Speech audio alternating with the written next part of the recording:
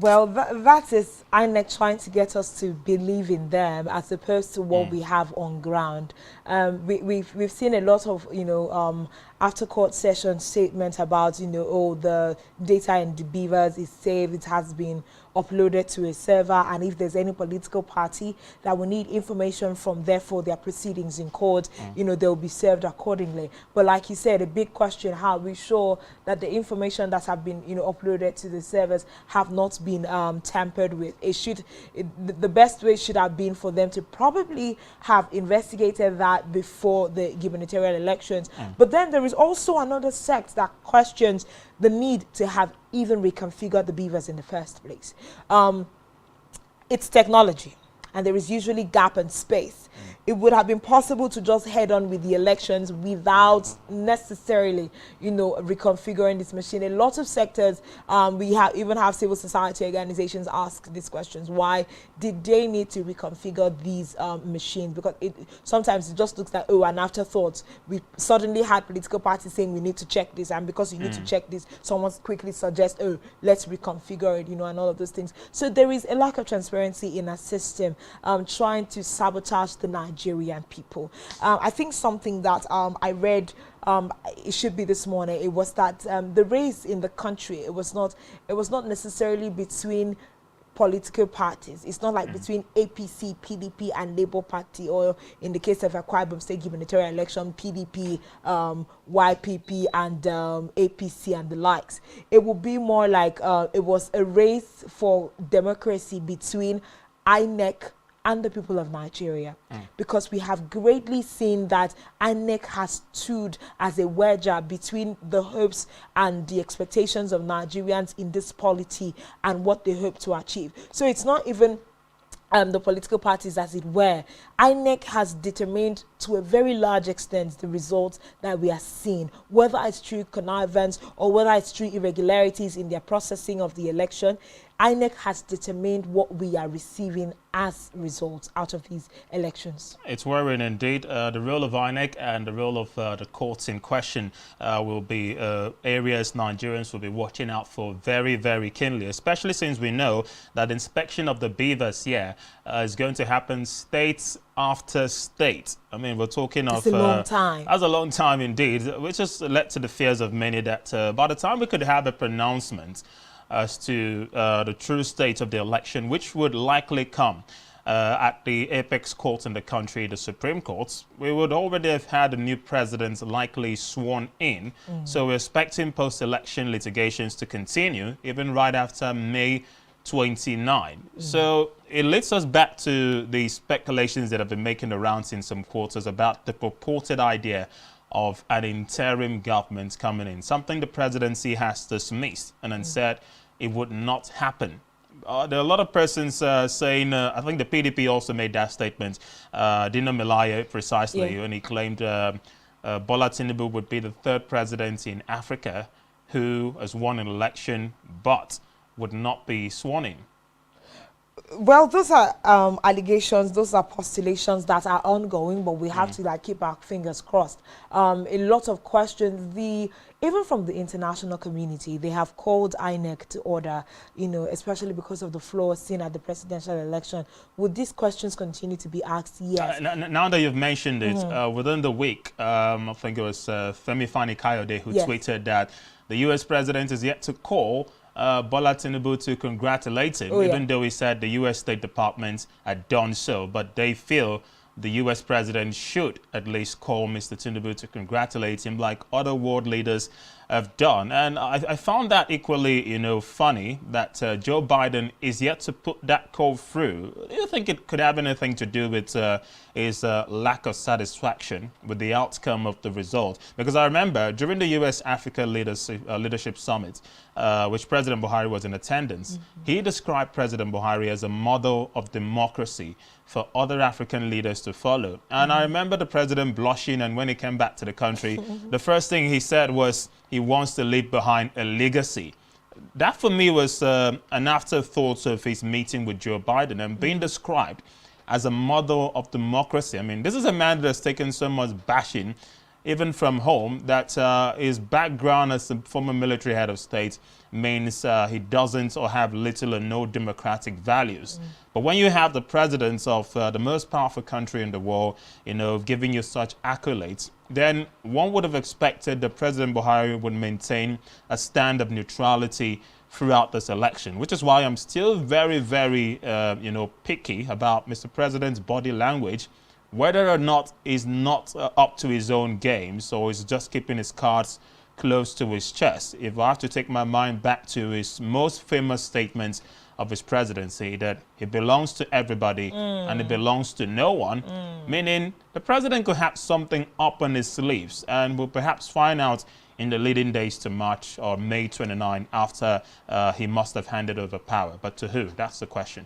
Especially because in recent weeks, we have seen that President Muhammadu Buhari has been really tight-lipped, in terms of the things he's saying and information that he is willing to give out. But then we'll just keep our fingers crossed. Let us see how trustworthy the judiciary system is in Nigeria as we try to push on for, the things that we believe in these elections. Will Nigerians be satisfied with the outcome of the gubernatorial elections in the 28th state that it's been conducted in the country? Collations are currently ongoing, across these different states, and the numbers are trickling in. In a couple more hours, governor-elects are going to be announced across all the 28 states. But now the big question again is, will Nigerians be satisfied with who is announced as their governor-elect? Of course, in Akwa Ibom State, we have a correspondent at the Inec headquarters here taking, view of the things happening there. We'll take a quick break now, and when we return, we'll be,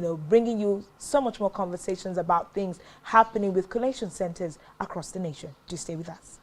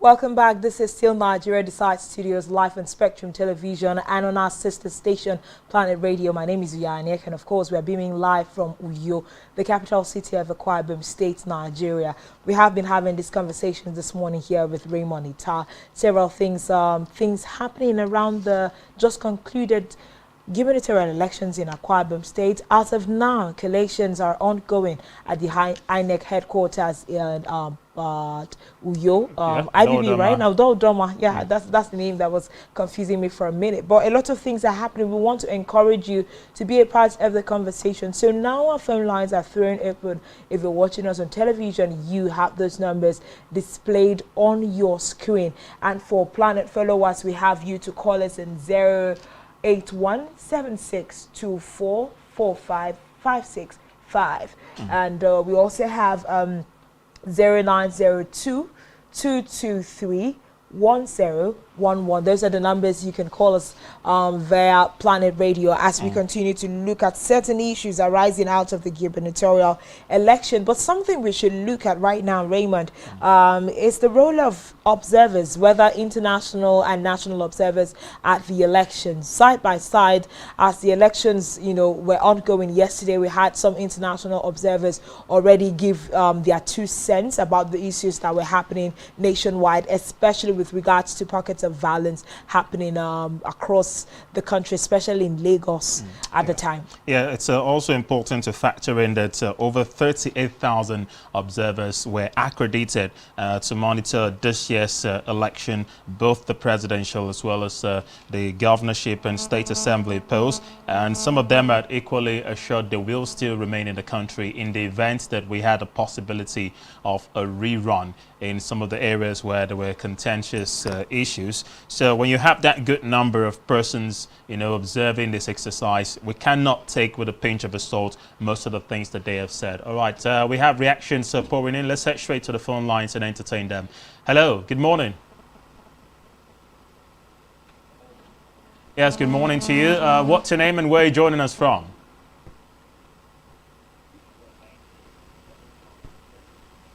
Calling from Benue. All right, thanks for joining us. Go ahead, what's your reaction?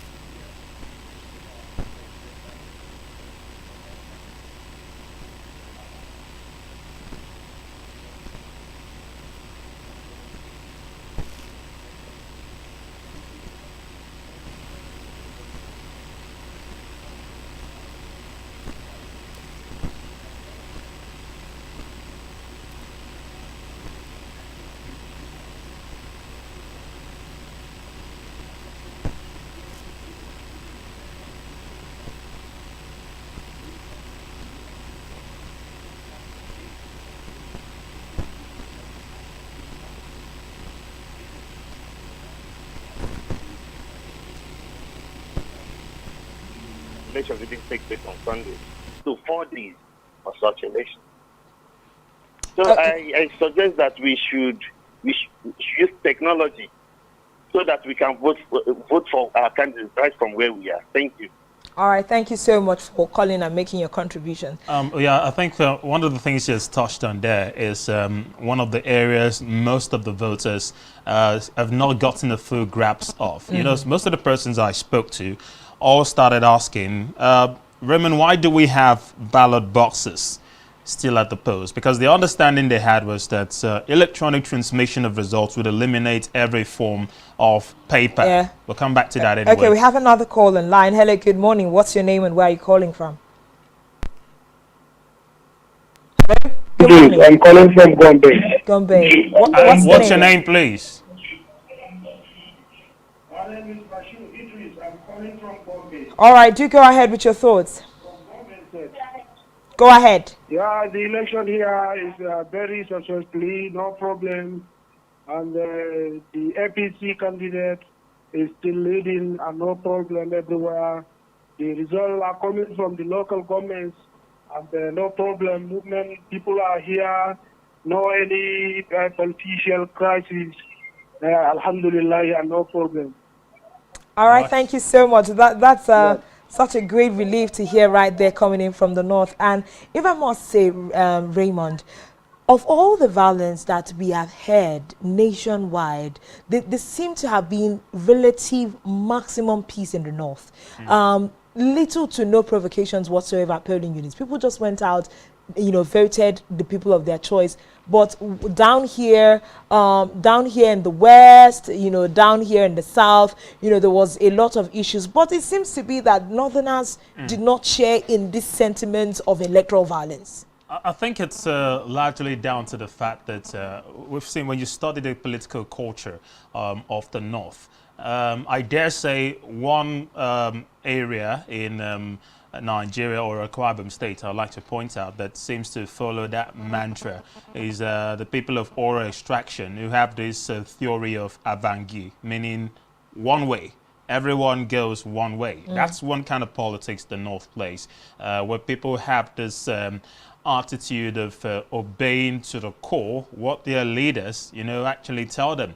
I wouldn't necessarily call that political slavery of any sort. No, I just believe people have played their cards well to a position of exalting themselves as leaders of political parties or a political group or a social political group, as the case may be. So whenever election periods, do come around, yes, you have different political parties, but some way, somehow, they all agree we're all Northerners. We're all fighting for the same cause, a better life for our people.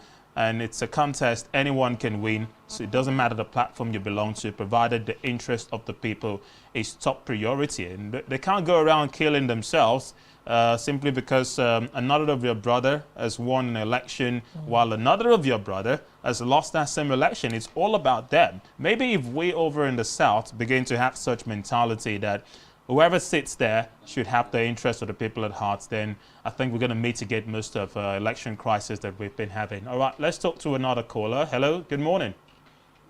Okay, we lost a particular call. Please keep your calls coming as we continue to review the elections. And if you have, information about collation ongoing in your state, like our last caller just did, he told us, APC is doing well, there's peace and all of that. Prospections, ongoing for the election. I was more interested in the fact that it was Gombe State. Yeah. Reasons being that during the presidential polls, we saw some disparity in results from Gombe, where it appeared that the same results that were announced from Gombe State were actually the same in 2019, figure to figure. I'll come back to that point later. Hello, good morning.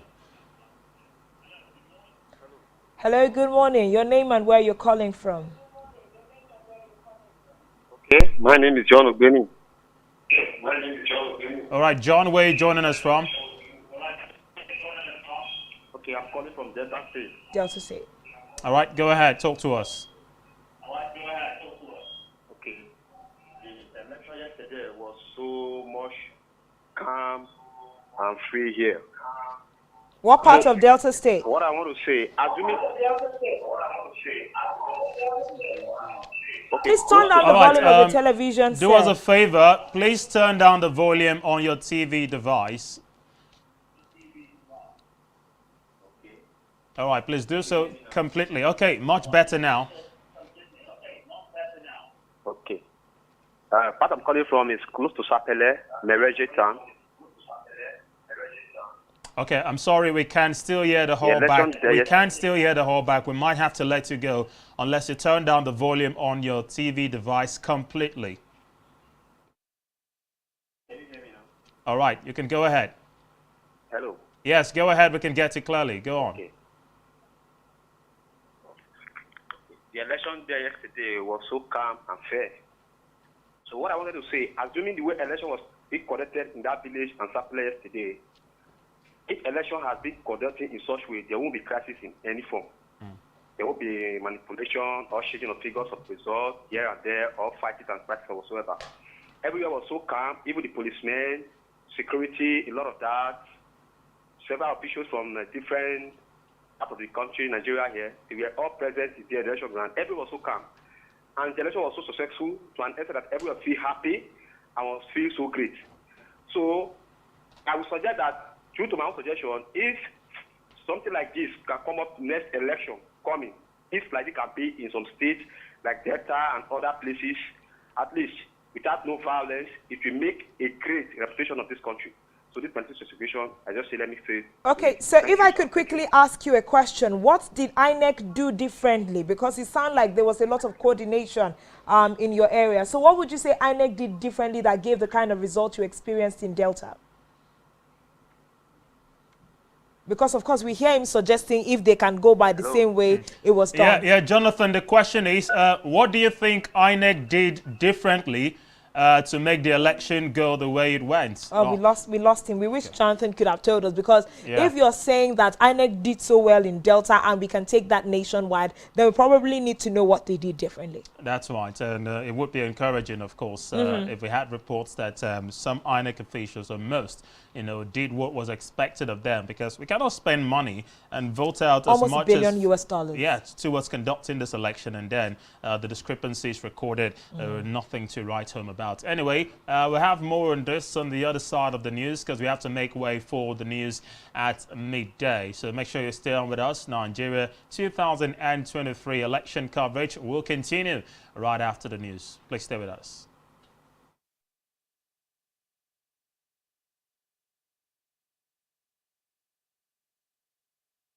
(08) BP 08 LP 199 LP 199 NNPP 641 NNPP 641 NRM 36 NRM 36 PDP 10950 PDP 10950 PRP 09 PRP 09 SDP 33 SDP 33 YPP 9326 YPP 9326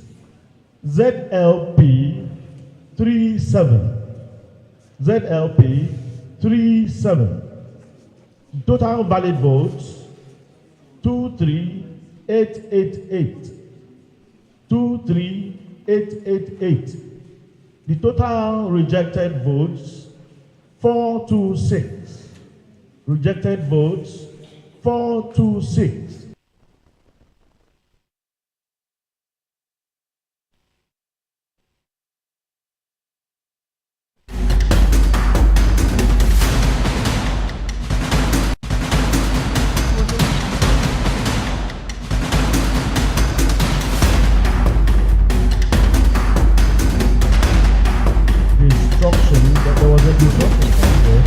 Fighting and show at Mbiase stroke Ayadige.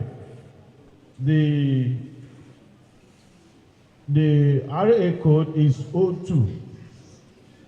Number of polling units affected was 1. The total number of registered voters was 284, and total number of PVCs collected 284. The next one was at the East Itam 2. The RA code is 04. Then the number of polling units affected is 1. Then total number of registered voters is 785. Then total number of PVCs collected is 755. There was this other one at the village square, Ikoro 2, with the code 009. The number of registered voters is 284, and number of PVCs collected is 284. There was one again at the town hall, Uyoitam. The code is 007. Number registered is 785, and number of PVCs collected is 785. It was a case of overvoting. Thank you very much, sir. Thank you, and come forward, please. Thank you so much to local government. Ladies and gentlemen, the next is going to be Ikot Abasi local government area. Please kindly come forward, the electoral officer and the collation officer.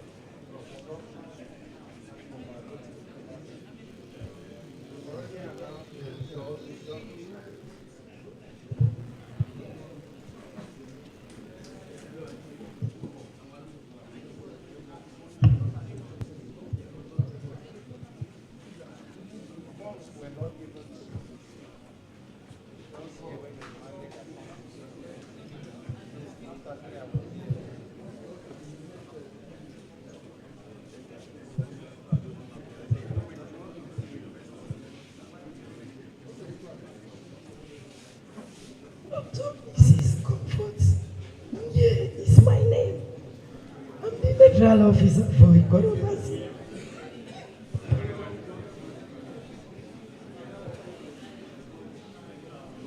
With due respect to the State Resident Electoral Commissioner and other protocol duly established, I am Dr. Nsikan Senam, Barrister and Solicitor of the Supreme Court of Nigeria. I am an Associate Professor of Media Law and Strategic Communication at the University of Guber. I served as the Local Government Coalition Officer in Ikorobasi local government area. The code for Ikorobasi is 13.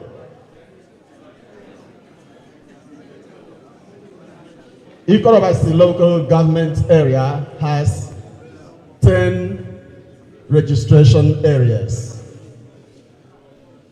The total number of registered voters in Ikorobasi is 60600. Number of accredited voters 19225. 19225. Votes received by the political parties. Party A, 28. A, 28. AA, 06. AA, 06. AAC,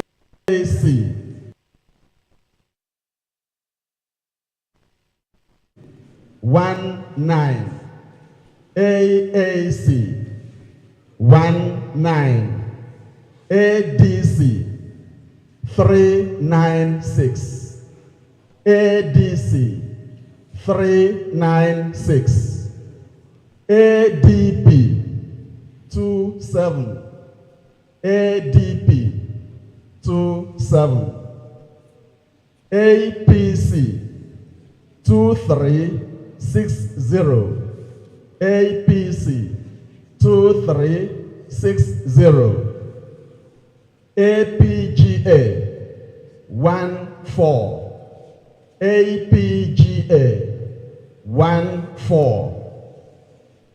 APM 15. APM 15.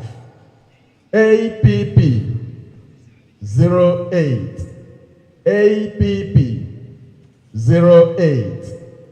BP 10. BP 10. LP 129. LP 129. NNPP 158.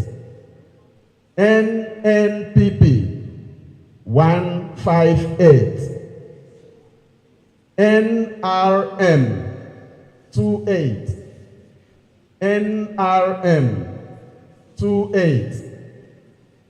PDP 13559. PDP 13559. PRP 11. PRP 11. SDP 15. SDP 15. YPP 1943. YPP 1943. ZLP 26. ZLP 26. Total valid votes 18752. Total valid votes 18752. Rejected votes 463. Rejected votes 463. Total votes cast 19215. Total votes cast 19215. That's the results as collated and signed herein by Dr. Nsekan Senam, Local Government Collation Officer. Respectfully, sir, for the avoidance of the doubt and for the sake of records, there was no incident in Inequality. The election was peaceful, free, and orderly. Thank you for this opportunity. Come forward, please.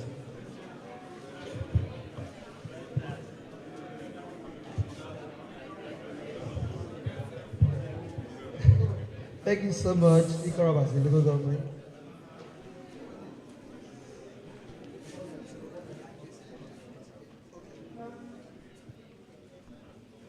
Thank you so much, the Court of Asi, local government area, the collation officer and the electoral officer.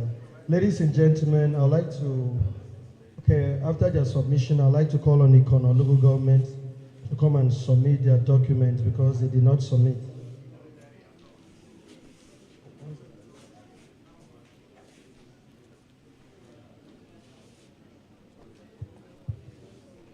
Okay, ladies and gentlemen, while they are doing that submission now, I'd like to call on the next local government to come to the collation table. I stand on the protocol to bring to the table Ekate local government area. Please come forward. The collation officer and the electoral officer of Ekate local government.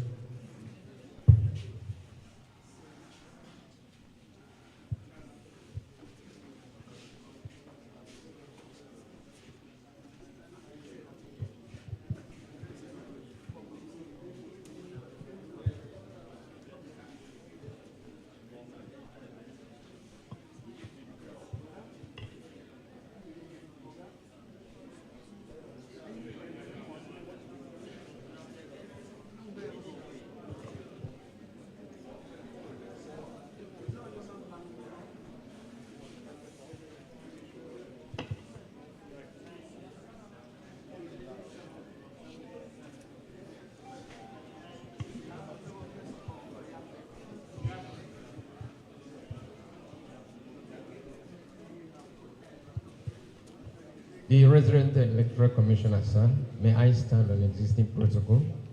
My name is Emmanuel Ibifa, the Electoral Officer, Eket Local Government Area. The code for Eket Local Government Area is 03.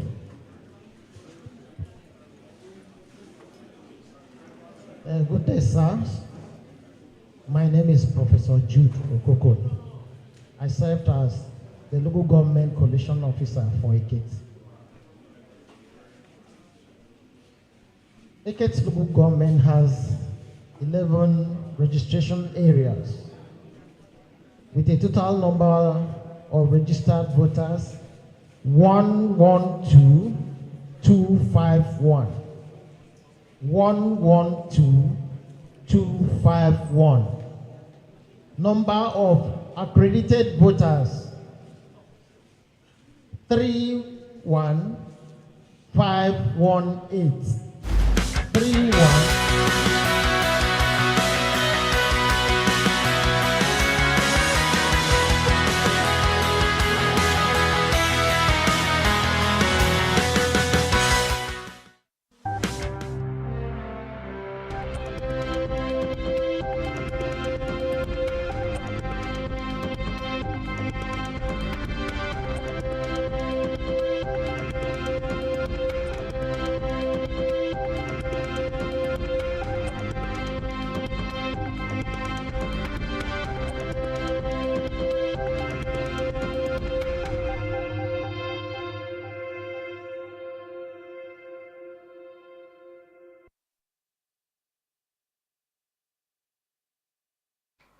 Hello and welcome to Spectrum News Within the Week. I am Janice Cobham coming to you live from Uyo, the capital city of Akwa Ibom State. Let's take a look at the headlines. President Buhari congratulates China's Xi Jinping on re-election. Federal government repatriations of Nigerians in Ethiopia jail. Plus, ICC issues arrest warrants for Putin over war crimes in Ukraine. Details of these stories and more in a moment.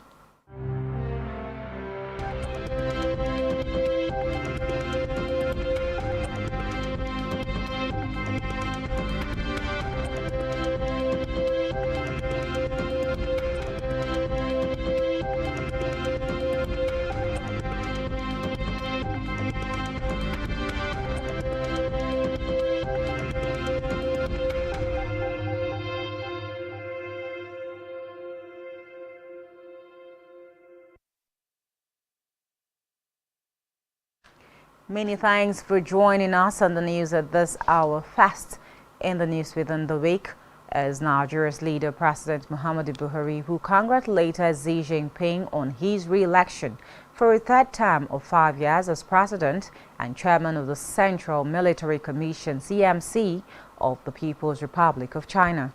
A spokesperson for the Nigerian president, Femi Adesina, in a statement, said Buhari believed that under the leadership of President Xi, relations between China and Nigeria, which dates back to 1971 when both countries formally established diplomatic ties, have expanded rapidly on bilateral trade and strategic cooperation. Adesina said the president hoped that the future outlook of this strategic partnership with China will continue to blossom in leaps and bounds in the areas of military, political, trade, finance, oil and gas relations, as well as cooperations in the telecommunications, agriculture, infrastructure development, and manufacturing sector. In another development, President Muhammadu Buhari on Thursday described as shocking the occurrence of fresh terrorist attacks and killings in Zangon, Kataf local government area of Kaduna State. Buhari demanded a swift arrest of and punishments for the culprits. The senior special advisor to the president on media and publicity, Guber, disclosed this on Thursday, I beg your pardon, to newsmen. Meanwhile, President Muhammadu Buhari within the week declared that for any economy to grow and create jobs, an equally vibrant and successful small and medium enterprise sector was also needed, adding that it was for this reason that he recently signed the Business Facilitation Bill into law. President Buhari spoke at State House, Abuja, as he received the Governing Council and members of the Institute of Directors led by its president and chairman, E.J. Jidemma. The president, in a statement by his special assistant on media and publicity, Femi Adesina, was quoted as saying he was particularly interested in economic growth to grow and job creation.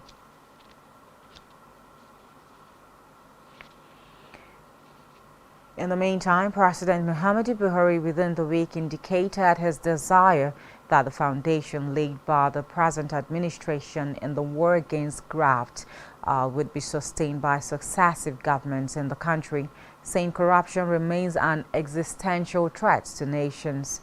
The president, who spoke at the State House, Abuja, while playing host to management of the Code of Conduct COC Tribunal, led by the chairman Danladi Umar, described the COC Tribunal as an important tool in the nation's fight against corruption over the last 7 years.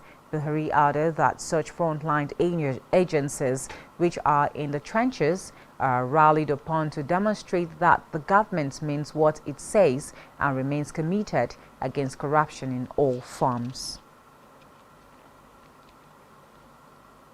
In another development, the federal government has identified food insecurity, malnutrition, as well as climate change as factors responsible for lower incomes and higher prices of food in the country.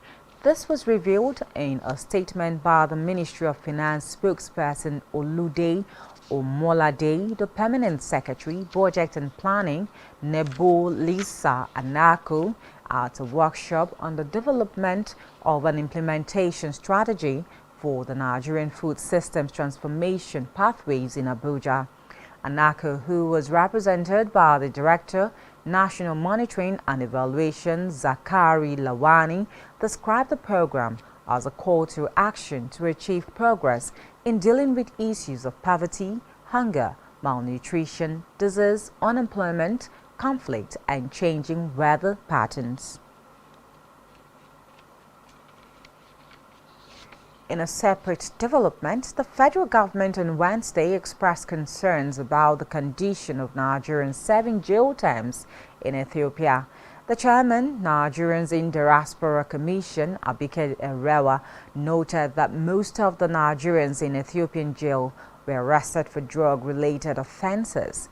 This was made known in a statement signed by the spokespersons, Nigerians in Diaspora Commission, Abdu Balogun. Erewa disclosed that the Nigerian mission in Ethiopia has proposed a Memorandum of Understanding MOU from the Nigerian Correctional Service on transfer of sentenced persons to Nigeria, with the Ethiopian authorities to complete their respective jail terms in Nigeria and are awaiting a response from Ethiopia. In another development, Nigeria within the week rejoined the United Nations peacekeeping operations after pulling out due to the alleged insurgency ravaging the country. Recall that Nigeria had in 2013 withdrawn troops from UN missions in Mali and Sudan to beef up security at home.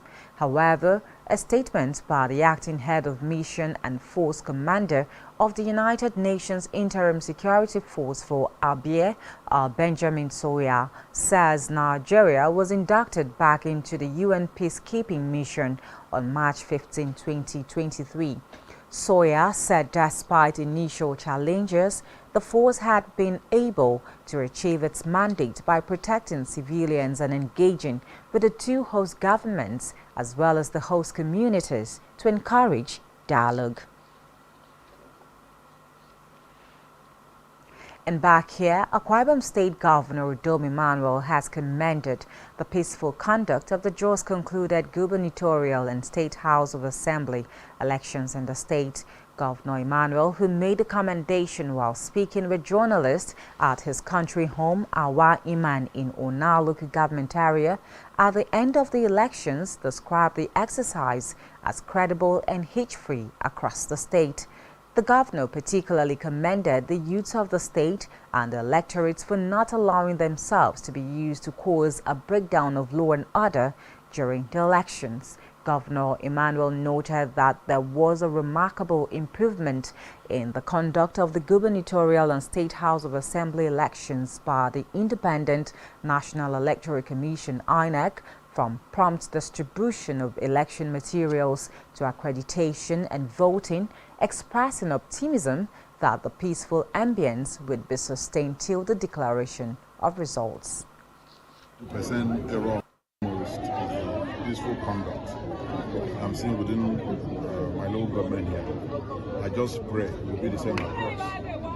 And I've just also been told of a whole lot of fake people all over the place. They just told me now one Rita Messi, a DCP, that came in from Abuja with a truck of police. She's all over Ike now, disrupting elections. Rita Messi, I've reported her to the AIG. I hope the police authority will take serious action against her. Police is made to ensure free, fair, and credible election. But what she's doing right now in Inec, if people want to follow about that, it's going to create a whole lot of problems. But I've reported accordingly, and I expect action to be taken. But outside that, and few issues, also here and there, the system is 100% perfect.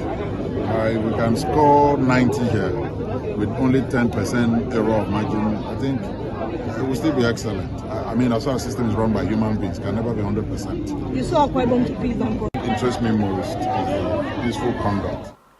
And still on yesterday's election, the Chief Executive Officer, CEO of Taft Media Group, Tony Afia, owners of Planet Radio, Spectrum Television, and Tangsio FM, yesterday at Primary School Ibiakuran, Unit 001 in Uran Local Government Area, cast his vote for the governorship and State House of Assembly elections. In an interview, he said the voting process was peaceful, free, and accreditation was less time-consuming, noting that the 2023 governorship and House of Assembly election is stress-free compared to previous elections.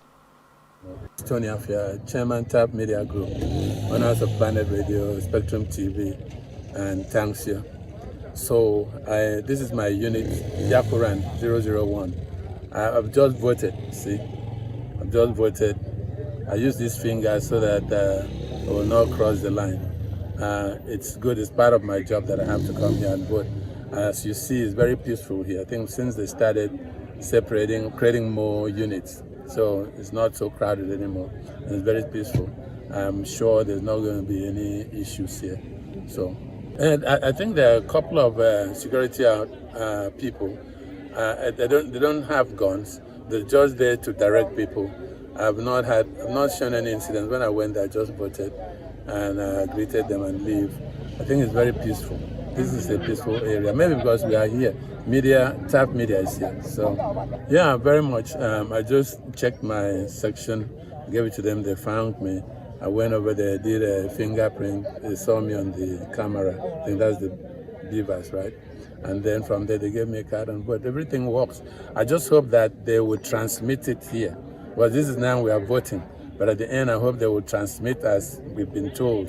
They're supposed to transmit from each of the units to Inec centers. And still to come in the news, federal government pledges digital empowerment for women in business. Just stay with us.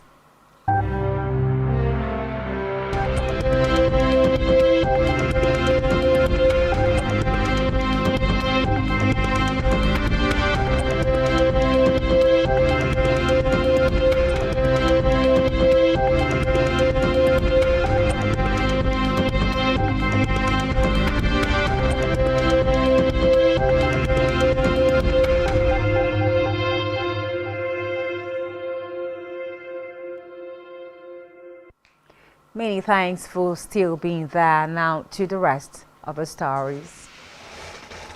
In Africa, the United Kingdom, UK, within the week said it will host an African Investment Summit in April next year. The announcement came as HM Revenue and Customs signed a Memorandum of Understanding MOU with the Federal Inland Revenue Service to help increase Nigeria's domestic revenues. According to the UK, the two-day summit, which will be held in London, will bring together heads of state and government from 24 African countries with British and African business leaders. UK Prime Minister Rishi Sunak said the summit will strengthen UK-African partnerships to create jobs and growth, supporting British and African talent in sectors such as finance and technology, and promote women entrepreneurs.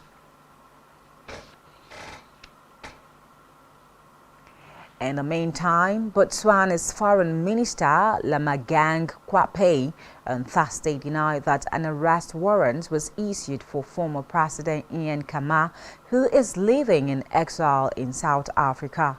In December, it was widely reported that a court in Botswana had issued an arrest warrant against Khama on the charge of possessing illegal firearm. The 69-year-old former leader has denied the charges and said they were part of a political conspiracy after he fell out with his successor, President Masisi. Khama left office in 2018 after two 5-year terms.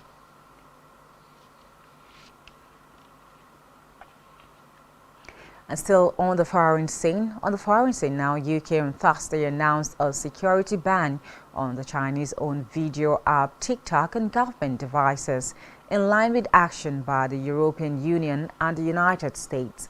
Western authorities have been taking an increasingly firm approach to the app owned by the firm Competence, citing fears that user data could be used or abused by Chinese officials.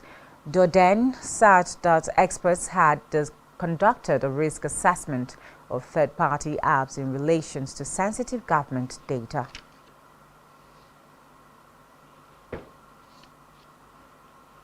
Meanwhile, the International Criminal Court (ICC) on Friday issued an arrest warrant for Russian President Putin for war crimes, including his alleged involvement in the abductions of children from Ukraine. Moscow has repeatedly denied accusation that its forces have committed atrocities in Ukraine.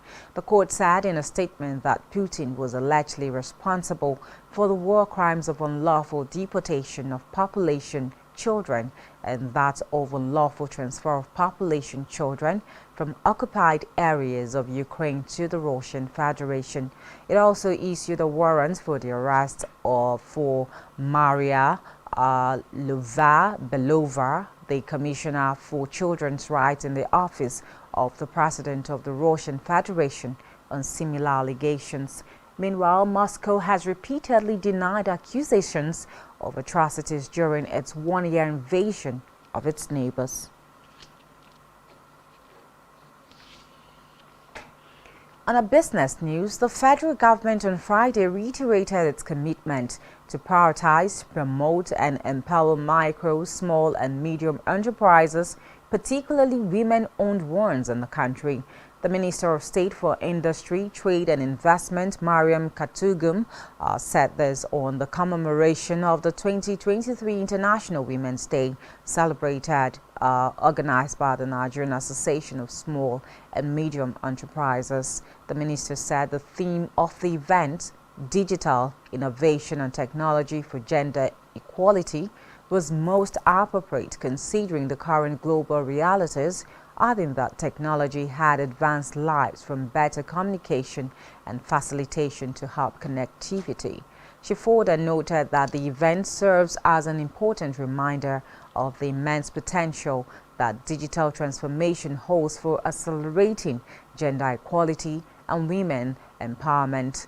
While reiterating the importance of the Internet, Katagum underscored the need for more investment geared towards increasing women and girls' digital literacy and familiarity with technology. She said this would enable them to participate effectively in the digital economy and gain access to digital services such as education, healthcare, and online banking. And still in business, manufacturing CEOs under the aegis of the Manufacturers Association of Nigeria have said the challenge of access to loans has hampered the growth of the country's productive sector. They also claim that high-cost borrowing and lack of long-term funds was one of the major challenges the manufacturing sector has been grappling with. The manufacturers stated this in the Manufacturing CEO's Confidence Index (MCCI). According to the latest MCCI, interest rates on loans to manufacturers by the commercial banks marginally improved in the fourth quarter of 2022. The report indicated that 30.4% of manufacturers interviewed agreed that the bank lending rate improved in the fourth quarter of 2022 as against 28.2% that agreed in the third quarter of the year. The manufacturers said that the size of loans given to the manufacturing sector by commercial banks were inadequate, as such did not encourage productivity in the sector.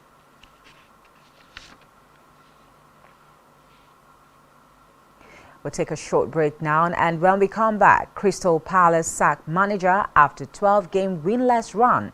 To stay with us.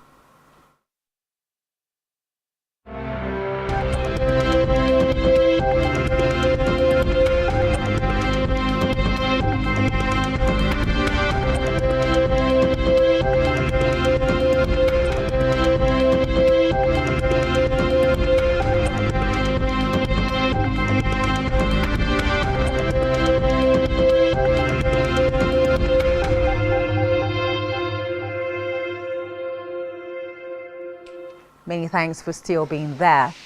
In health, the World Health Organization within the week updated its tracking system and working definitions for variants of SARS-CoV-2, the virus that causes COVID-19. WHO in a statement said that the tracking system would better correspond to the current global variants landscape to independently evaluate Omicron sublineages in circulation and classify new variants more clearly when required. According to the Health Organization, since its emergence, Omicron viruses had continued to evolve genetically and antigenically with an expanding range of sublineages, a preference to infect the upper respiratory tract versus lower respiratory tracts as compared to pre-Omicron VOCs. According to it, Omicron viruses account for more than 98% of the publicly available sequences since February 2022 and constitute the genetic background from which new SARS-CoV-2 variants will likely emerge. It stressed that from March 15, the WHO variant tracking system had started considering the classification of Omicron sublineages independently as variants under monitoring. Let's move now to sports, where Crystal Palace within the week sacked manager Patrick Vieira after a 12-match winless run. Palace have not won a match in 2023 and were beaten 1-0 by Brighton in the Premier League on Wednesday, their third defeat in a row. Frenchman Vieira, 46, was appointed before the start of the 2021-2022 season and led the Eagles to a 12th place finish, earning praise for an attacking style. However, this season they have scored just 21 goals in 27 games. Only Wolves, Everton and bottom of the table Southampton had fewer. Meanwhile, these members of Vieira's coaching staff, Ocean Roberts, Christian Wilson and Said Aigon, have also left the club, and the process of appointing a new manager is underway.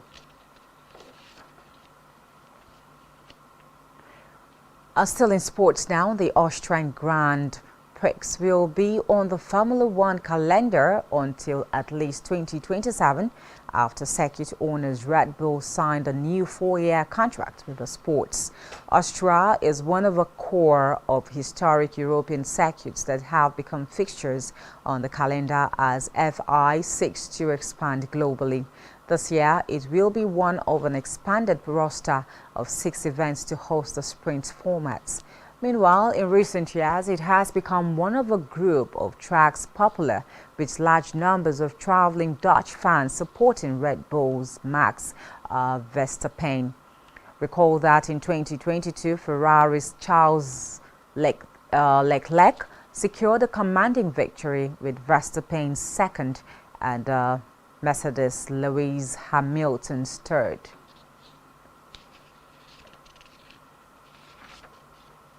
On entertainment news now, Afro-pop and hip-hop singer Mr. Dutch has returned with his latest project, Tornado Ride, an ecstatic tornado ride into a love fantasy. Reports say busting onto the scene with his hits such as Antidote, Key to My Heart and I Know the Finish. Featuring Burna Boy, Mr. Dutch brought the Afro Cyborg to life through the visuals for his song titled Mamacita. Recall that in 2022, he teamed up with artist Kida Koods for the joint project World Citizens. The EP showcased flourishing talent bridging between London and Lagos's parallel Afrofusion scenes, a compilation of talent and sound. And lastly, sensational singer Crayon within the week, JYG released his first single of 2023 titled The One Chop Live, on which he features hitmakers Yaba Bluku Boys. Commenting on the released single, the singer said it is about self-affirmation, having a good time, believing the bad time will not last, and understanding that one can celebrate because he or she sees a positive future ahead.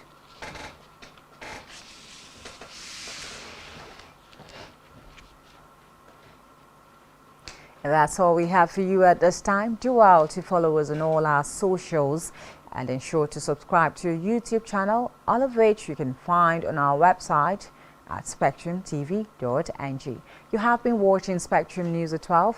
My name is Janice Cobham. We now link you back up with Election Collation Center, which is going on here in Akwa Ibom State Inec office. Just stay with us.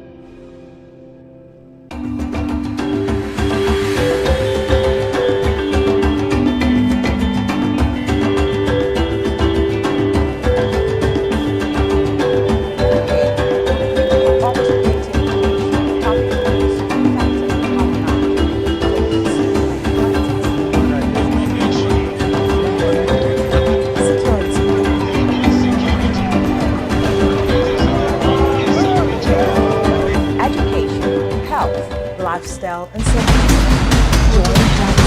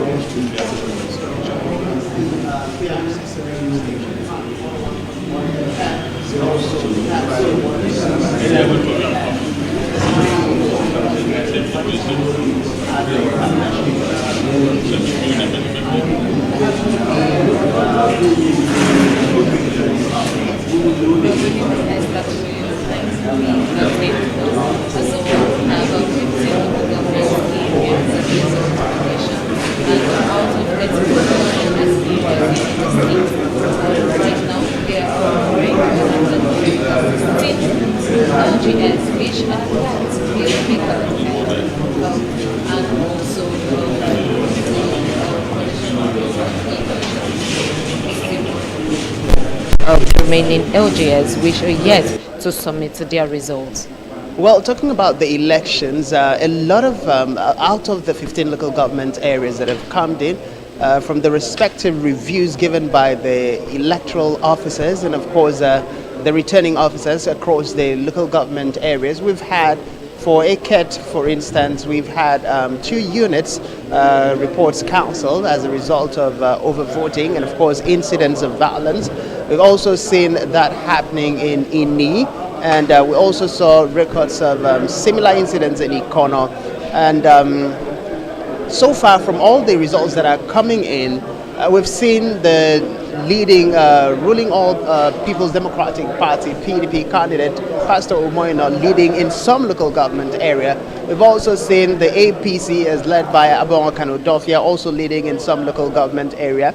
We've also seen the YPP leading in another local government area. So it's a battle between the 3 major political parties who are currently ongoing. So you have the PDP, you have the APC, you have the YPP, and of course coming in very closely is also the NNPP.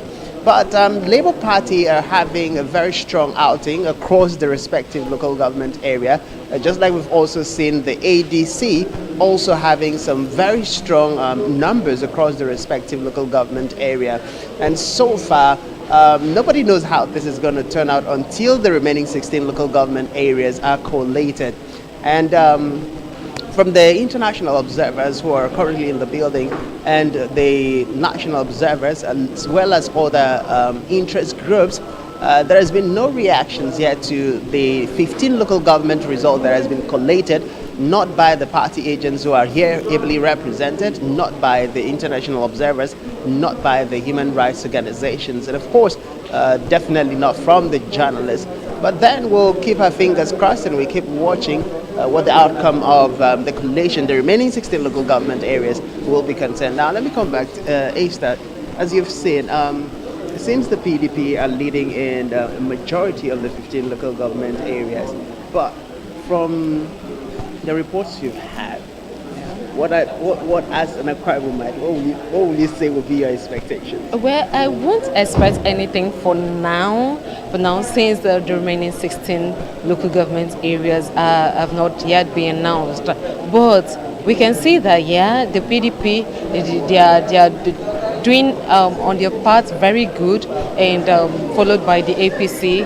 But since I can't say anything, I would not make a comment on that issue. Well, the comment is left for Inec to announce who is actually going to take home the trophy of taking the #1 position as the governor-elect in Akwa Ibom State at the just concluded elections. And yes, of course, like Esther had rightly posited, out of the 31 local government, just 15 have been announced, and it's a fair battle between these top contending political parties and their candidates. So the shift can actually happen within the next 16 local government areas that are going to be, collated after this recess. Meanwhile, if you look around, it's a little bit quiet because we are currently on a recess. Very important. Very, very important. So after the break, collection of the remaining 16 local governments will commence by the Inec officials and the collection officers. Thank you very much. Yes, as like she's rightly stated, we'll still be here bringing you updates of what is happening live at the Collation Center, talking about the governorship elections collation happening at Dodoma with the Inec officials and other stakeholders.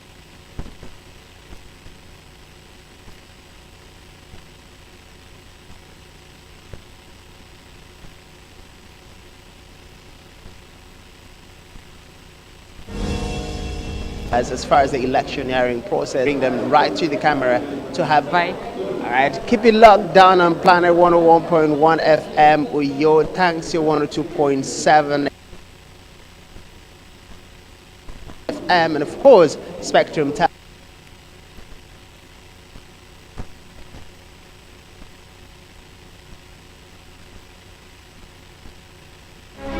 With the updates of the governorship elections happening here.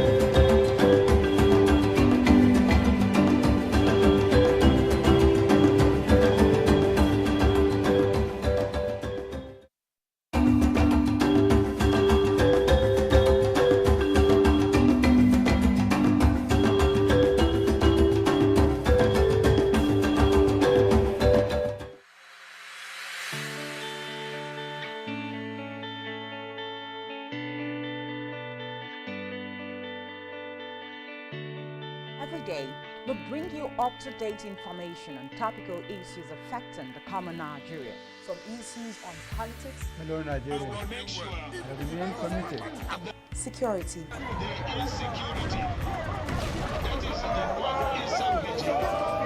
Education, health, lifestyle, and so much more.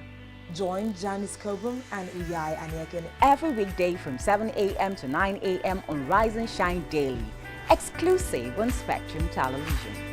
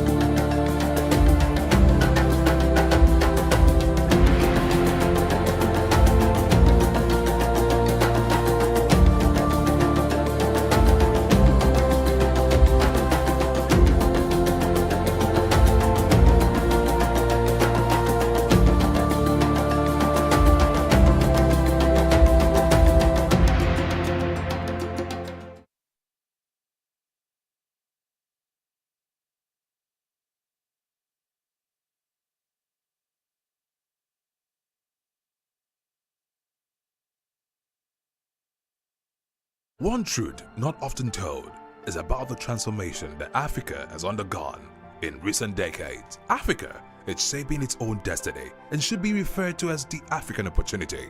On Spotlight Africa, we paint the African picture the African way, laced with truth, detail, and the color of the African continent. Join Uyai Anyekan every Tuesday and Thursdays at 4:30 p.m. Spotlight Africa, telling the African story.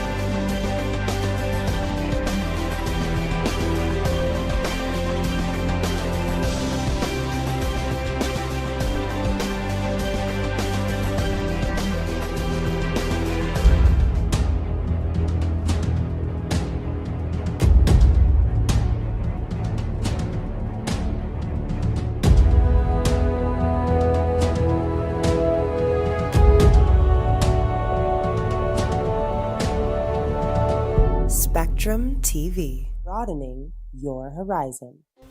I'm a college dropout. I was homeless, lived in a car for 3 years. I've lost every single thing I had, family included.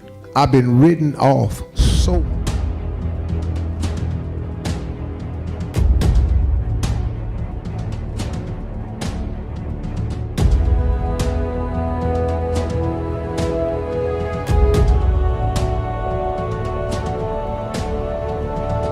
Spectrum TV, broadening your horizon.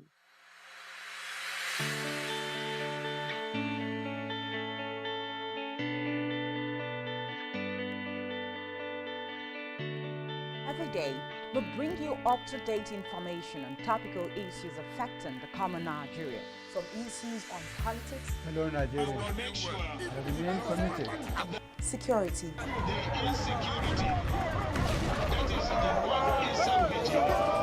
education, health, lifestyle, and so much more. Join Janice Kobum and Uyai Aniakin every weekday from 7 a.m. to 9 a.m. on Rise and Shine Daily, exclusive on Spectrum Television.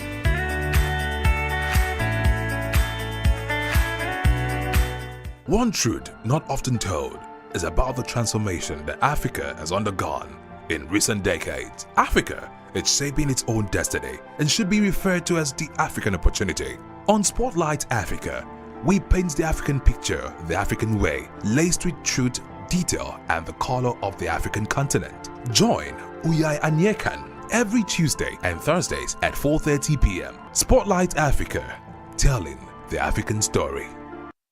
Nigerian police, which is the only one allowed by grossly abuse. Our governors have to share police powers with the president as stipulated by the constitution. We do not have a federal government police force. We have the Nigeria police force, which shall be administered, organized, and supervised by the Nigerian police force. No, my lord, I want to say something. I want to say something here.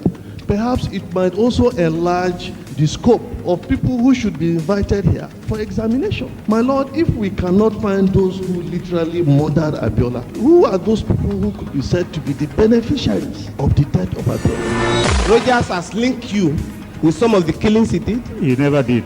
He linked you with the attempted murder of Ibom. He did not. My lord, the Matters Council is leading the evidence in our matters. Is this an adversary proceeding? It's not, my lord, but we can't be talking about cases which are in court, my lord. Is this an adversary proceeding? It's not, my lord. These cases are in court, my lord. I'm just reminding your lordship.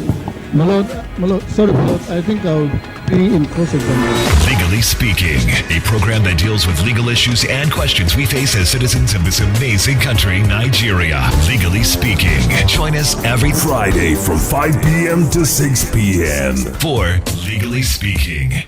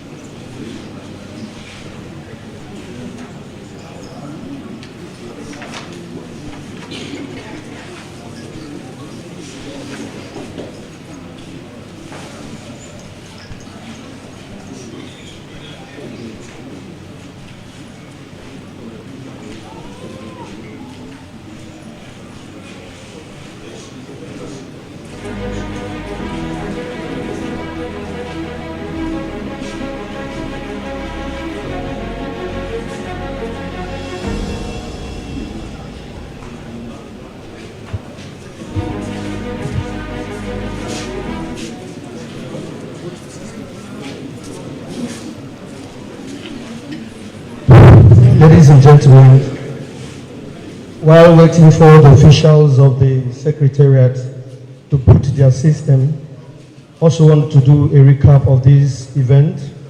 This event happens to be the collation exercise for the just concluded governorship election in Akwa Ibom State.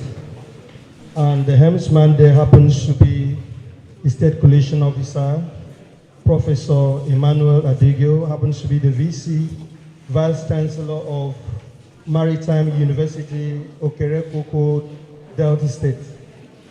Accompanied is the resident Electoral Commissioner of Inec Akwa Ibom State, Dr. Cyril Omorobe.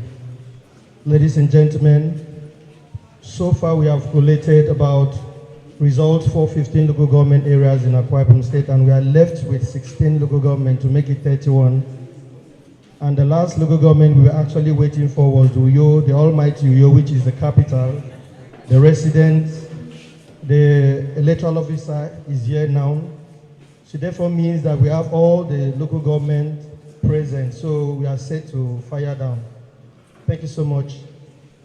And I want to give this opportunity now to Ukanafun local government to do their collation. Thank you.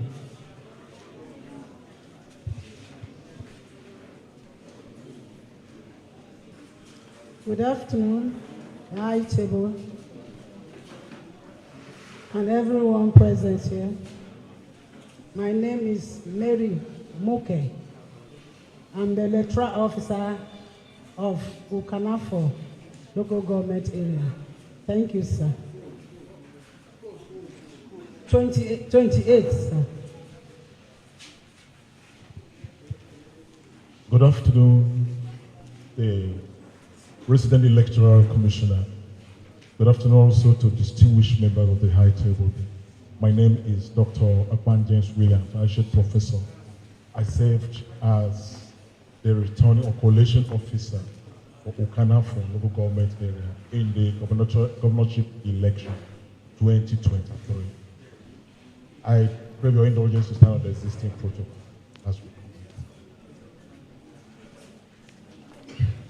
Sir, Ukanafo local government area has about 11 areas, and we have number of registered voters as 71794. 71794. We have number of accredited voters as 19741. 19741. These are the votes as were earned by the political parties. A3, 8A, 1,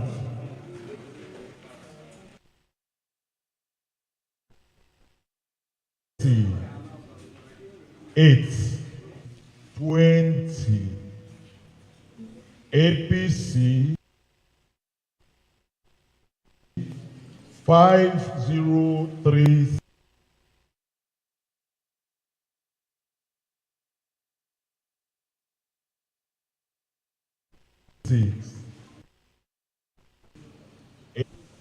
APM 10, that's 10.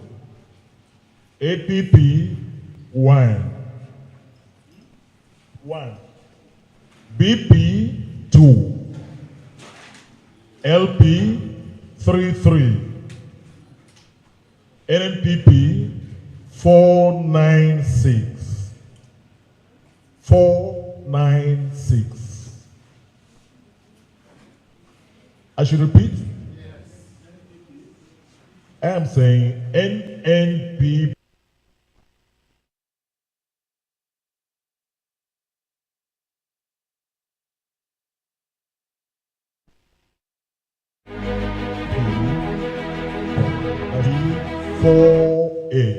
That's 11,348.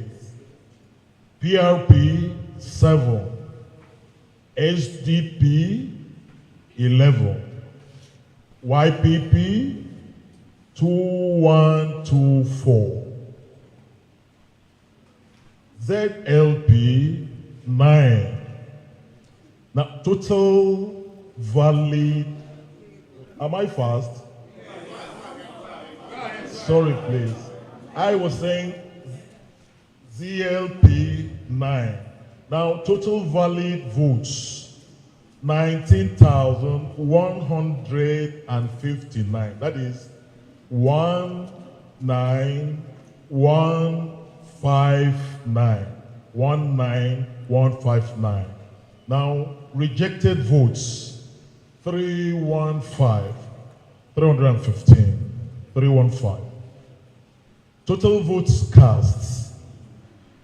19474. 19474. That's 19,474. We have pocket of crisis that rocked the smooth conduct of the election in Okanafon local government area. And because of this, some results were, like the elections were cancelled. This includes Southern Afa Adarifan 3, code number 010. That's Village Kwe, Ikot Uro. You have total number of registered voters 557. That's 557. Then total number of PVCs collected 72. That is 72. We also have the same problem with Northern Okanafon 2, code 005. That is Village Way. That's the unit now. Village Way called Obiowo. So 004. Now, total number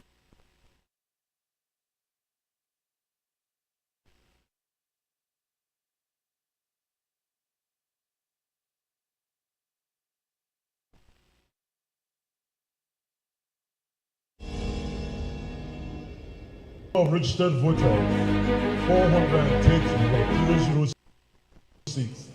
We had total number of registered voters 811. That's 811. The total number of PVCs collected 60. That is 60. Again, in Northern Okanafon 2, primary school, Nkek-Aba, code number 007.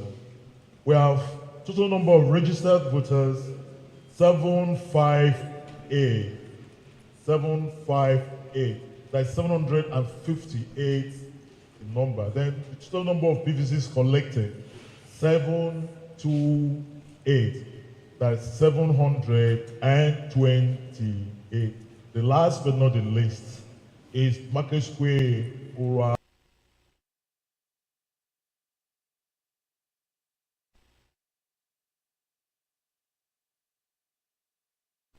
Atom Ikorokpaneyo, that's 145. And we also have the total number of PVCs collected as 90. That is 90. The result was signed by me and also signed by the party agents that were present after calculation. Thank you, and come forward, please.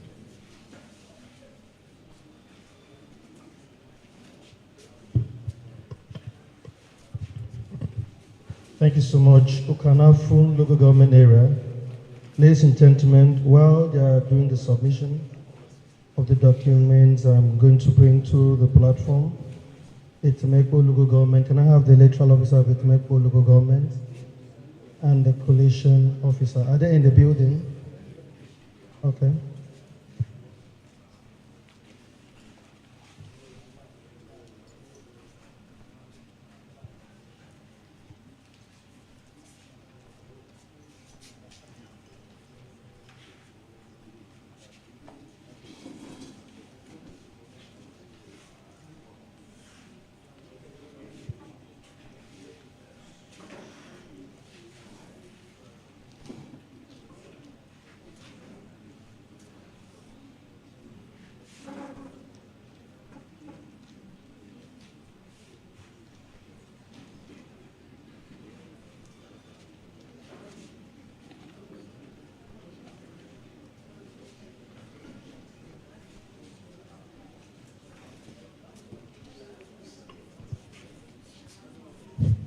Good afternoon, Honorable Representative Electoral Commissioner, every other member of the high table. My name is Edet Eyo Efyong, the electoral officer in the local government area.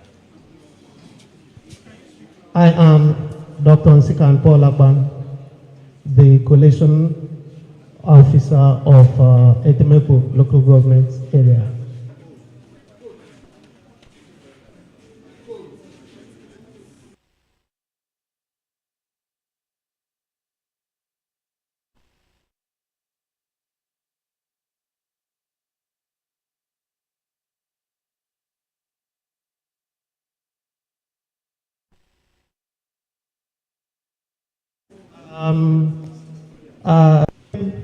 RAs. Then the total number of registered voters is 62935. 62935. Number of accredited voters is 15148. 15148. Then the votes for the various parties are as follows. Party A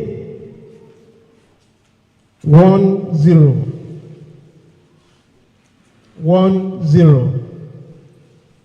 AA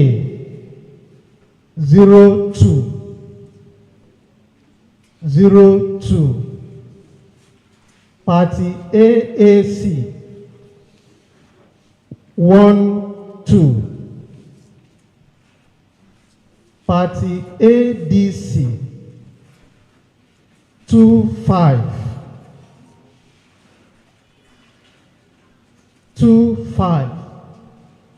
Party ADP 24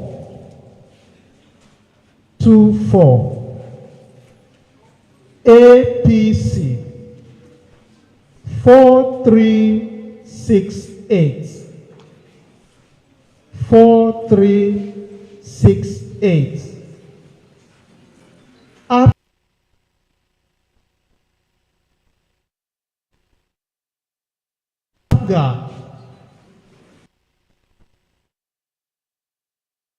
APM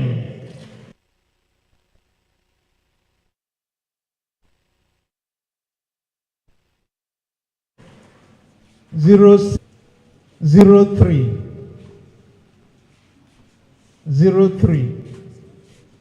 BP 02 LP 55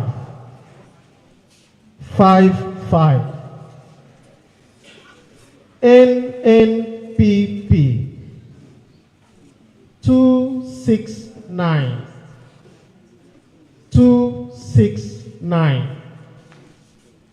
NRM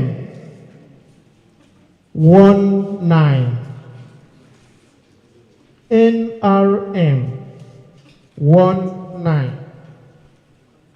PDP 7383 PRP 02 SDP 12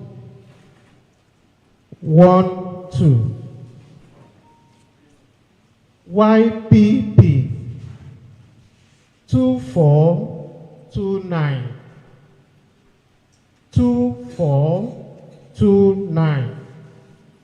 ZLP 08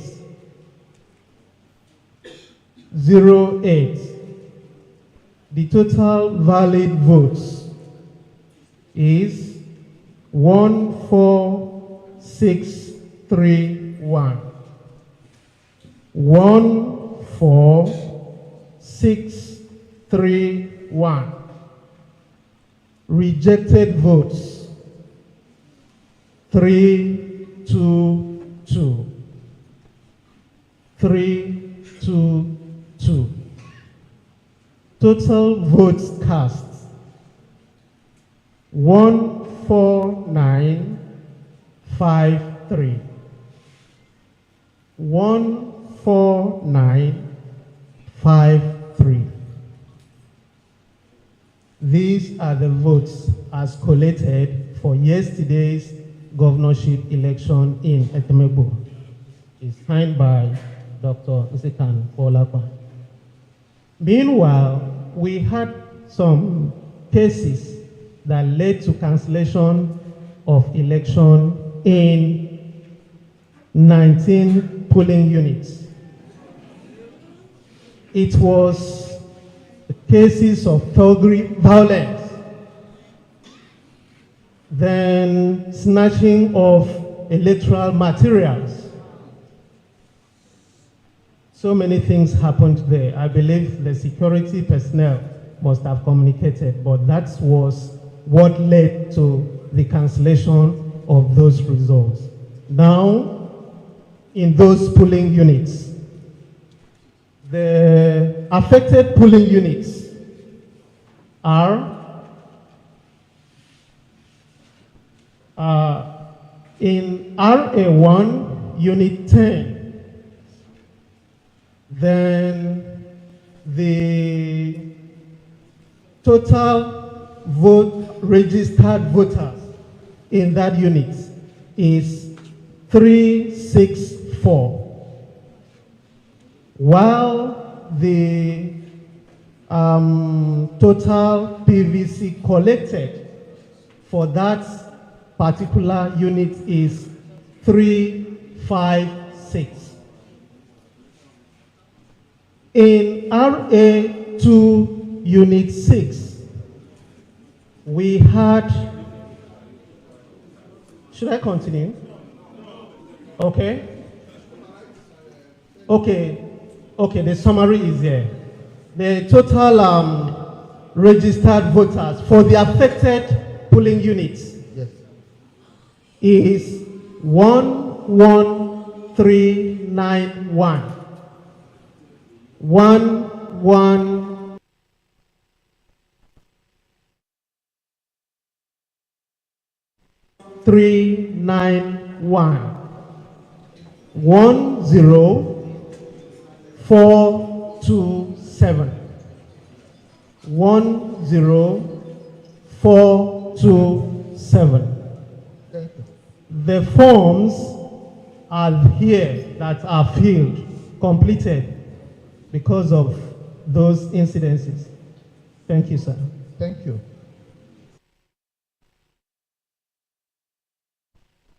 Come forward and submit. Inequality, sorry for that. Inequality local government, please submit your document. Ladies and gentlemen, while they're doing that, I call on Pateni to come forward, the electoral officer and the collation officer. Pateni local government, please come forward.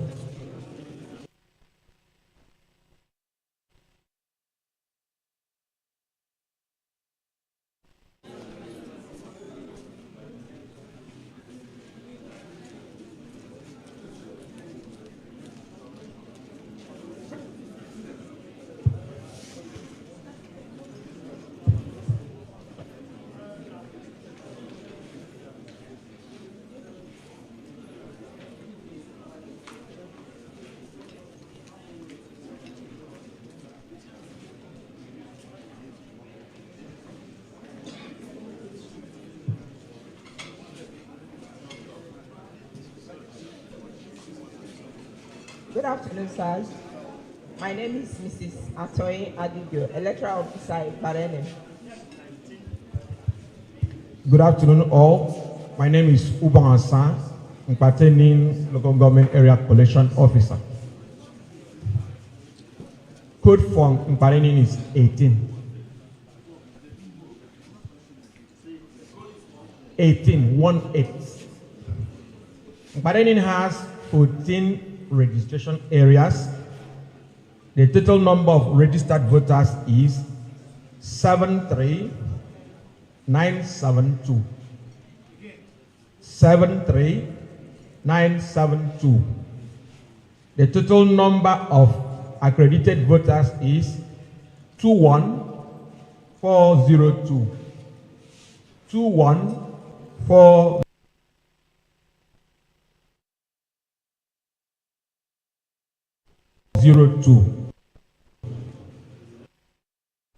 The votes earned by each of the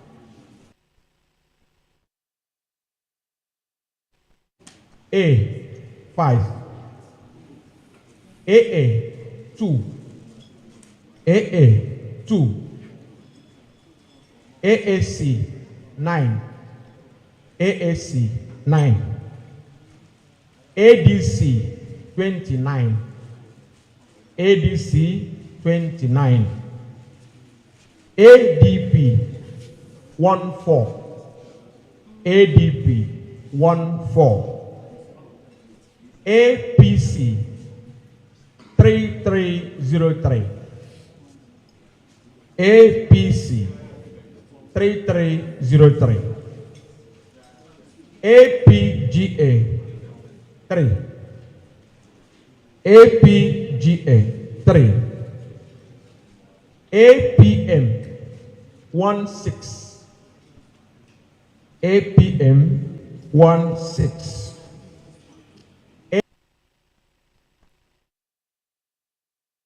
APP 3, APP 3, BP 3, BP 3, LP 219, LP 219, NNPP 287, NNPP 287, NRM 38, NRM 38, PDP 14240, PDP 14240, PRP 12,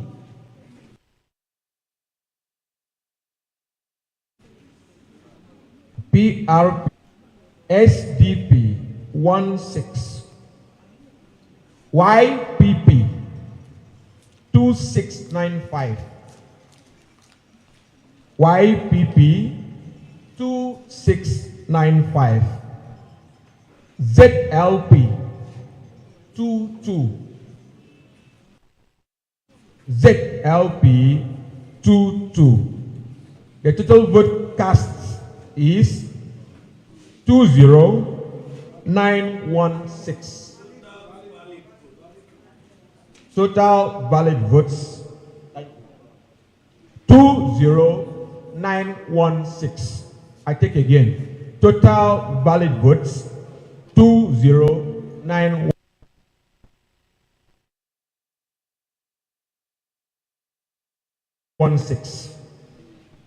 Total rejected votes. False votes cast 21398. Total votes cast 21398. The election was generally peaceful in pertaining local government area. Nevertheless, we recorded certain incidences worth reporting. Election was cancelled in 3 wards, Ward 2, 4, and 10, due to overvoting and thuggery. Ward 2 and Ward 4, the elections were cancelled due to overvoting, while Ward 10 election was cancelled in 2 units due to thuggery and violence. The total number of registered votes cancelled in the works stroke units are 2636. Total number of registered voters in council units 2636. Total number of PVCs collected in council ward stroke units 2112. Total number of PVCs collected in council wards and units 2112. I wish to appreciate the commission for the opportunity given me to serve. Thank you and God bless everybody.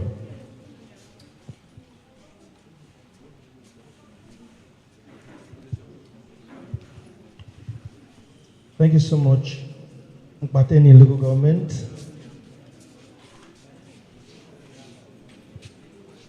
Ladies and gentlemen, next is going to be Insert Atai local government. Can I have the electoral officer and the coalition officer come forward? Insert Atai.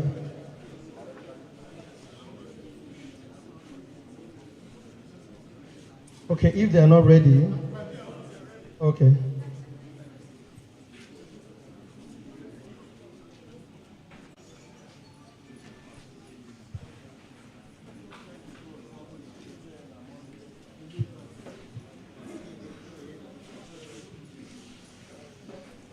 Good afternoon to you all. My name is, okay.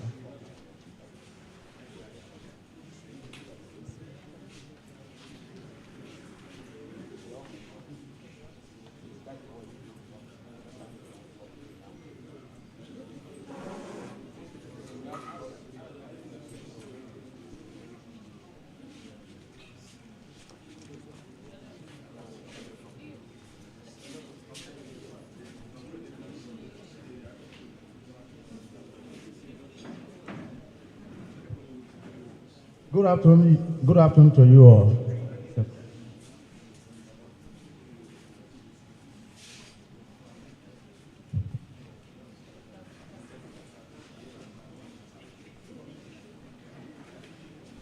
My name is Adiroro Ayonose Patrick, Electoral Officer, Usuratai Local Government Area, Code 19. Over to my local government collation officer. Good afternoon, all. My name is Dr. Victor Etu. I functioned as the collation officer for Insulatai local government area. The code for that area, Insulatai, is 1919. The total number of registered voters is 49723. 49723. Now, the total number of accredited voters is 15979. 15979. Now, this is how the parties fared at the polls. Let's start with A. A had 30 votes. 30 votes. AA has 2 votes. 2 votes. AAC has 07 votes. 07. ADC has 15 votes. ADP has 09 votes. 09. APC had 3418 votes. 3418. 18. Abga had 06 votes. APM had 1 vote, 11 votes. APP had no vote. BP had 01 votes.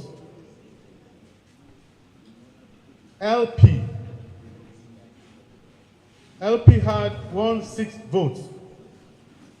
16. NNPP had 451 votes. NNPP 451. NRM 14.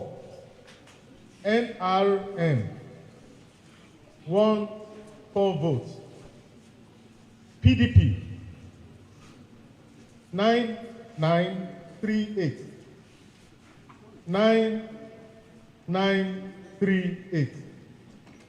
PRP had 05 votes. PRP 05. SDP 04. 04 votes. YPP had 1818 votes. YPP 1818. YPP 1818. Is that okay? Okay. ZLP. ZLP had 05 votes. 05 votes. The total number of valid votes cast was 15750. 15750. Rejected votes was 219. 219. Total votes cast was 15969. 15969.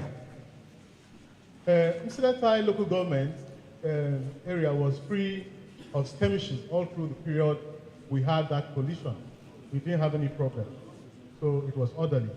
That's all I can say. Thank you very much. Thank you, and come forward, please.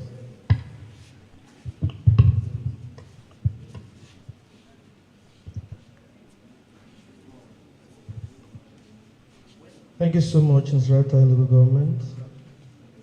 Next is going to be a Senodum, the collation officer for a Senodum and the electoral officer. Please, can you come forward?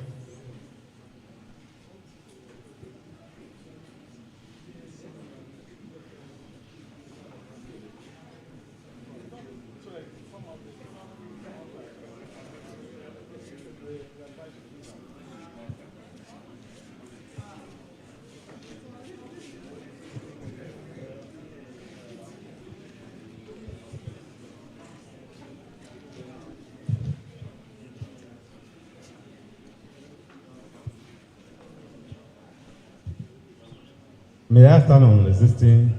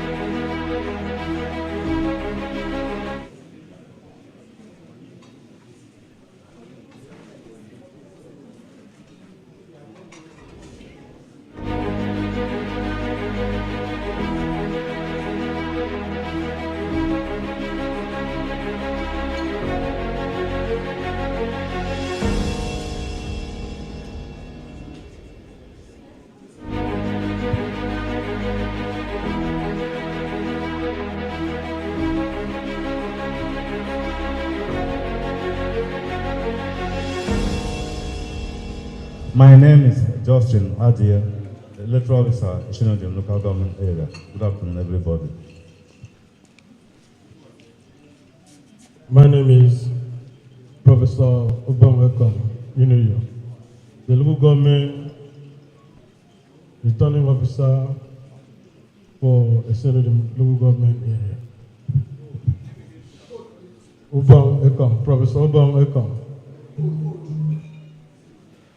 The code is 05.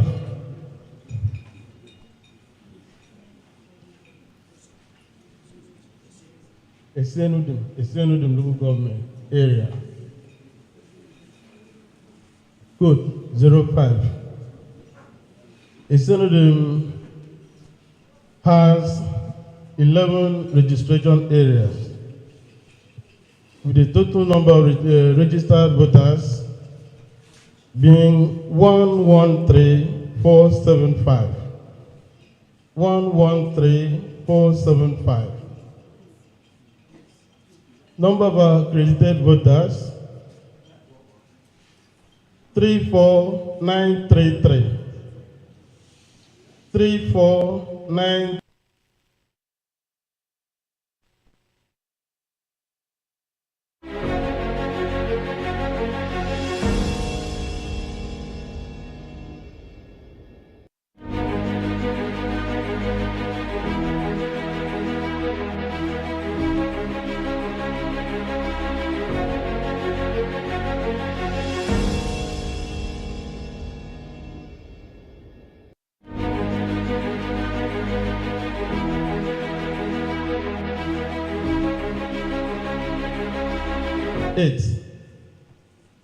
ADP 3030. APC 11833. 11833. APGA 14. APM 35.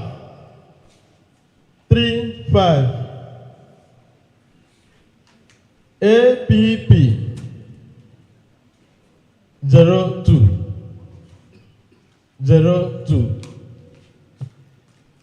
BP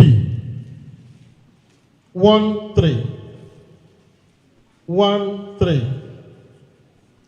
LP 90.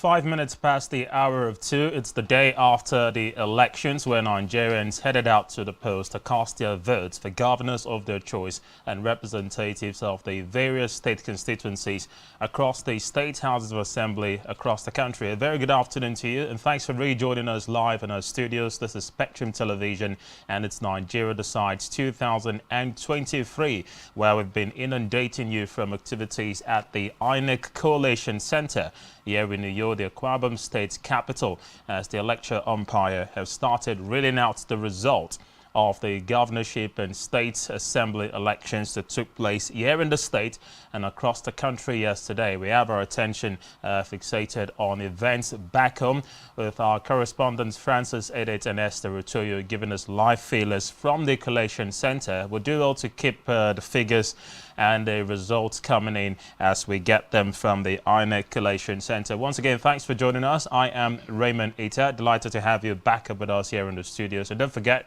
as we progress, we give you more time to join in the conversation and react to any of the issues we'll be looking at as they concern post-election matters with regards to the 2023 general elections. Well, I'm being joined live in our studios to navigate through the rest of the day's concern, especially as we focus on the results trickling in from INEC's Collation Center in Uyo. Joining us live is a seasoned lawyer, a journalist, a chartered mediator and coordinator, Akwa Human Rights Community, in the person of the very revered barrister Clifford Thomas, who joins us live in our studio. So very good afternoon to you, and welcome to Spectrum TV. Well, good afternoon to you, Raymond. Good afternoon, all the viewers. I want to thank you for considering me fit enough to be brought to the studio. Issues that borders on the election. The election generally, all the participants, all the contestants, Ibom state government, the electorates, even the ones that became apathetic and decided not to get involved in elections, I still have to give kudos to them. The degree of violence in this state almost non-existent.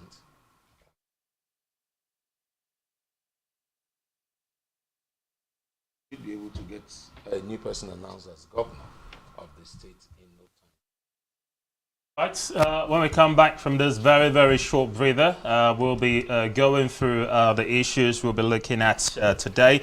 Of course, post-election reactions surrounding the role of INEC in these elections with respect to the performance of the ad hoc staff deployed in this elections, issues surrounding the beavers and whether or not the incidences recorded in February 25 were witnessed again in yesterday's exercise, and concerns around voter intimidation, destruction of materials, violence recorded in some spots, as well as irregularities that may have marred some of the elections we saw across the state and by extension the rest of the country, while the biggest talk here is the performance ratio of the political parties, largely hinged on the results that have been pouring in the last few hours, which would form the basis for our discussion this afternoon. So get ready to join us as well in the conversation, but that will be when we come back from the short break. So stay with us.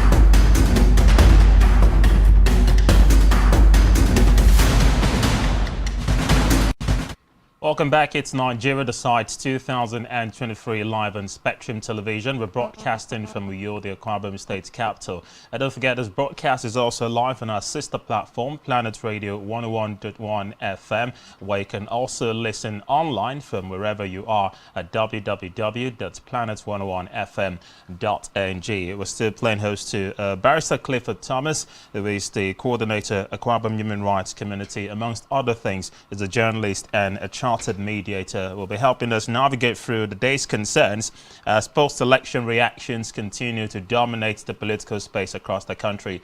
Inec conducted 2 of the anticipated general elections we were looking forward to this year. We'll come to the results pouring in with respect to the governorship elections here in Akwa Ibom State, where the resident electoral commissioner in the state, Cyril Oromogbe, has been entertaining results coming in from returning officers and coalition officers across the local government areas in the state. Let's come to you, Barrister, now. You started off by saying you liked the election. In fact, you used the word sweet. The elections were sweet. It appeared to have a sour taste in the mouths of other persons who experienced the exercise yesterday, and juxtaposing that with the February 25 polls. How would you rate INEC's overall performance in the face of the barrage of criticisms they have faced with the handling of the elections? Which of the elections are you referring to? Oh, both the February 25 and yesterday's, which turned out to be an even worse I rather want to dwell on the March 18 election, which is closer home. Contestants came out to contest for 26 state constituency seats and 1 governorship and 1 deputy governorship seat. Now, back home, all the parties appeared ready, battle ready for this election. But I want to say that some parties actually went out there and campaigned. They met with the people, they spoke with the people, they tried getting the people on their sides. In fact, they proved to us generally that the electorate, the voter, has become more important to the system. Before now, we used to hear catchphrase like carry go. Carry go means whether you vote or not, we have won. We will thumbprint, we will do what we have to do to emerge, to be announced. They were more interested in who gets announced. I was in the field. I've had very little hours of sleep. I was in the field and we went around talking to people, listening to what happened. At a point, some parties, some politicians became extremely desperate. But one of the things we saw in the field was the concept we call in international power configuration, mutually assured destruction. In the process of A trying to destroy B, A gets destroyed in the process. And monies counted so much. Even though those monies were not seen physically, monies circulated so much. They know, the politicians actually know that poverty, in fact, poverty was weaponized to use in changing the mentality of the people, to sway them, to tell them, look, you've got to vote for me, you've got to vote for A. And that was what exactly happened. Parties B, C, D, E, F, and co. Weren't alive to their game. It was a game of chance. Weren't alive to their games, and they allowed Party A, with that domineering spirit and with so much in their chest in terms of money, to actually infiltrate the entire system, to infiltrate the process. So it was a game of Party A trying to outsmart Party B with its strategies, and the strategies included how much you can give out. And in the aftermath of this cashless policy, where people didn't see physical cash, any hope of money in their bank account made so much sense to them. So, and I think we're still evolving. We're still evolving. Talking of political ideologies, which none of the parties had, whether at the national level or at the state level, they come to tell us they have an agenda called Manifesto. No party in this country had a manifesto. They were just a litany of promises. You vote me, I will do this, I'll give free education. What is the What's the principle behind free education? What's the principle behind industrialization? What's the principle behind entrepreneurship? What's the principle behind in true governance? All of these things we have said and more. None of them were able to articulate. None of them was able to articulate and say, this is what we need and this is what we can do. Are you premising this position based on the manifestos of the popular political parties in the country, so to say, or this is a cross-board? It's a cross-board. Well, with respect to the governorship election here in the States, there are some who have said, look at other candidates that may not have or enjoy the same popularity or have the support base as the traditional big parties in the state. Let's take an architect, Ezekiel Nyaituk, for instance, who has been campaigning on the same manifesto for years. His idea of social governance is a principle he upholds so much. Wouldn't you give him a pass mark with regards to having a clearly stated or pointed out manifesto? Do this political ideological position appeal to the people? No. What matters to the people is the people have been pulverized to a point of subsistence where any 1,000 you bring out means so much to them than the idea that things will get better. Nobody's looking at the mental picture of the future again. No, nobody. People are looking at what is there now and herein. People are just interested in how do we survive. We have been survivalists all along. And the conspiracy at the CBN and at the dominant political party level actually further impoverized the people. And the people could not think straight. A hungry man can't think straight. It's often said that a hungry man is an angry man, but the first effect of hunger on the hungry man is that he loses his will to think.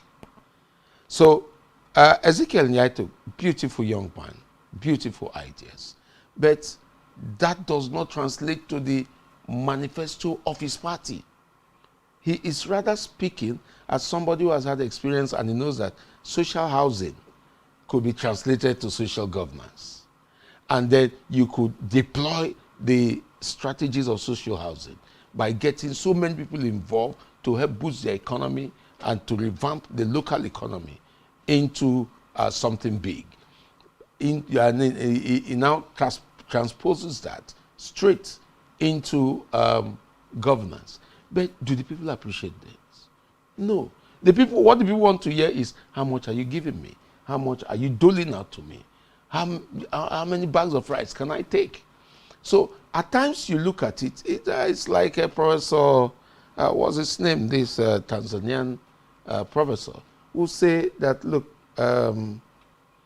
Africa is not ripe for ideological purveyors to work in terms of governance.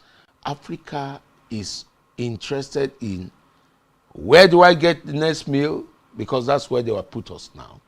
We're not even talking of, I can boast of 3 square meals a day. We're not looking at if you can talk of 1 meal per day, not square.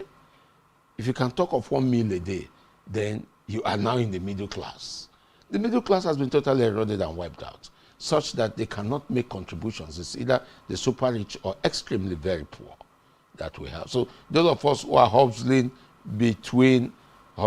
between point A and point B, we may not even have a class, but we are trying to still make something out of this. We are the few remaining persons who are trying to talk to the people. But talking to the people don't want to hear talk. The people want to hear money. They want to hear what will help them to survive till the following day. They want to know, how do I pay my children's school fees? How do I get transport to work? These are things the people want to hear. Which of the parties have addressed this? None. The example you gave of Ezekiel, yes, he is not speaking as a party man. He's speaking as architect Ezekiel Nyaituk, the man with brilliant ideas, who have a lot of things. So I wish we could have a government of national unity, a broad government, when it is formed eventually. Not the winners take it all. So that you could say, Ezekiel Nyaituk, you have very brilliant ideas. Can you bring those ideas for us to work with? Which agency do you want to head? How do you want to work? bring those ideas. The white people man bring this. I am not conceding that a party has won. No, I'm not conceding. But I am saying that the PDP man, well, the social, what's that thing called? Happy hour. Yes, it's a brilliant idea. Let some people drink and forget their problems. No, you could talk to them, say, please, gentlemen, we are all Akwa Ibom people, and I commend your courage and determination for you to seek to occupy the office of governor of Akwa Ibom State. But could you please put your acts together? Let us meet in a council of governorship candidates and say, how do we tackle these things? Yes, I am on the driver's seat today. It does not mean that you won't be on the driver's seat. But the ultimate thing is, let's improve the lifestyle of the Akwa Ibom. You know, it's important that you factor that in, because within the week, the standard bearer of the APC and now President-elect Bola Ahmed Tinubu said he would favor competence over the idea of national unity with respect to how he hopes to form his cabinet when he's sworn into office. Now, I just felt if there was not a way this two could walk hand in hand, because no one would favor appointing an incompetent individual into a public office where you know you have the fate of millions of Nigerians at your disposal. But when he said he doesn't believe that national unity, you know, should supersede or override competence in giving out political appointments, I wonder, just opposing those two, do you feel he has a point, or perhaps, you know, such policies could be in some ways made to work hand in hand? He cannot actually totally jettison the issue of national unity, because he got votes, he gathered votes, according to him, from everywhere, every nook and cranny of this country, every tribe, every tongue, every ethnic nationality, every religion. Native doctors would have voted, I presume, and those votes could have gone to him. So if he says he wants to look at competence above national unity, assuming all the competent persons, 80% of the competent persons are in Lagos, are you going to source your cabinet from Lagos alone? No. You have to spread it. Now, in this government that is winding down now at the national level, there's been a lot of mediocrity. There's been a lot of favoritism. We know, we don't hear when NNPC announces for recruitment, but we know NNPC is recruiting. We know NPA is recruiting. We know the central bank is recruiting. And so when you say, you cannot just favor that. What about the federal character principle? Where's the man from Akwa Ibom said, must he be the man who is resident in Lagos and you had known him as a friend? No, we're not saying that. You should be able to match both of them together. When juxtaposing them, you should draw from both of them and say, yes, we're looking for very competent persons, but these competent persons must have a base in one of the ethnic nationalities, in the religion. You just can't look at this security architecture in this country. You just don't lump everybody from one ethno-religious group and then you expect others to. Are those persons competent? They run with very terrible ideas that have died, that are not helping Nigeria to progress. So we are saying we must ginger the process. In gingering the process, civil society must be carried along. Civil society must be involved. And that's where you draw the bulk of technocrats from, in civil society. You just have to allow civil society marry, as it were, competence, capacity, capabilities with where people come from. I think that we will have a better government. Interesting. Let's come down and focus a bit closer to home with respect to the elections we had yesterday, but equally mirroring incidents that were reported in other states as well, like Lagos State, for instance, where we're inundated with a lot of negative reports about voter intimidation. Most persons were not allowed to vote. We equally have it on good authority that there were such cases reported here in Akwa Ibom State. Early this morning, we had pictures from Ward 3, Unit 2, Park Lane, Abak local government area precisely, referring to the unit of the Deputy Governor of Akwa Ibom State, Moses Ekbo, where the reports we got that in the course of collation, some thugs invaded the polling unit and damaged electoral materials. On the accounts of eyewitnesses who were there, the APC seemed to have been leading at the point of collation of the results until the thugs invaded the premises and, disrupted the entire process. It's a simple thing. It's a simple thing. Consequences are not brought to bear on actions. We have what we call the principal-agent relationship. If I'm the principal and you are the agent, and I'm a disclosed or known, recognized principal who is known to be your principal, and you are my agent, if anything goes wrong in your hands, they hold me responsible. If the deputy governor, God forbid it is not so, if anybody, no matter how highly placed, is going to be a beneficiary of thuggery, a beneficiary of touting, a beneficiary of violence, hold that person responsible. Once consequences will begin to put consequences on actions, I think these things will reduce. Now, if Party A was leading, as at the time the agents of Party B came to disrupt the election, take the last count and announce the result.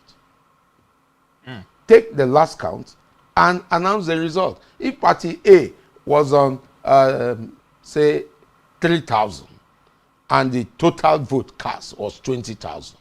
Say, I'm assuming Party A was on, say, 9, 10 or so thousand.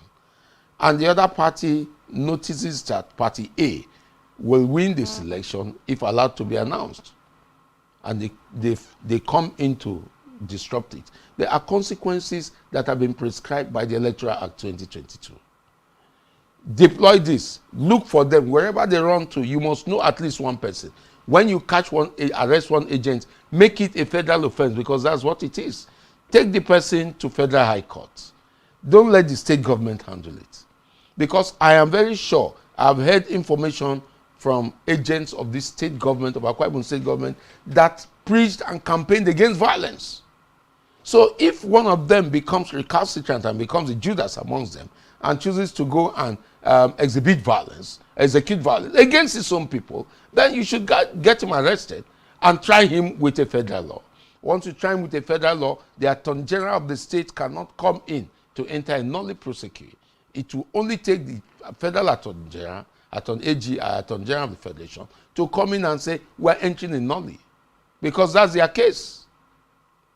It's a bit technical what I'm saying. But you won't believe that even if somebody is caught slaughtering somebody and is arraigned for murder, first-degree murder for that instance, at that instance. Now, the Attorney General of the state, because the state government is prosecuting, the Attorney General of the state can come into court and say, we are no longer interested. We want to discontinue prosecution. That is how the matter ends. That's one of the weak parts of our laws, where you arrogate so much power to the Attorney General to say, look, I can continue a matter, I can discontinue a matter, I can say, I'm not interested in prosecuting this one. Who will prosecute him? There are two Attorneys General. Attorney General of the state and Attorney General of the Federation. Where the state government is prosecuting, the Attorney General of the state can enter what we call a nulli prosecute. But where the Attorney General of the Federation is prosecuting, it will take only the Attorney General of the Federation to enter a nulli, because it's their case. They are prosecuting. In the light of all you have said, where do you think alleged connivance between the electoral umpire and some political parties who have the wherewithal to perpetuate nefarious activities such as this, where do you think this all comes in?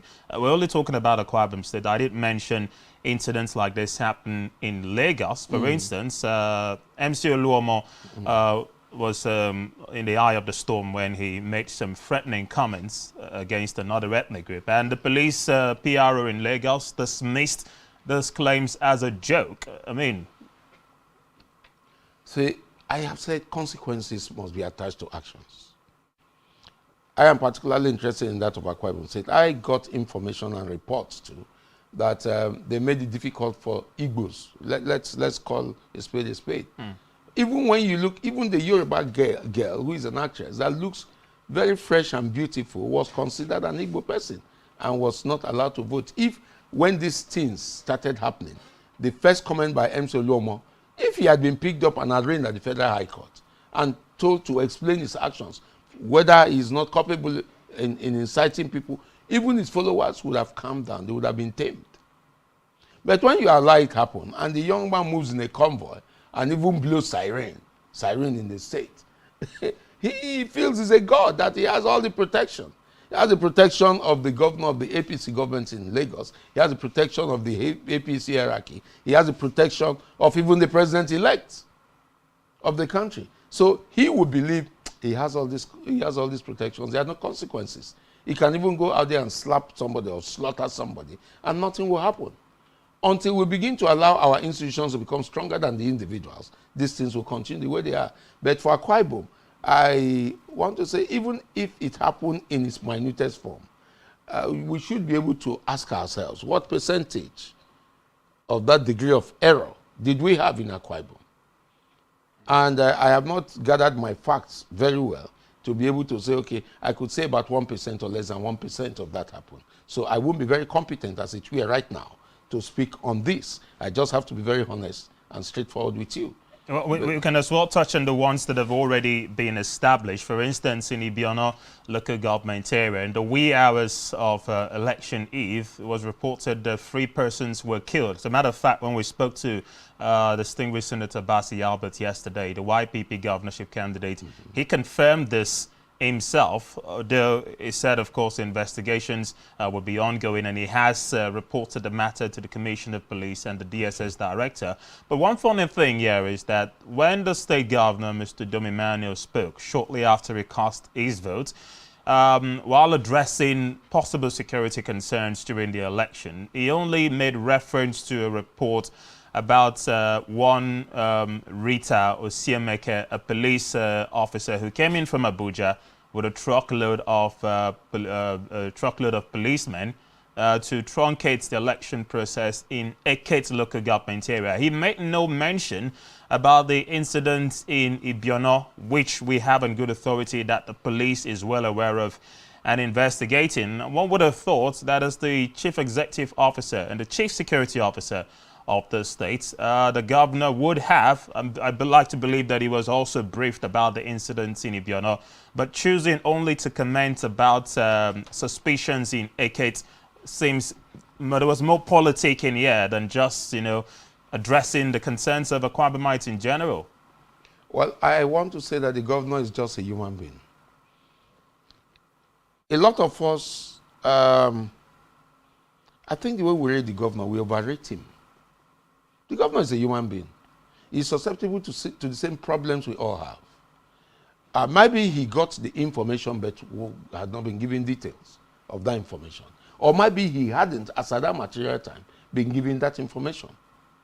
So we cannot just claim, oh, he knows all. No, the governor does not know everything. Sorry, I'm speaking as a man. The distinguished Senator Basi Albert is from Ibom, so he probably must have been informed ahead of time of what happened. And when he said that investigation is still on, I was expecting, but I heard that later from you, that he had informed the security agencies and let them do their investigation and come out with their investigation. Who were those killed? Were they YPP faithfuls? Were they PDP faithfuls? Were they APC faithfuls? Who were those killed? And why were they killed? Under what circumstance? What did they do?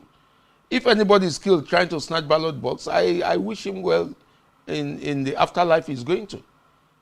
You snatch ballot box, if they shoot you, that's your business. But if in the course of normal politicking, you campaign, you try to persuade people, some other persons come to resist you, and because of this scuffle, it results to death. Look for those who killed them and then arraign them for murder. File a charge against them.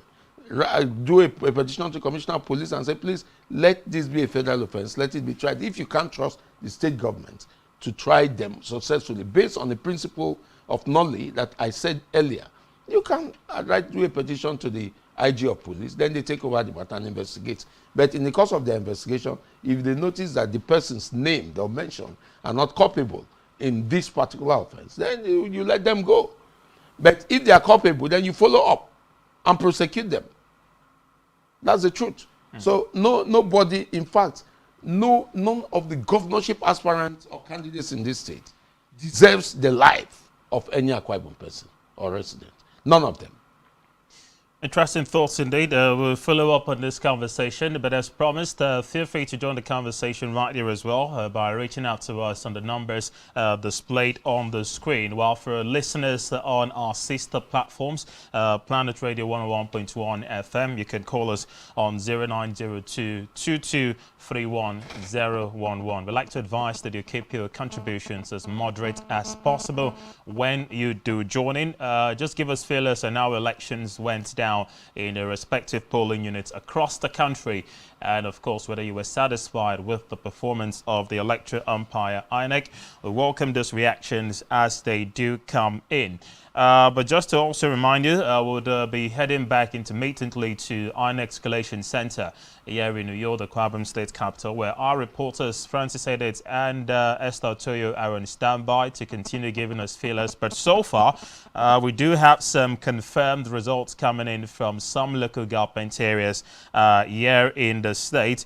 From Ona local government area, that's the local government of His Excellency the Governor. It was the PDP who came out tops. These are confirmed results, by the way, from Inec, polling 15,910 votes to come tops, closely followed by the All Progressives Congress, or rather the Young Progressives Party YPP, who polled 1,782 votes. The APC coming in third with 1,733 votes. In Odoko local government area as well, confirmed result, the PDP polling 3,959 votes. The APC coming second with 2,006 votes. Coming in third is the NNPP with 306. Interesting. While we have the likes of the YPP polling just 12 votes. We keep on inundating you with more results as they do come in. Let's take in a reaction. Hello. Good afternoon. All right, looks like we lost the call. Feel free to call us back again if you can. We'll chip in those reactions as they come in. Let's come back to Barrister Clifford. We're all talking about post-election incidences that we've witnessed, or rather, incidences witnessed during the elections. All right, looks like we have a call. I'll come back to you shortly. Hello, good afternoon. Yes, welcome. What's your name? Where are you joining from? My name is Trevor. I'm calling from New York. All right, thanks for joining us. Go ahead. What's your reaction? Hello, can you hear me? Yes, we can hear you loud and clear. Go ahead.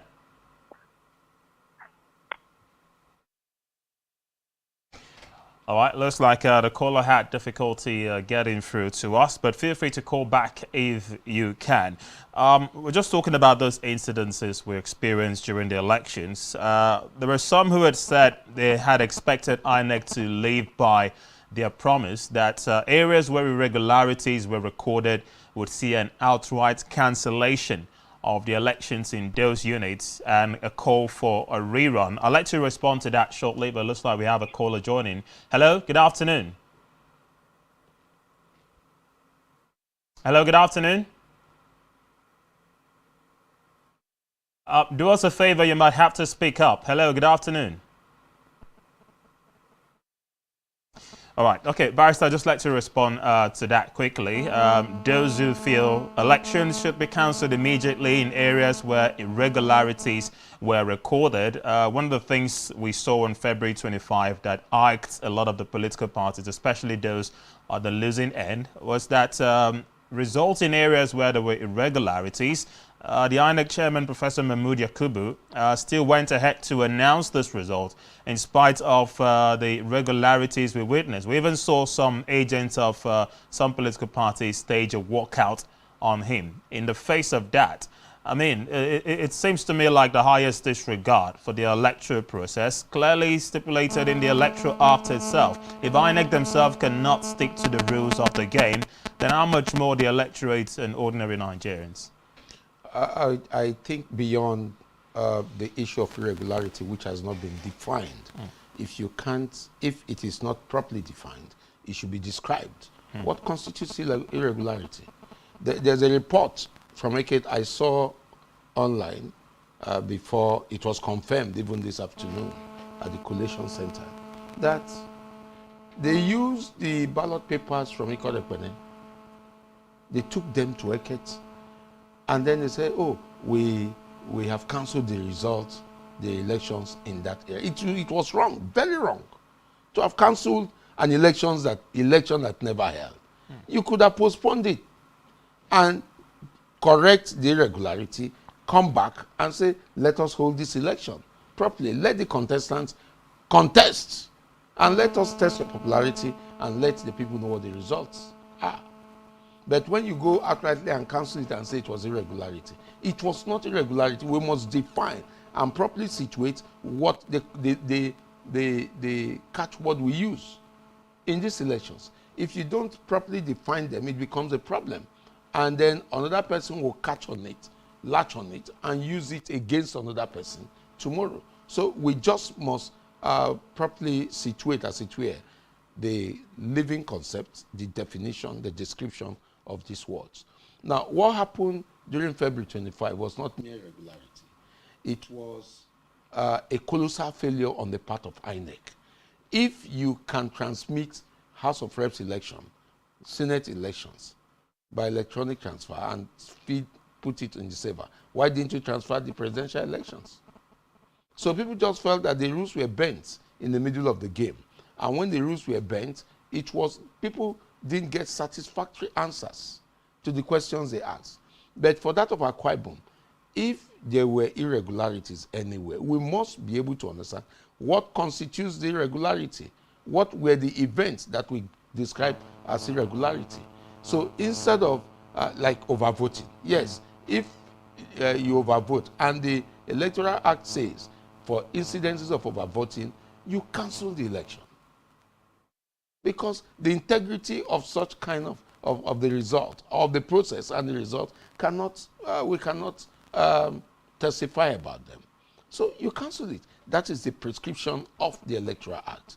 But where the Electoral Act does not describe a particular incident or event as irregularity, and you go ahead to cancel the election, you have deprived the people of that unit, of that constituency, the opportunity for them to have a voice through their votes. Well, in a case where, for instance, we equally saw footage to that effect yesterday, where an ad hoc official was announcing before the first votes were even cast that results would not be, transmitted electronically. Not in Akwa Ibom. Not in Akwa Ibom. Not in Akwa Ibom. I want us to look at the performance of Inec and the electorate in Akwa Ibom. Now, incidences that happened outside, that was in Lagos. Right. And when the person said that, it was a pure infraction of the process itself. But in Akwa Ibom, I think the electoral, either ad hoc or permanent staff of Inec, they did credibly well. Whatever thing happened, whatever result they got from the field was what was announced. Now, election is in such a manner that you must win in the field. If you don't win in the field and you are waiting to come and complain, you are a loser. It is fatalistic. So fatalistic to the extent that you have given up already. Before the fight starts, you've given up. So you should be able to put everything. You know your opponent is going to bring boys dressed in army uniform or police uniform. And you have this information in advance. Go ahead and put the necessary props in place to stop them. If you are not ready for election, don't come for elections. Okay, we'll continue up on that conversation. Let's chip in those reactions as they come in. Hello, good afternoon. Hello, good afternoon. Welcome. What's your name and where are you joining from? All right. Greetings to you all. My name is Congress Major Guam. All right, thanks for joining us. Go ahead. All right. You see, my brother, the what I heard yesterday is that there was too much of a voter apathy. And so many people were disenfranchised due to some irregularities, like some of the units being, disturbed by some thuggeries.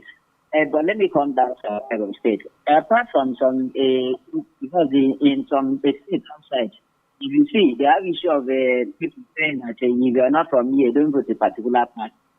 and even Inec even came out to some Inec staff say that that they said that they should not transmit the result. They gave the directive before they even started the election. But some people went back. That's the people were disenfranchised by that statement. Then coming down to my state, I think one of the things yesterday was that I observed that some points or some units at the ruling party think that the opposition has more results or more votes. They cause so much problem then. Like they will send some stuff, they go and disrupt that particular polling unit. Like what happened in Ika and even in Ibom. So that is the problem. And secondly, what I also observed yesterday was that how can you tell somebody that if you're not voting the particular party, you should leave the polling unit? That is why you see voters apathy and so many people were disenfranchised. So finally, before I go, I think I would like to tell our president, fine, the election has come and go. We are waiting for the results. Whoever that will emerge will be the governor or the person representing us.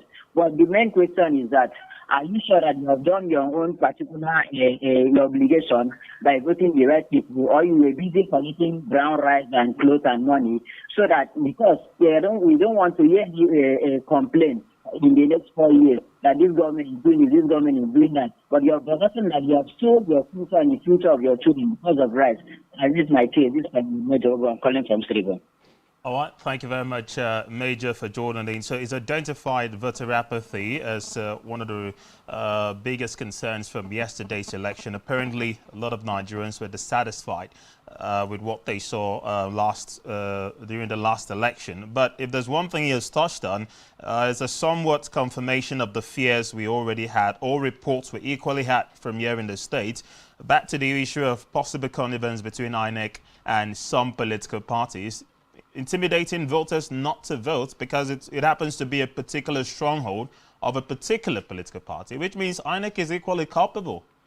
I think differently.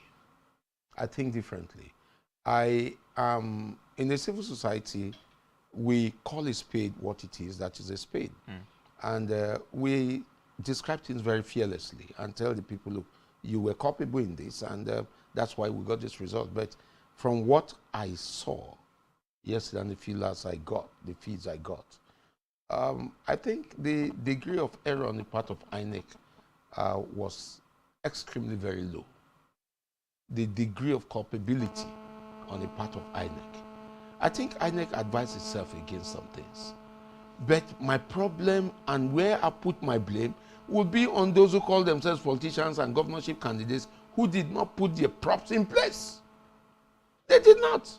They just came out and spread rumor. Oh, this party A is planning to do this. Party B is bringing talks from Bayelsa. Party C is bringing people from Zamfara to kill people in Akwa Ibom and all of this. Where will this rumor take us to?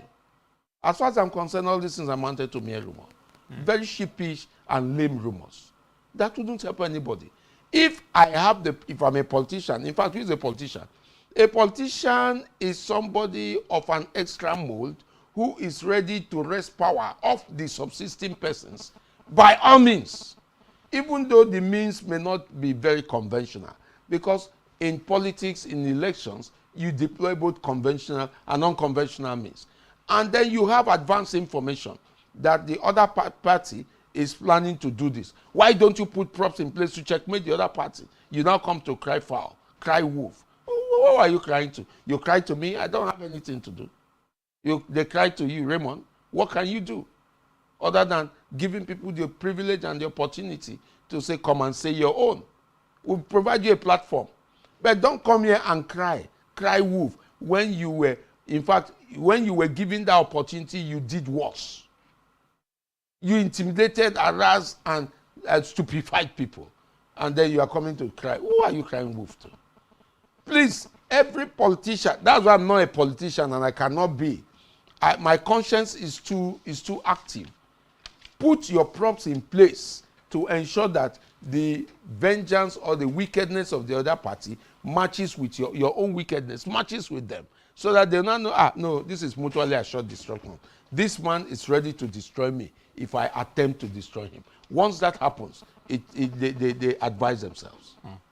Interesting thoughts indeed. I also like to equally factor in the role of election observers in the course of this exercise. We know shortly after the February 25 polls, a lot of them had issued statements to also raise question marks about the role Inec played, and just stopped short of saying they were going to interfere with the process. It was a matter for the Nigerian people. But their submissions were clear. They felt the elections were marred with irregularities, which you've cleared the air on that, whether it can't be described, or what was that word you used now around identifying what constitutes irregularities. Just yesterday, we saw many of them equally, do same.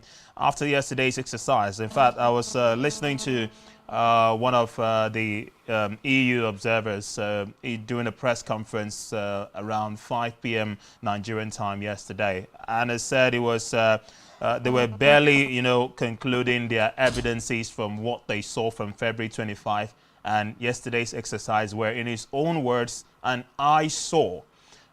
When you have, international observers of no mean repute coming out to describe our elections in that manner, it raises more questions, doubts than answers. And I just wonder whether you still want to posit that INEC still did fairly well, or we have to just go back to the drawing board again. Now, let us comment from when election observers are recruited, or they pass the pre-qualification to become election observers. Who recommend them? Who recommend these people and these groups to become election observers? Most often, it's even the Nigerian government that will invite them, say, ECOWAS, come and monitor our election. Come and observe, rather. The UN send us persons that represent the various interests in the UN to come and observe. Send us people from AU, send us people from the International Committee, from various interest groups to come and observe. And when you do this, you have automatically exposed yourself to the whims and caprices and the decision or observation of those people. When you do this, you actually expose yourself. Let me go to Ibibio Palance, which says, Oma ben kanyo uwa akon boy don adu kene kam kanya. They destroy it for you. So how did you recruit them in the first place? Some smart politicians have long ago nominated persons and the organizations that will come and monitor or to observe your elections. And what are they observing it for? To tell the whole world this was our observation. In this particular state, in this particular area, this and this went wrong against the expectations of the Electoral Act 2022. And once they say it, they discredit the process. Once the process is discredited, you yourself, you won't be confident to tell people this was the election of our results. That's what I think. So, in Akwa Ibom State, I didn't see, I didn't hear, I didn't read, and I am not aware of any INEC official, whether as a permanent staff or ad hoc staff, who came out to announce something against the expectations of the Electoral Act, like we saw in Lagos. The lady in Lagos was very, very belligerent. Let me use that word, belligerent. Can I say the election result will not be transmitted? It's an affront to the process. She should have been arrested and prosecuted. What's the expectation of the Electoral Act? Once election, after voting, you put the results together, let everybody, all the agents sign, and then you can snap, you are free to snap. And keep in a retrieval form which will be used tomorrow in the event that that result is changed. it has to be transmitted. It has to be transmitted. So these are the expectations. And then before the vote started, you came out to tell us this result will not be transmitted. You should have been arrested. In fact, they should have suspended the election there, postponed it until when they can have more credible and competent hands. Because after now, these people may not be used again, but you recruit from that process, from the group of the competent ones, and use them to conduct that election. It was wrong. But in Akwa Ibom, I am yet to see or yet to hear. If anybody had that experience, they should upload the video, and we will work on the video. We have a civil society observatory on this election. And we were thinking, that's why when I said, virtually so many of the of the candidates were lazy and didn't know what to do. They were so pompous and arrogant that they wouldn't take calls, they wouldn't take suggestions, they wouldn't listen to people talk. Aside from one or two of them who were able to, you call them, they pick, oh sir, what is it? They were so humble and frank to, so whoever wins deserves to win. Well, if you said until you get real-time evidence from incidents in Akwa Ibom State before you can believe that some of those things actually happened, with reference to possible connivance between Inec and some political parties. The fears most persons have, especially with respect to getting footages or evidences of this incident, is that there's a fear that you could be attacked by thugs who will just storm into a polling unit, acting on the orders of a particular political party and their candidate, with Inec possibly being in the know. Sorry, how did we get the footages that came in? Were those people not human beings who use their video in their phones in a manner that concealed what they were doing? Well, another point could be, even if you have those footages, yes. I mean, what happens, for instance, during the collation? I made reference to Senator Melaye walking out and the Inec chairman because there were glaring evidences that the Ekiti results that we announced on that day, for every reason known to the book, should not have been announced, even with the glaring evidences. But Mamu Yakubu still went ahead to do so. The walkout on Yakub Mohammed that day was a total vote of no confidence. A vote of no confidence on the reliance of Nigerians on the system itself. The system that threw up, and that process is being challenged. So I don't want to be sub judice on that. So I may not comment on that. I am rather more interested in what happened in my state. Because in this state, whoever emerges as governor, a party may have won, but who is the person that will govern us? We're not looking at that.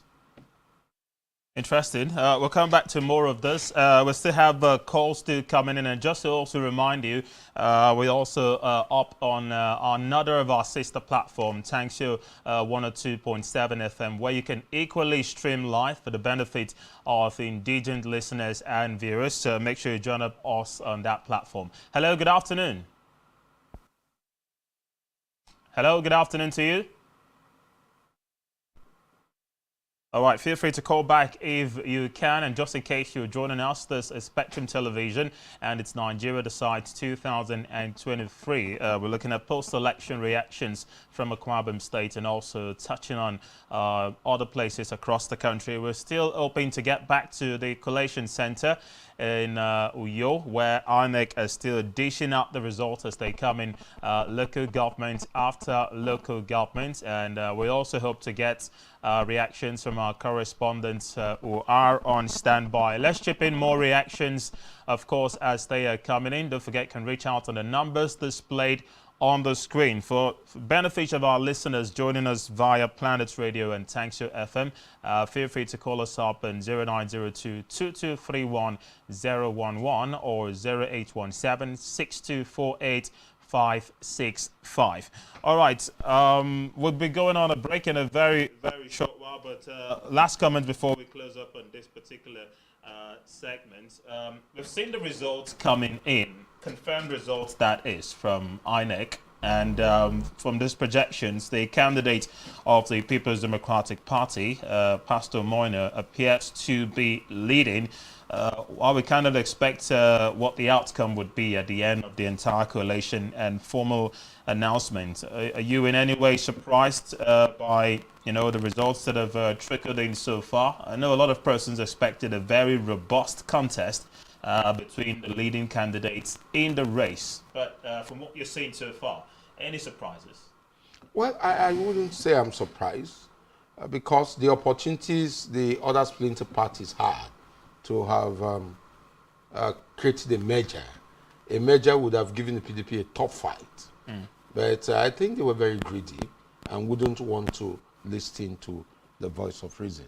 PDP actually expected a large contest, a very stiff opposition. That's what I think. That's why if you see, the PDP touched everywhere.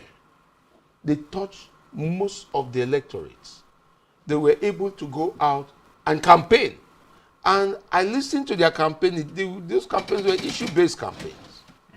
Even though other parties also pursued issues. But a lot of them relied on rumor and felt, oh, yes, federal might will help me. Whatever thing I have will help me. No, campaigns don't work like that. So I am not surprised that the PDP is leading in this contest. But let us wait until the result is eventually fully announced and completed. Then we can say, yes, something has happened. Well, you've said the PDP only touched, well, the only party to you that appears had campaign or issue-based campaigns as opposed to the other party. No, I said other parties also did. Okay. But PDP, I was following all the political parties. As a civil society person, I have a report to make. Now, how were they campaigning? What were they campaigning on? And who was campaigning? Were they able to touch on the various multidimensional nature of our socio-political and economic milieu? Yes, I concede that to them. They looked at the Bakadipsi, what did we really need? They looked at employment, what did we really need? I may not be comfortable with some of the policies of the present PDP in terms of employment and a lot of things, in terms of the industrialization thing.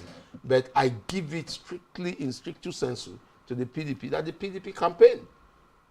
And it touched lives. They understood the dynamics of hunger. They played the politics of satisfying, giving immediate gratification. Rice were distributed, monies were distributed. From what I heard, persons received money. And this was what appealed to the people. Not coming to make promises that we will do this. In fact, it got to a point, the PDP candidate came up with this catchy phrase that has caught wildfire now, happy hour. And even though the principle behind happy hour may have been good, the strategy of that happy hour may not be very appealing to the people. But the people caught on it. We needed a comic relief of a sort. We had become too serious as a people that you see your brother on the other party, you won't greet him. So the happy hour thing was not just for PDP people, it was for everybody. And everybody just caught on it, they latched on it and laughed. And in that laughter, a brother could now hug a brother. And that was how some persons were bought over. I don't want to say more about that. While you've said, and perhaps rightly so, that the PDP has extended a bulk of its campaign into the nooks and crannies of the state. Yes. What about the Young Progressives Party? I followed the course of their campaigning, and it appeared that distinguished Senator Bassi Albert had this aura around him that was able to convince a good number of people to see reasons with his ambition. But the reflection of the results coming in now, and juxtaposing that with what we saw during the campaign, is completely contradictory.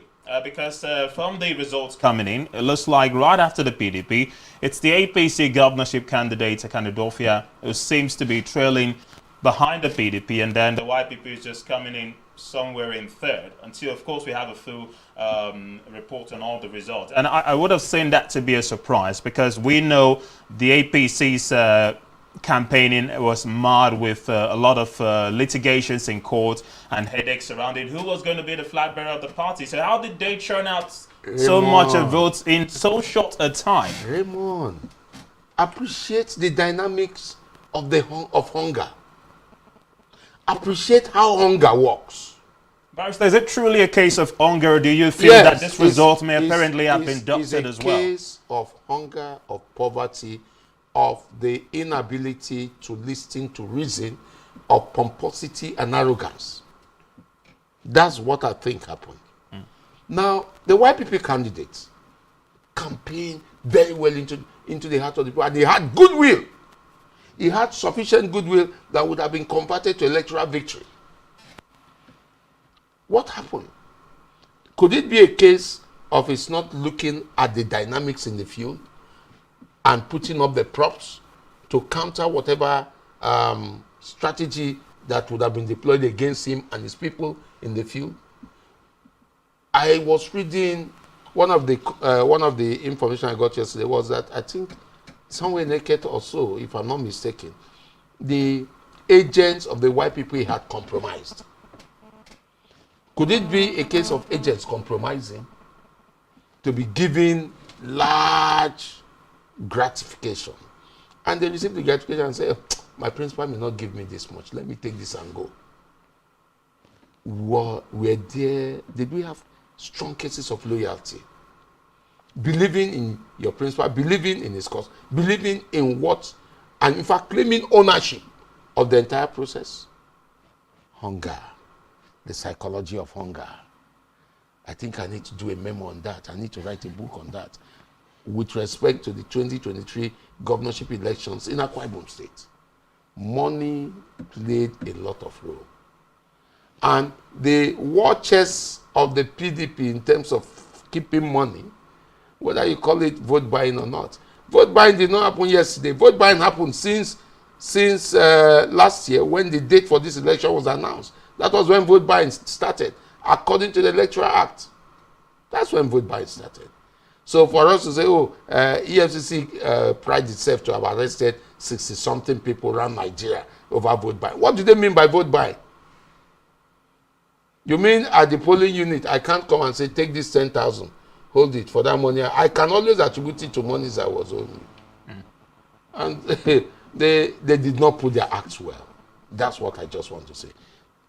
They had a large goodwill, large chunk of goodwill, which couldn't materialize into electoral victory. That's what I want. All right, we'll drive this conversation up until 3:30, but we'll entertain some of your reactions while, of course, looks like we do have feeds coming in from Inec's Collation Center here in New York, the Akwa Ibom State capital, where we hope to rejoin our correspondents Francis Edet and Esther Otoyo. But don't forget, your reactions still coming in. Feel free to join us on the numbers displayed there on your screen. And again, for our listeners joining us via Planet Radio and Tanxio FM, you can call us on the number 0902-2231-011. Hello, good afternoon.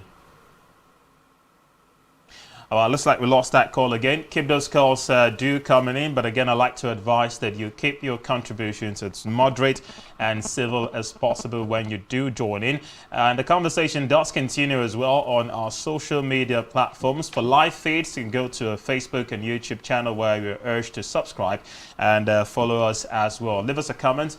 We'd love to read from you as well. Hello, good afternoon.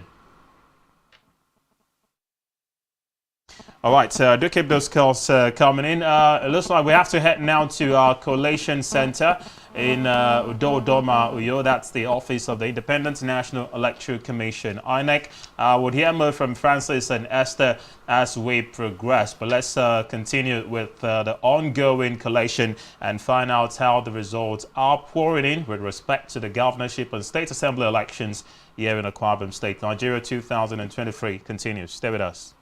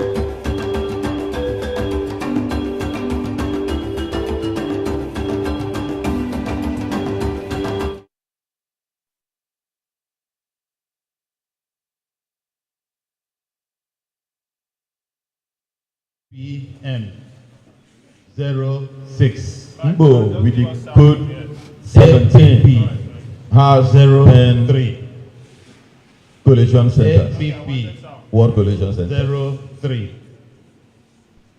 Your RS registration areas. The total number of registered voters is 57,955. So when you intend to wrap up? The number of accredited voters. LP 7. Sorry, sir. Very sorry. How others are doing it, eh? 1 5 1. NNPP. Okay. 1. Thank you very much. Thank you. I'm very sorry. All apologies. NNPP 156. The number of registered voters. 1. Or let me start with the RS. Number of RS we have 10. 1. And we have total number of registered voters. PDP 57 1085 57 955 and the people that usually came out for 884. PRP 0. Gentlemen, please are invited to the other table. PRP 02. SDP 09. SDP 09. YPP 2454. YPP 2454. ZLP 14. Ladies and gentlemen, ZLP 14. 11, like, sorry, 14, that's 14. they are done, sir. Total valid votes 17719. Total valid votes. And we are really sorry for the mental hit we have. 17719. And it's been taken care of. Thank you very much. Start again with the number of registered voters. 210. Which has been corrected to 57329. 57 Total valid votes. 329. Cast. The Total votes number of accredited voters 17929. Total votes cast 12529. Then the distribution of votes for the respective parties went as follows. I want to say that the election went very smooth. There was Party no A, however, had 6 votes.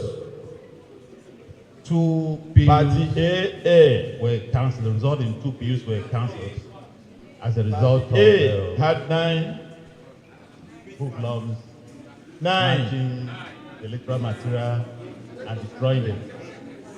One of the material that was destroyed was the beavers. No. Look at it here. Another one. Part A 6. A. And then the PUs. Sorry, let me start that again. Party A scored 6. What? 6. You did 3. Party The total registered had 9 votes were and 9. 612. 612. No. Right, It's 9. collected. I was repeating it. I'm sorry. 9 votes. 532. Party AAC In the other words, had 1-4. that is 1-4. 9 unit 5. Party ADC Total registered votes 3-0. were 950. 3-0. PVC Party collected ADP 850. had 1-1. 1-1. Now in total, Party registered votes in the 2 PUs had 4-1-5-6-7. 4-1. PVC collected in the 2 PUs 1382. APGA Abga had 9 votes. For the result that's collected at 9 votes. Thank you, sir. Party APM scored 8. All right, thank you so much, Obotokara local government area. Party APP That was the result Sorry, related could not to make anything. That's Mobutu zero. submitted duly.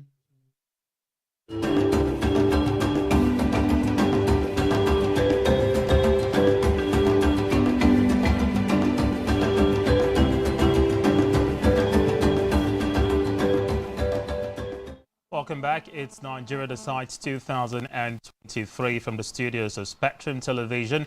We just brought to you live footages from Inec's Collation Center, Independent National Electoral Commission. Inec here taking turns to give us confirmed results from each polling unit across the 31 local government areas of the state. Of course, as we progress, we'll do well to fill you up with all of the collated results pending the formal announcement by the resident electoral commissioner of Inec in the state, Cyril Oromogbe, on who is the winner of the 2023 governorship election in the state, as well as the 26 state constituencies that would constitute the Akwa State House of Assembly. Of course, we're still being joined here in our studios by Barrister Clifford Thomas, who has been navigating through the big concerns we have been looking at with respect to post-election reactions here in Akwa and some parts of the country. We just saw some the footages of results coming in as they were, and I also have some confirmed results also coming in. Just do well to give out some of the areas where we also have results. Ibom local government area, it's the PDP polling 5,626 votes, followed by the YPP, who have 1,932. The APC coming in with 904. While we had 62 votes for the New Nigeria People's Party. The Labour Party polled 53 votes. All right, with that, to Ibesikpo Sultan, where it was the PDP again, the dominating party, 15,334 votes, followed by the APC with 7,737 votes. The YPP polling 2,569. With that, we go now to Isianodum Local Government Council. And here is a very, very keenly contested race. And I'll let Barrister Clifford respond after I give out the results from Isianodum. PDP with 13,754. The APC with 11,833. While the YPP came in at a distant third, or rather, it's the NNPP with 916 to come third in Isianodum, while the YPP had 760 votes. While Isianodum makes for an interesting spot is because you have distinguished Senator Godswill Akpabio, who is now been re-elected, of course, to go back to the Senate after the impasse of 2019. On the APC, the PDP has a relative of his, Prince Ukpong Akpabio, as the State House candidate for the PDP. By the way, he has actually won that particular election following the results that trickled in. On the NNPP, you have the likes of Ibang Akpabio, while in the YPP, there is Simon Akpabio. So it looks like an Akpabio affair in Isianodum. A lot of political experts, were initially, confused as to where the State House of Assembly elections would likely go, considering you have those four relatives on the four major parties in the state. Are you surprised by the outcome of the results from Isianodum? No, I am not surprised. I would have thought that the influence of Senator Godswill Akpabio would work in the favor of the APC candidate. Is so minute compared to the personality and the work that Prince Ukpong Akpabio has done. Prince Ukpong Akpabio is a very likable fellow, and he's done sufficient work in that local government. He has touched lives. Yes, Godswill Akpabio may have touched lives at a higher pedestal, but Ukpong Akpabio goes as far as meeting those who cannot really fend for themselves. He brings them, he changes their lives. He does things for them, and he's so popular with the people that you can't take it away from him, no matter where he comes from. Yes, there may be gang ups against him, but one particular striking feature I want to say is that the Akpabio family has taught Akwa Ibom how to play politics. The Akwa family is stench in people's, is neck deep in people's politics. And they spread themselves into the four major parties to say that this team must not elude our house. But as it were, Prince Ukpong Akpabio is a direct contestant. And they will all have sympathy. They still meet at levels known to them to say, come, how do we do this? Let's protect our own. There is that protectionist policy which surrounds the Akpabios. From what I see, I am not so close to them. But if Prince Ukpong Akpabio has won under the platform of PDP, he deserves it. Interesting indeed. I wish we could say same for other local government areas.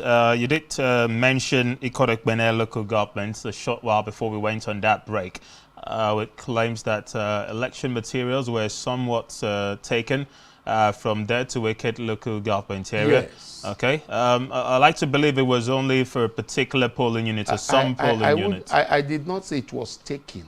I said the ballot papers, excuse me, found in some 2 or 3 units in Inec local governments. Okay. You actually had Inequality printed on them, which means any election or results printed on them will be invalid, will nullify and cancel as it were the results of the elections from that place. And I said they shouldn't have cancelled the elections. They should have rather postponed it because there was an irregularity that required postponing the elections. Not total cancellation. You have deprived the people from those units the opportunity to elect their choice. All right. Interesting indeed. Let's also talk about Inequality local government area, where the results coming in here shows the PDP led by 14,455 votes, followed by the APC with 6,848.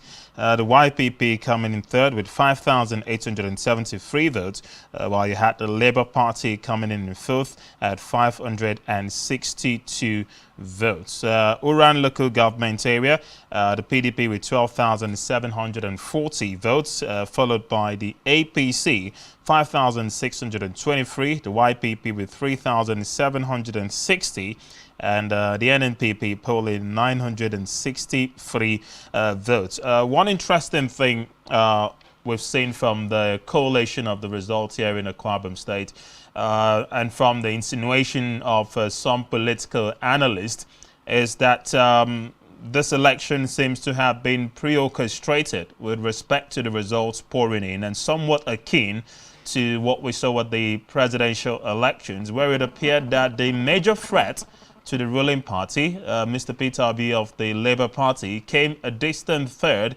behind the PDP and the eventual winners, according to Inec's results, the APC. So replicating that with the gubernatorial elections here in the state could be just part of a higher scheming by the ruling elite to perpetually stay in power. So perhaps keeping the likes of distinguished Senator Bassi Albert, who many had considered prior to this election as the main challenger to the PDP in Akwa Ibom State, finishing somewhat in third. From the projections we are getting, it looks like that could just be the case. Would you agree with the position of those who say that perhaps this is all a pre-orchestrated exercise and not a true reflection of the votes on ground? How would you say that? I wouldn't agree with them that it was an orchestrated thing that was arranged to be announced after the elections. No, I wouldn't think so. I think those parties that went to the field and were ready to win won. You can't be a politician and you're not ready. You're not bringing out the money to invest in what you should invest in. And say, look, let me gather the facts, the evidence on ground. The hard evidence, Peter Obi, for instance, is relying on very hard evidences. And he has gathered a lot. But when you look at what happened in Akwa Ibom State, I think some persons may have some sense of over-bloated confidence that this will be the way I want it. Not minding the fact that anything could happen in a dying minute. So, like I said, don't overrate the governor. The governor is a human being. And the same thing I dare say concerning the candidates, don't overrate them. Some of them overrated themselves and felt that, well, this goodwill I'm hearing of, the wind of this goodwill I am feeling will give me the electoral victory. You convert goodwill to electoral victory. If you cannot, something is wrong. Wouldn't you also say this was the expectation of many, that Nigerians' votes would truly count? So maybe just go back home and rest after casting your votes in the belief that your votes would truly count. Anything other than this buttresses the argument that, yes, the results that are trickling in could be likely doctored. I wouldn't think the results trickling in are doctored. I feel strongly about that. I stand to be corrected. If you're a politician, if you're a farmer, you must have your tools. If you're a politician, you must have the tools. What are the necessary tools apart from having accredited party agents there to monitor the exercise taking place? I have formed the very annoying habit of not advising on television, on radio, on the pages of newspaper. Now the opportunity for them to have had those advice, they left them open and killed the opportunity. So I wouldn't want to cry more than the bereaved. Interesting thoughts indeed from Barrister Clifford Thomas. But thanks for joining us on this segment of today's broadcast. But there's more coming up. Xavier Roberts will be right there in a moment. While, of course, we'll take you back to the Inec Collation Center here in New York to gauge the responses coming in from the Collation and returning officers as far as the Gubernatorial and State Assembly elections in Akwa State is concerned. It's Nigeria Decides 2023, broadcasting live from Spectrum Television here in New York, the Akwa State capital, and for listeners via our sister platforms, Planet Radio 101.1 FM and Thanks You 102.7 FM. You can equally stream live to follow the conversation and leave us a message as well via all our social media platforms. We'd love to read from you. Stay with us. The broadcast continues.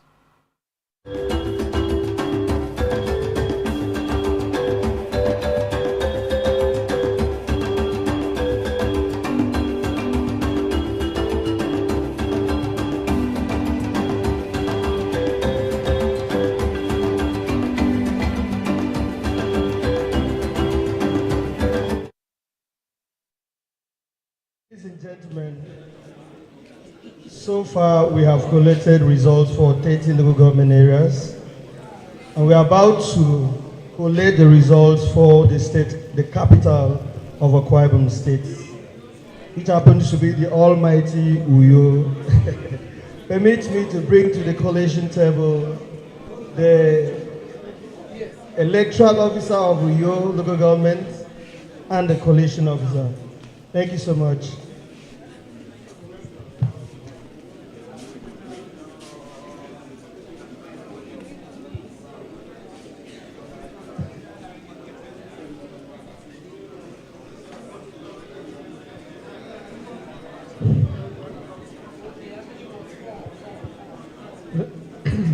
Good afternoon, resident electoral commissioner and members of the head table. My name is Peter Otafu. I am the electoral officer of Uyo local government. Good afternoon, everyone. I plead to stand on existing protocol as I present the result. My name is Dr. Ibom S. Ekaidem. I am the collation officer for Uyo local government area. Beg to sit as the result is being presented. Code, please. The code is 31. Uyo local government area has 11 RX and a total of 243,670. Go back. I will break it down. Do it like others. Number of registered voters is 243676. 243676. Number of accredited voters is 53990. 53990. And votes earned by political parties in the election are as follows. Party A has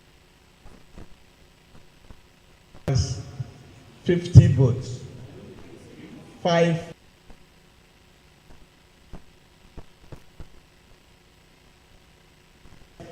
0 5 1 5.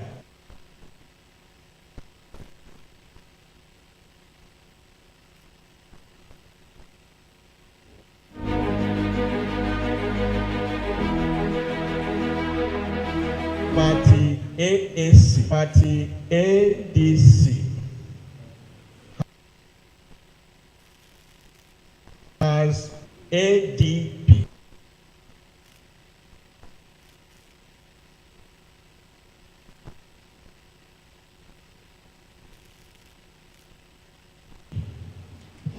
Has 83C.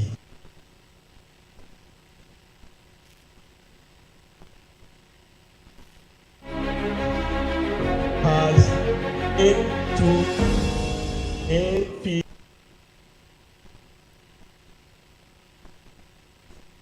EGA has 40 votes, 2 votes, 52.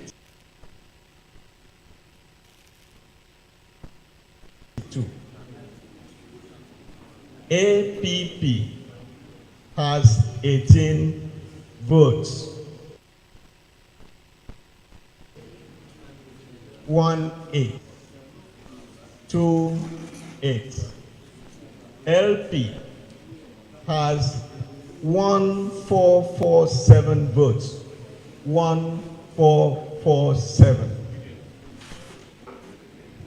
NNPP has 3229 votes, 3229.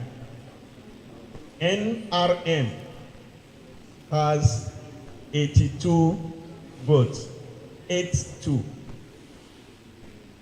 PDP has 25149, 25149 votes. PRP has 22 votes, 22 votes. SDP has 60 votes, 60. YPP has 13810 votes, 13810. ZLP has 55 votes, 55. Total valid vote is 52678. 52678. Rejected votes is 1312. 1312. Total votes cast is 53990. 53990. As has been reported in many local government areas, Uyo was not an exception. We recorded 2 wards of 3 units that election were cancelled. In Ward 6, Unit 003, and of all this, total number of registered voters in the areas where the election were cancelled is 4428. And PVC collected is 3342. Thank you. You're welcome. Come on, submit, please.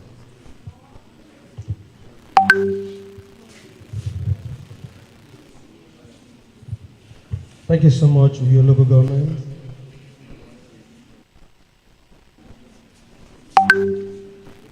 Ladies and gentlemen, we've collated for the 31 local government. I think it's quite, there's a drastic change, drastic improvement, drastic enhancement of the process, and then the drastic and prompt responses on the part of Inec. So I commend Inec in totality.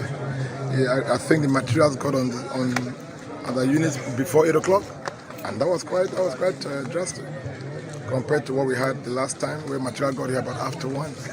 So the state collation officer can also sum up all the data for the declaration. Once again, thank you for staying with us, and thank you for making the atmosphere to be very peaceful.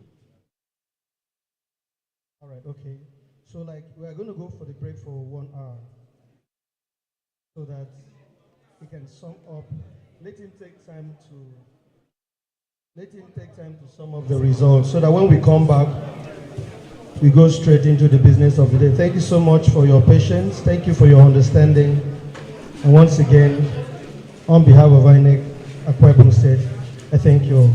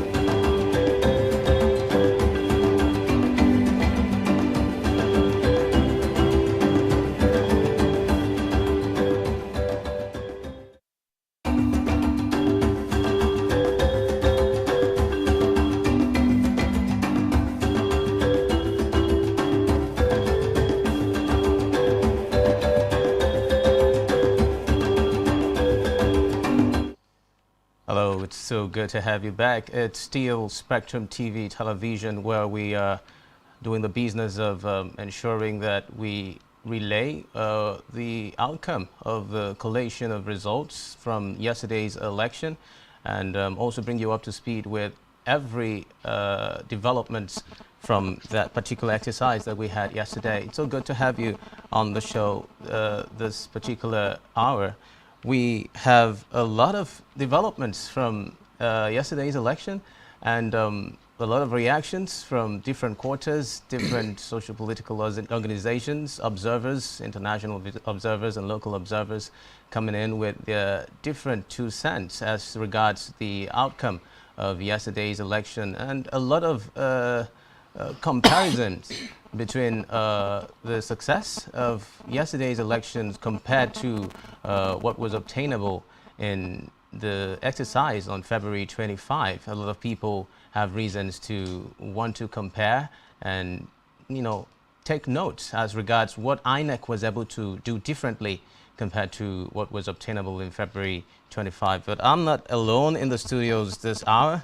I have the privilege of having in the studio there's our Harry Udo. He's the chairman of civil society organizations, and he is right here with us.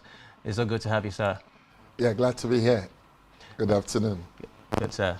So it's quite interesting to know that the elections from yesterday came to a conclusion, and with a lot of reactions from different quarters. What would be your take on the outcome of yesterday's election compared to what was obtainable during the February 25 presidential and National Assembly election, sir? Yeah, thanks. So we saw at some point a marked difference. For instance, materials arrived at the polling units a bit earlier than it did on the 25th of February.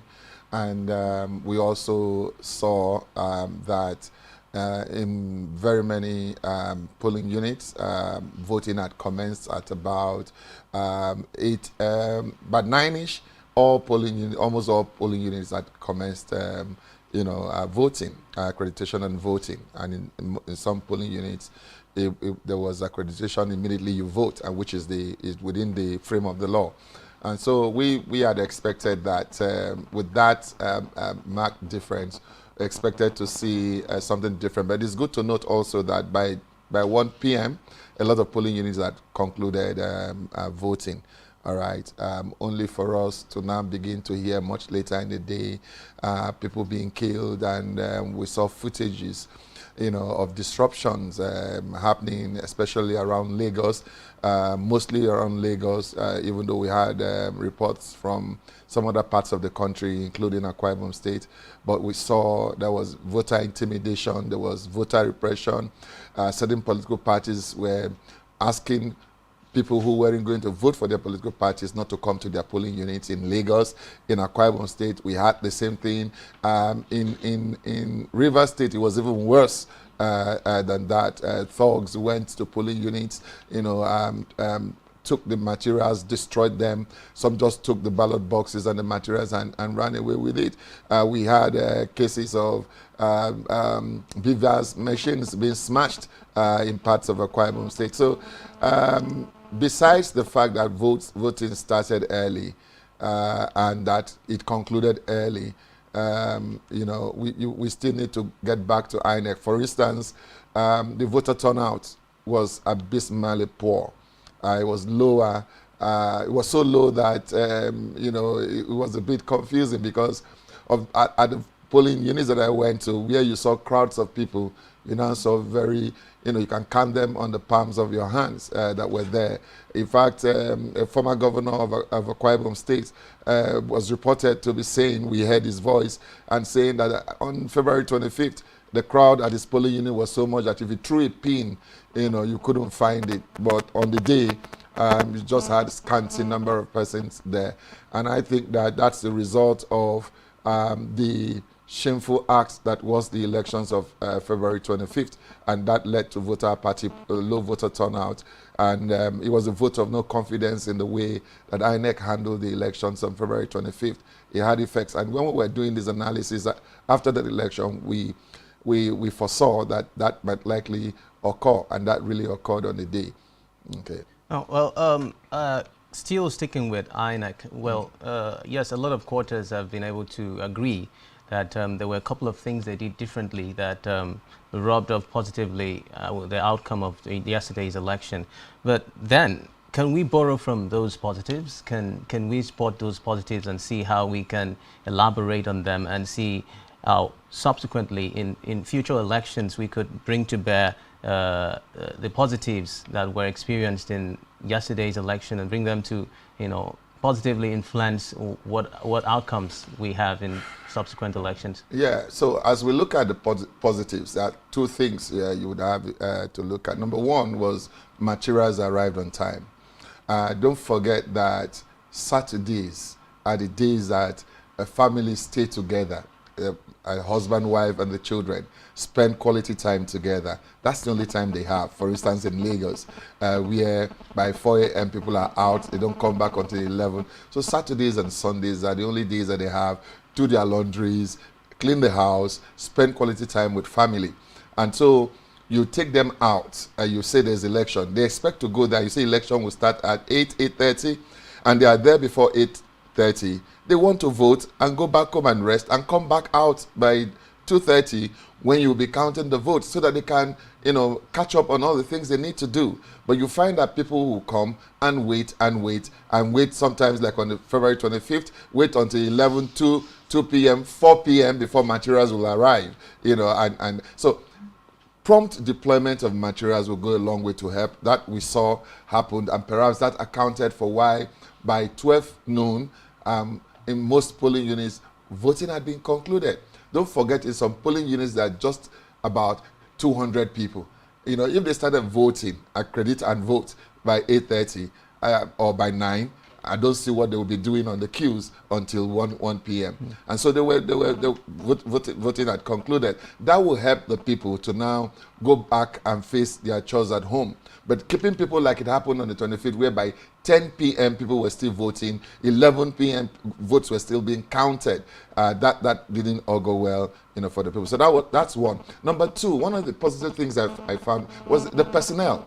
For instance, the first polling unit that I got to, the personnel was about to start. He said, "All of you come close," and then began to say, "Look, this is the sample of the ballot paper. So the one with the red strip is for the governorship. The one with the black strip at the edge is for the House of Assembly." Something we rarely see. Something you rarely see. So don't make a mistake. Number two, rather than use your thumb that leads you to thumb print in two places, use your forefinger, just touch the pad a bit and then vote, so that you don't nullify your vote. And that's the reason on the 25th many of your votes got nullified, because of the thumb that you used. And so for you to vote for your candidate, be sure to vote properly. And that's what he did. I was quite enthused, and somebody said, "Where's the result sheet?" He said, "Don't worry." He went, brought the result sheet, showed it with the cover, and opened it and showed there's nothing written. He took the beavers and showed them it is 0 written there. Nobody has been accredited, as you can see. All right. And then he said, "We have ballot papers. This unit, we have 750 people. We have ballot papers for 750 people here." I mean, that transparency, that sense of being accountable to the people, for the boost confidence in the people on that polling unit. And that's the kind of thing you want to see. The problems we've had, you saw the footage of a young girl in Lagos, for whose future we are here making analysis, making punditries, and trying to sway policies that would better the future, saying, "I am not going to upload this result when it is done, so if you don't want to vote, go home." The personnel is very important. The recruitment process for who becomes the ad hoc staff. And in fact, I think that young lady should be looked for, and be made to face the consequences. Because we've been saying here that in the absence of consequence mechanisms, you will find impunity, the effrontery of people to engage in anomalies, because that's an abnormal behavior. The laws of the land as regards election, as enshrined in the Electoral Act 2022, is quite clear. All right, the Inec will tell you how to put out the result, and the Inec says, get everyone to sign the result sheet, then upload it using the beavers to the IREF. And then allow people to snap the result sheets at the polling units. And you were saying you are not going to upload if you don't want to vote. Go. So so personnel is very important. The training of the personnel, and finding the background of the personnel that I know it can be tough when you want to do that at short notice. But you see, if you have 4 years to plan for a major election, you should be able to do that, because those are the key things. So what stood out in most polling units was that the personnel were quite capable and they handled their polling units well, and you will find that things went on smoothly. But when you find where the personnel, is already offering themselves up to be bought by politicians, they'll be bought. And like that young lady that we're talking about, had the effrontery to stand and was waving the results sheet. I said, we are not going to upload. If you don't like that, go back to your home.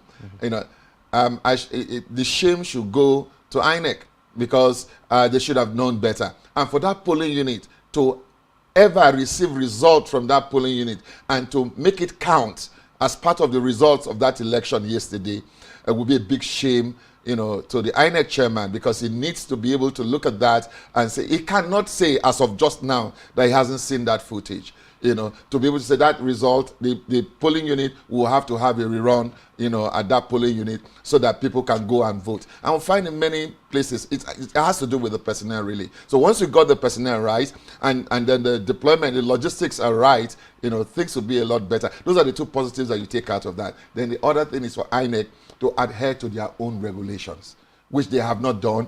Even in this election of yesterday, of March 18th, they have not done so. They have not followed.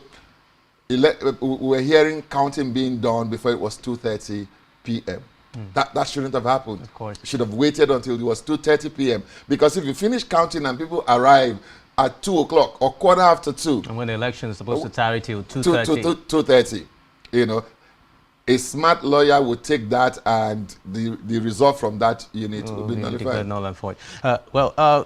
If you're still tuned on to us, this is still Spectrum TV, Nigeria Decides Studio, and we have feelers from the Collation Center at Udoma, where we understand that 31 local government areas have already been collated, and currently the Collation Center is on a 1-hour break.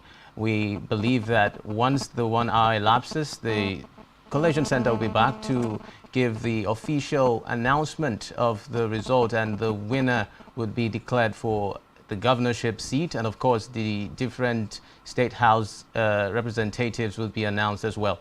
Well, we are still playing host to the civil society organization CSO chairman, Harry Udo, who have been trying to make sense of the developments arising from the elections in Nigeria, from the ones from the February 25 and of course yesterday, March 18. Well, Mr. Harry, can we say that, coming back to Akwa Ibom now, can we say that the issue of structure that has become a very big talk in our state has been able to play a huge part in the outcome of yesterday's election? Because we don't seem to get that. We obviously hoped that there will be a keen contest, but from the results that are trickling in, it doesn't seem to be so. It doesn't seem to represent what was expected, what was going to be the outcome of the elections in the minds of people. Well, I don't know what structure is. Structure would have to do with people on the ground who support particular candidates or support particular parties. And so when you look at that, you would say, for instance, that the PDP, yes, had structure, the APC had structure, the YPP had structure. At least these three frontline political parties had structure. If you consider by my definition just now that structure is about the people. But when you find where it seems like extraneous forces came to play, where people were, deterred from voting, people were intimidated, and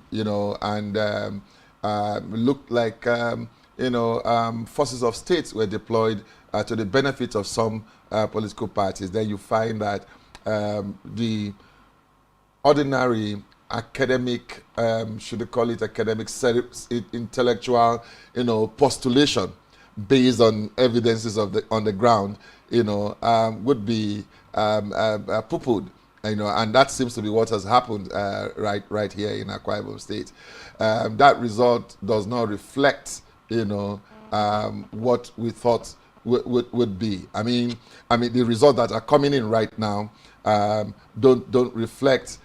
For instance, you know, you would expect, even though I'm also thinking, yeah, and I need to bring that in, a lot of other dynamics came to play here. So if you take a synodom, for instance, you'd expect that the APC should clear a synodom, isn't it?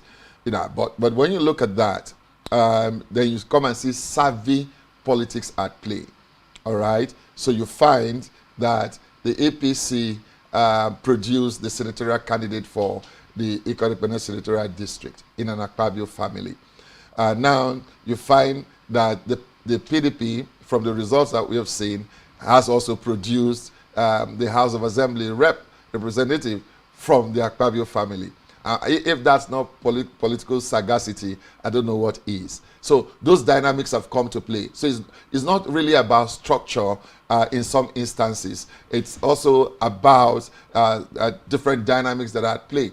And mind you, people also are now looking at individuals and not parties per se, you know. But also there are underground rumors about, you know, Operation Deliver Your Unit and stuff like that, and the kinds of things that went around, you know, in the night before the election morning that swayed voters in particular direction. So you can't rule those kinds of things out, really. All right. So and those are the kinds of things under normal circumstances, in normal situations. Looking at the outplay, you would have thought that the YPP will pull out a very strong showing. The APC will pull out a very strong showing. But some of the results I've seen, you know, a particular party at 18,000 plus the PDP, and then you find APC and lingering somewhere behind second and third. You know, I don't want to think that that's a true reflection of the voting that took place. I don't want to think that, even where we may not have anything against whoever is declared the winner, but that is not a reflection of the voting on the day. And this is something that we need to engage in, you know, going forward, even after the elections. We need to begin to talk about that. We need to ensure that truly the will and intent of the people count when we come to times like this. Okay, still dwelling in Akwa Ibom State and the outcome of yesterday's election, do you in any way think that the issue, the poverty factor, has been able to sway the will of voters and the electorates to a particular, you know, wind of political dispensation, especially when you look at the fact that the economic situation in Nigeria generally is nothing to write home about, if we must put it bluntly. A lot of people are going through myriads of issues on a daily basis. Do you think that the factor of hunger has been able to influence people's decisions? And when do you think we would ever have an electoral process where people truly stand by what they believe in and don't get swayed into, you know, doing things that are not a true reflection of what the political dispensation should be? Yeah. So I agree. Hunger, which has been weaponized, and ignorance combined to sway those who voted in particular ways in that particular way. I had a conversation with someone in church today, and I said, "Did you vote?" And she said, "No, even though I went to the polling unit." So why didn't you vote? Well, I was expecting that somebody would buy my vote, and nobody bought my vote, so I took my vote back home. Now, I couldn't further the discussion with the lady because for me, you know, it would take another 2 years to be able to educate that kind of person, you know, on the need, you know, to, you know, perform her civic responsibility, and the fact that her not voting one way or the other contributes to the poor governance that we've been experiencing in the last 20-something years of our democracy. And so hunger and ignorance, crass ignorance, you know, is contributory. Now, the leaders, the people in power, the people in government have weaponized poverty. So when, for instance, in the night we had Operation Deliver Your Unit and some sumptuous amount of money was shared per ward, you know, and you take 329 wards and you got that kind of money going, this is the money that could have been sequestered in 2-3 banks and ask that if you have entrepreneurial ideas, go verify those ideas and access the fund and run your businesses. But it would seem that these guys don't want people to run businesses. These businesses that when they run will contribute to the prosperity of the state because they will pay taxes. They will employ people, who would be able to spend money in the economy of the state and boost the economy of the state. You find you keep it to use it to grab onto power. I don't. How wicked can people be? How wicked can a man be? If you had that kind of money to throw around for that, why didn't you use it to help the people? But these guys who are ignorant, not knowing that that is their future that they are consuming in one night, all right, would rush and say, oh, I've gotten 5K, I've gotten 10K, all right, and so I'm going to go vote. So that for the next 4 years, that's the 10K that will pay your children's school fees. That's the 10K that will feed your wife and your children. That's the 10K that will pay your house rent. That's the 10K that will transport you from here to there. That's the 10K that will pay electricity bill. That's the 10K that will buy fuel for your power generating set. If you have one, I better pass my neighbor. But you need to have that fuel to run it. All right, that's the 10K. So ignorance more than the hunger that has been weaponized is a major factor to sway people in directions that they shouldn't ordinarily be swaying to. So that's just it. Well, that brings us to the different manifestos that we were privy to from the different candidates that came out to front their desires to occupy our gubernatorial seats. Do you think that these manifestos are up to par? I don't know if you had a minute to give your 2 cents on the happy hour trend that has, bestrided our airwaves, especially the social media. I had a moment of reflection on the comments that was made that day, and I've seen people making different postulations as regards that comment in terms of how it affects the people and the triviality of the whole situation. Some people are trying to justify that, oh, there's nothing wrong with the statement, and some people are saying, no, it's a no-no. It's not even supposed to come in when there are very serious issues that are supposed to be treated. What would be your take on the issue of manifestos and things that are supposed to be done, specifically by office seekers, to really impact on the lives of people whom they seek to govern? You see, sometimes, most times, our politics throws up unprepared people for the office. Because if people are prepared, take Mark Zuckerberg. The story about Mark Zuckerberg is that he was discovered at the kindergarten, and seen to have exceptional mind, and was groomed and was set aside with other such minded pupils, and trained. And that's why, at 24, he became a billionaire. All right. So we need to begin to groom our leaders, not just pick on anyone that we see. I haven't said that. I have a high respect for Mr. Omoino. I've said it, on air, that I think when you come to the issues of hotel management and probably tourism, if you stretch that, that is one of the best minds around on that. Okay, I lived in his hotel for 3 months when I first came into Akwa Ibom, and I saw firsthand what he did. I think he had some of the most professional staff that I've seen, and I've lived my life since that 2002. You could say I live 6 months of the year in hotels because of the work that I do and the travels that we do.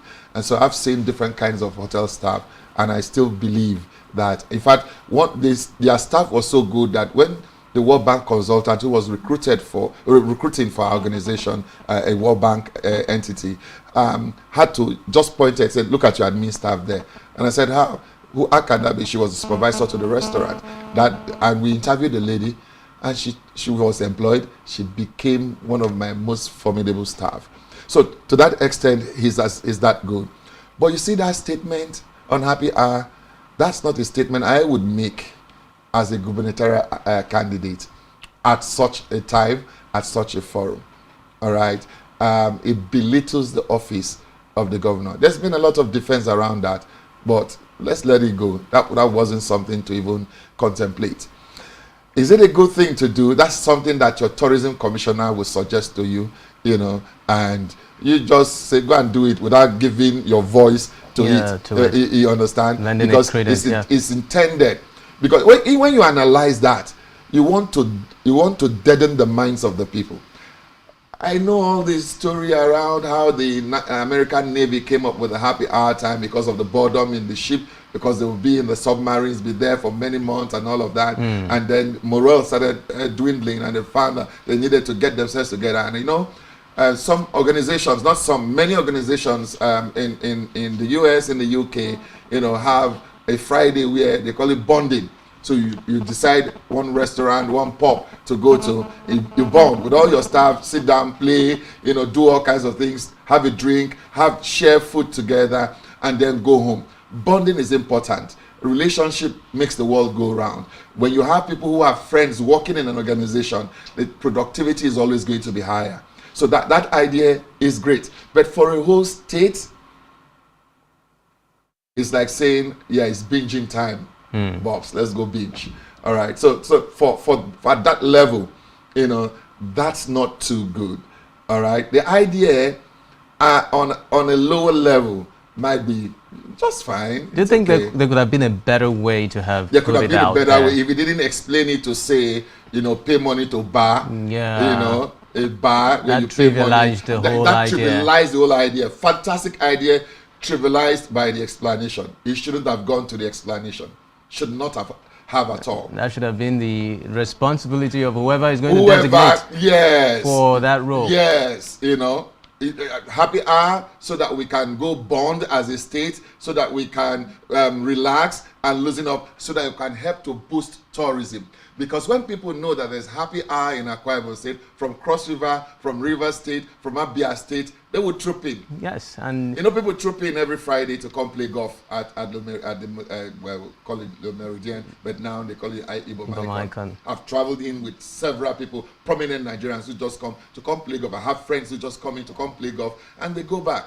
So that could have been that's because that hotel is there, and that golf course is about one of the best in the country. As a state, we are not maximizing that. There should be golfing competitions. So those are the kinds of things he would do to boost tourism in the state. Yes. And we have enough potential in this state for tourism. This state government has not scratched the tourism potential of this state. They haven't. They haven't touched it at all. Good thing, you talked about manifestos. So it's a good thing to see in the manifesto of Umoeno that he said 3 things. So many things, areas to look at, but he's going to be focusing on 3. Human capacity development, agriculture, tourism. Do you know what? I agree with the 3 ideas totally. But when you look through the manifesto, you wouldn't find strategic itemization of what you're going to do with those 3 things. In fact, in all of that manifesto, there's nothing about human capacity development. Because these are all supposed to be in the sub-regions yes, of what you elaborate it so that somebody reading it will say, this is the guy I'm going to go to. And so one of the things we're going to say, assuming he emerges the winner of this election, we're going to ask him to go back to that document, you know, and turn it to a strategic document. You know, looking at the context and then looking at the strategies for achieving that. It needs to do that. That manifesto, I reviewed it here. I got calls that I was supporting another party, and I was thinking, what was that about? I don't have capacity to support any party. I was presented with manifestos to analyze on Planet FM. I did that, you know, objectively. And if they are honest to themselves, it was great for graphics. But in terms of what a manifesto should be, there were other manifestos that were better. Well, still dwelling on manifestos, I believe that it has been the trend in subsequent administrations and the different administrations that we've had that leaders tend to not truly execute the dictates of their manifestos to the latter. It's sweet to reel out all the things you plan to do and all the plans that you have for the people, but truly in terms of actualizing those things, those bulletins that you've put out there, to what extent have these men been able to actualize the blueprints that they put out there and convince the people to cast their votes for them? To what extent have they been able to implement these things? And what encouraging words, what instructive words would you put out there to whoever is going to emerge in terms of continuing projects that have been already kick-started? Look at, like, for instance, the road that links to Spectrum TV, Tangsio FM, and of course Planet FM. It's been there over and over again. About 12 years now. Yes, we keep getting promises and all that. It's even in this particular, I must give it to the Governor Dom Emmanuel. It's in this particular administration that we've been able to have this level of work done, even though it is still not complete, and we're still hoping. He promises that it's going to be actualized. So to what extent can projects that have already been kick-started by previous administrations be completed? How do we make these leaders understand the importance of what they say? It is not enough to come out, make promises, and then at the end of the day, actualizing them, implementing them becomes a problem. Yeah, so I told you about preparation. People running for such offices should be prepared. And part of that preparation is not just about being schooled, but it's about the convictions in your heart of what is wrong in the state, the motivation for your running for that office. What's motivating you, all right? I was privileged to be part of those that crafted a manifesto for someone who wanted to run.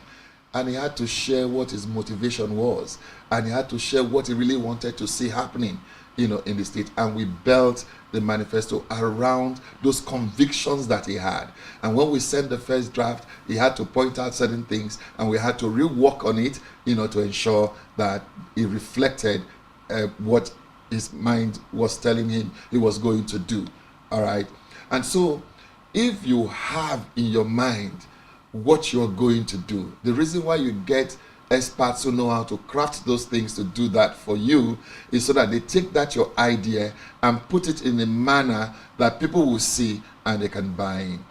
And so you will find that such manifestos will be succinct enough. If you look at the Labour Party presidential candidate's manifesto, you will see a manifesto of somebody who understands what the problem is and what he wants to do about it. The strategies are there and how he's going to go about that. All right. So, and the tactics to achieve that. So you find that, so that's why, because they just feel, I got the clout, I got the support of the person in power, I think I can run, and the person says, okay, now you come and run, because you've shown enough loyalty and stuff. And so he runs, and then they get people to write manifesto for them. And so they don't own the manifesto. Take, for instance, the current government, when they came in 2015. He was talking about during campaign the 5-point agenda, the 5-point agenda. The first budget that the government got the chance to now run their own budget, the 2016 budget, it didn't reflect anything about the 5-point agenda anymore. You get the point? Yeah. That because, and the argument will be, oh, what I promise and what is on the ground is different. But if you actually understood the problem, then what you promised should have been able to align with the problem and be solutions to the problems that you had seen. And so when you got into office, probably we'll be talking about the difficulty in doing it, not that you jettison everything that you said you were going to do. So oftentimes they don't own, what has been put out for them as manifestos. And so because they don't own it, it wasn't even their idea. So when they get to office, they have another thing in mind, and they want to pursue that. And that's why you find those promises failing every time. And that's why we say campaigns shouldn't be about whoa, whoa, whoa, whoa. No, that's not. It should be telling you, if you come to local government area, for instance, all right, you should be telling me how you're going to develop the tourism potential in the local government area. You should be telling me how you are going to maximize the topography of the local government area, which has not been touched at all. One of the most beautiful topographies in this state is in the local government area. It is not being harnessed. We travel to Europe and we go to places, You know, when you get to Torino, you see Juventus footballers living on the mountain, and they've constructed roads up there for them to live. And it all adds to the beauty of Turin. And people go there to go see those places, to see where the footballers live and all of that. All right. So we have not maximized. You know, there's in Cape Town a place they call the Table Mountain. You stand there and you see Cape Town like a plate in front of you. You know, there's a place in it you stand and you see the water there. We have not maximized. You want to tell me how you do that? All right. You want to tell me, for instance, you know, that you will go to Ikodobasi and reinvent the first colonial Nigeria's office. It's there in Ikodobasi and it's gone really tatters. You want to tell Ikodobasi people how you're going to do that to attract tourism, to attract development, to ensure growth for the citizens of the state. But you go there and say, Ikodobasi, no, Ibom, you know, Ibom, whoa, and you step away. That's what happens. It tells you, you should tell the people that this guy has nothing, you know, to say to you. You had the case of the woman who came out to say that he asked the presidential candidate of the APC, who is now the president-elect, and said, what do you have for the North? And he said, I don't have anything for the North. You just go vote for me. Most of the politicians are like that. They have nothing in their heads, and then they will now go look. Who voted for me? All right, I'll give an appointment there. I'll look for the big person that I give contract. Go and sort your people. I've settled you for your people. And eventually they get to victimize those ones that did not cast votes for them. Cast the votes for them. And then you have this vicious cycle continuing. And that's why you would have violence, you know, happening at the polling units. You have this intimidation. You have voter repression. You have people buying up Inec just so that they can have their way, you know, because they want to maintain what they already got. But I believe that Nigeria needs to find a time to move away from this. Otherwise, you know, we are just on the precipice, you know, to collapse. Now, still dwelling on the developments in our state, especially as regards the outcome of yesterday's election. To what extent do you think this factor of successorship is going to augur well with our state? Because we've seen successive administrations that come in. It always seems as if there is a rule that, oh, if you're leaving office, you are supposed to have somebody that you anoint, and the person is supposed to come in and take over from you. Why do these politicians feel that it is compulsory to have somebody you said, this is the person that is taking over from me? And to what extent do you think that the electorates are going to let this continue? Because I believe that they are the ones that have the final say. And usually, we've seen it subsequent on different occasions that their will eventually materialize. They say, this is the person we want, and it materializes. Do you think that this would continue? Well, I hope that we'll get to the point where that stops, all right? There's nothing wrong. I think the mark of a leader is being able to groom leaders after them. And underline the word groom. When Obama was going to leave office, his support was for Mrs. Clinton. Excuse me. His support was for Mrs. Clinton, right? Now, and he supported her, campaigned for her, but Trump eventually won that election. No diehard about that, all right? So there's nothing wrong in leaders having someone they can support. But when you are the governor of a state, for instance, or the president of the country, and that's why I like what Buhari did, whether he supported Tinubu tacitly, you know, behind, you know, that's for you to go and find out. But outrightly, he said, I don't have any candidates. Anybody who emerges, I will hand over to. And during the primaries, the same thing. He had the opportunity to say, look, I want to see Banjo to take after me. So that's the mark of leadership. Understanding that everybody, you know, has the qualification. It can be the president. All right. So when you do that, you allow for things to evolve themselves. You could support the person you want to support, but not to say, you know, this is the person, and then you engage in argumentum, you know, ad vericondiam, a fallacy of appeal to authority. You know, for instance, saying God says this is the one. You know. So God, the other people don't know God. Is that what you're saying? You know, so not to engage in such fallacies, but to find a way of supporting the person that you support in a way that does not show that you favor. Because as a governor, you are the governor of the APC, governor of the PDP, governor of the YPP, governor of the AD, AP, NNPP, whatever party that there is in that state. And so any of the persons can come and continue with the work that you have done. All right, and take what you have done to the next level. It's not compulsory that you must bring somebody on, but let's look at the history of those who have brought out people. Look at Obi supporting Obiano. A few months after, Obiano tried to rubbish Obi, even said he didn't find any money, in the till of coffers. The man had to go to the court to swear an affidavit and provide documentation of the money he left behind. So it's actually apparent that these relationships don't eventually go well. They don't last. Look at the current governor of the state and his predecessor.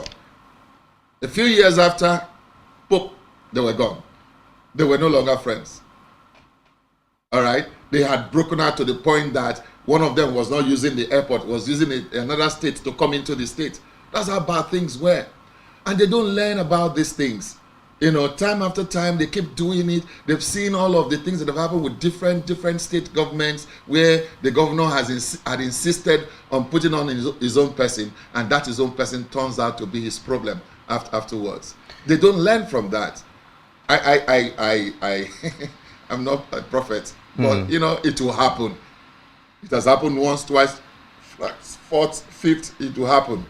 Well, Mr. Harry Udo, we will take a short break, but when we come back, I would like us to have a chat on our judicial system, especially with the different litigations that arose from the 25 February elections.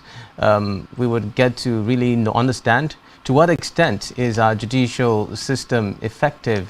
Has it really lived up to that dogma that it is the resort of the common man?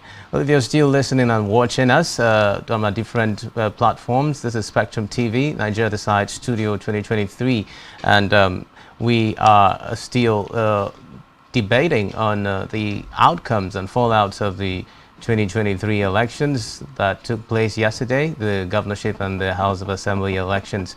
We will take a short break, and when we're back, we have more for you.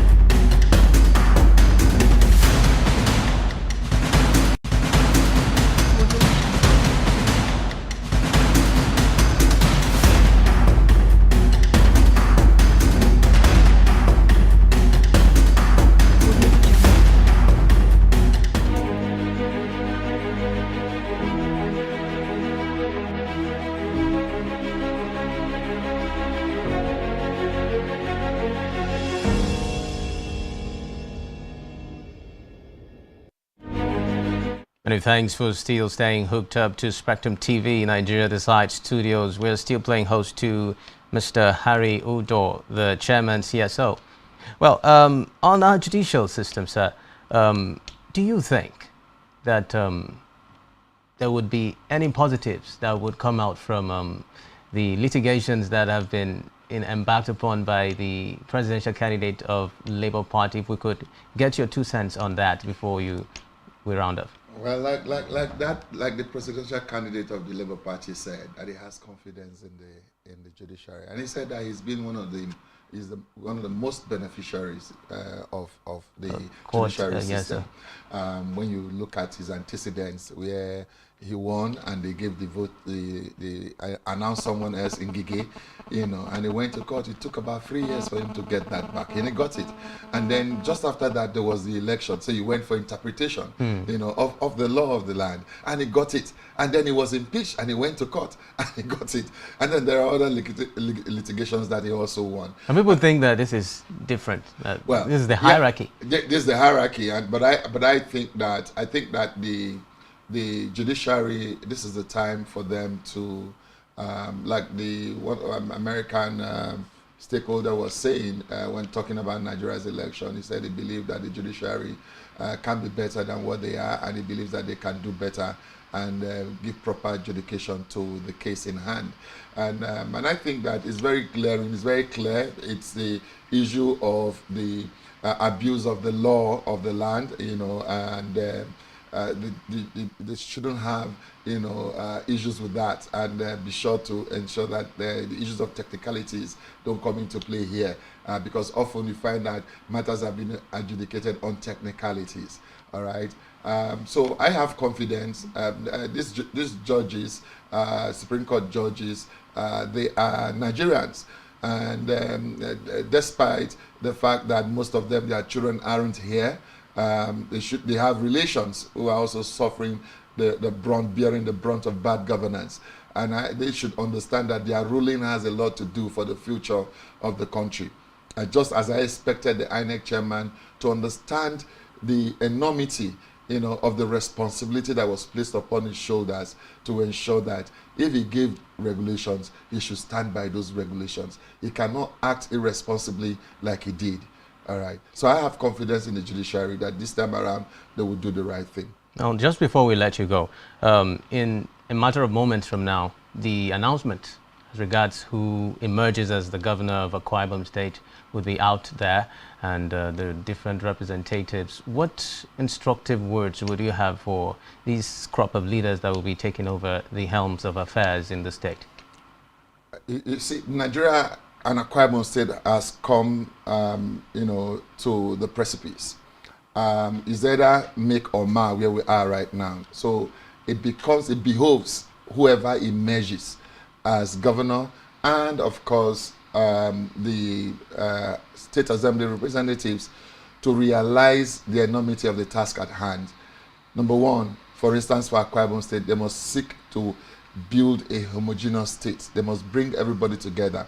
Gone are the days when a particular party wins an election and the governor becomes the governor of that particular party. You must realize that when you are governor of the entire state. If you're a president of the entire country. And so you must come up with policies and programs that would be beneficial. If some persons didn't vote for you this time around, by your benevolence of ensuring that their needs are met, roads, water, electricity, and economic growth, it might sway them to vote for you next time, and you may not need to spend money, on what do they called it, whether watch night or something. You don't need to do that anymore. Yeah. You don't need to do any operation, deliver your unit, because you have touched people, yes, and they are really going to vote for you. So they must take responsibility for taking this state, to the height that it should be, and they have to be responsive to the yearnings and aspirations of the people, be transparent, be accountable to the people. These things endear the people to you.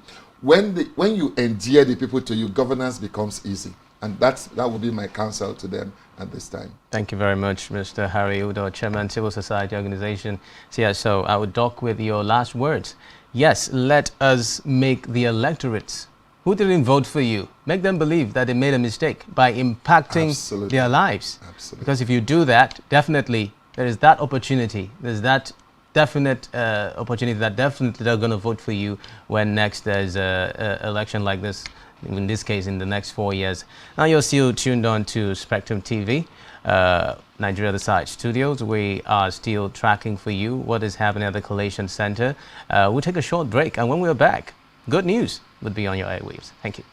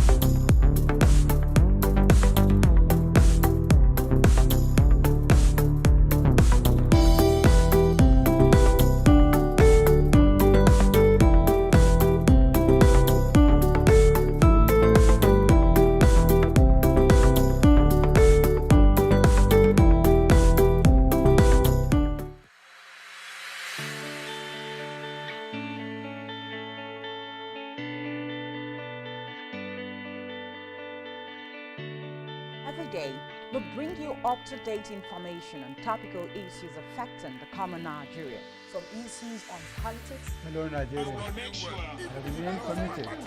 Security.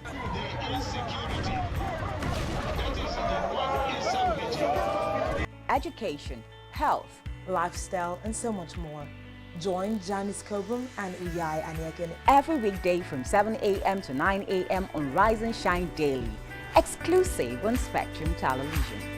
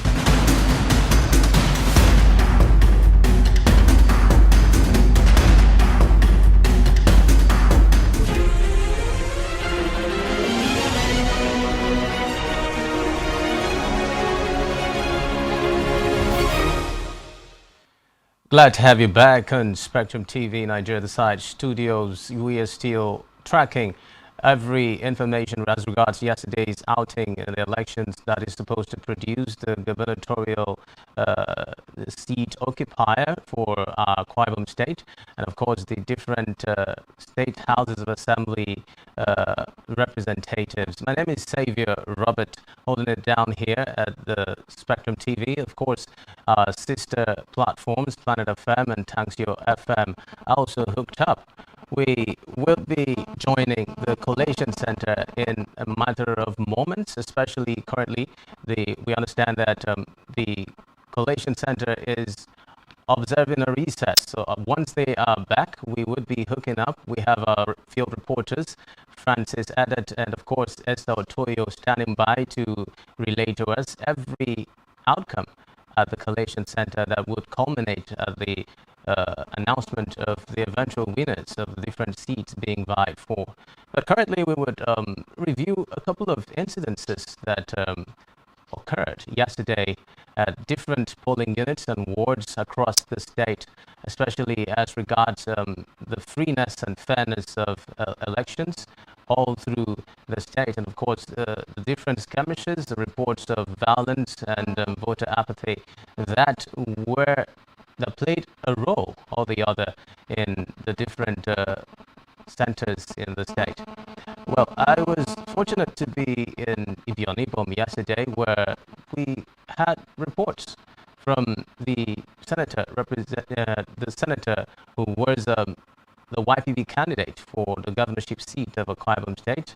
Yes, of course, he was, according to him, the turnout of electorates was quite impressive, but then he was of the opinion that the skirmishes, which culminated in the death of 3 persons allegedly killed by security operatives, were not a welcome development.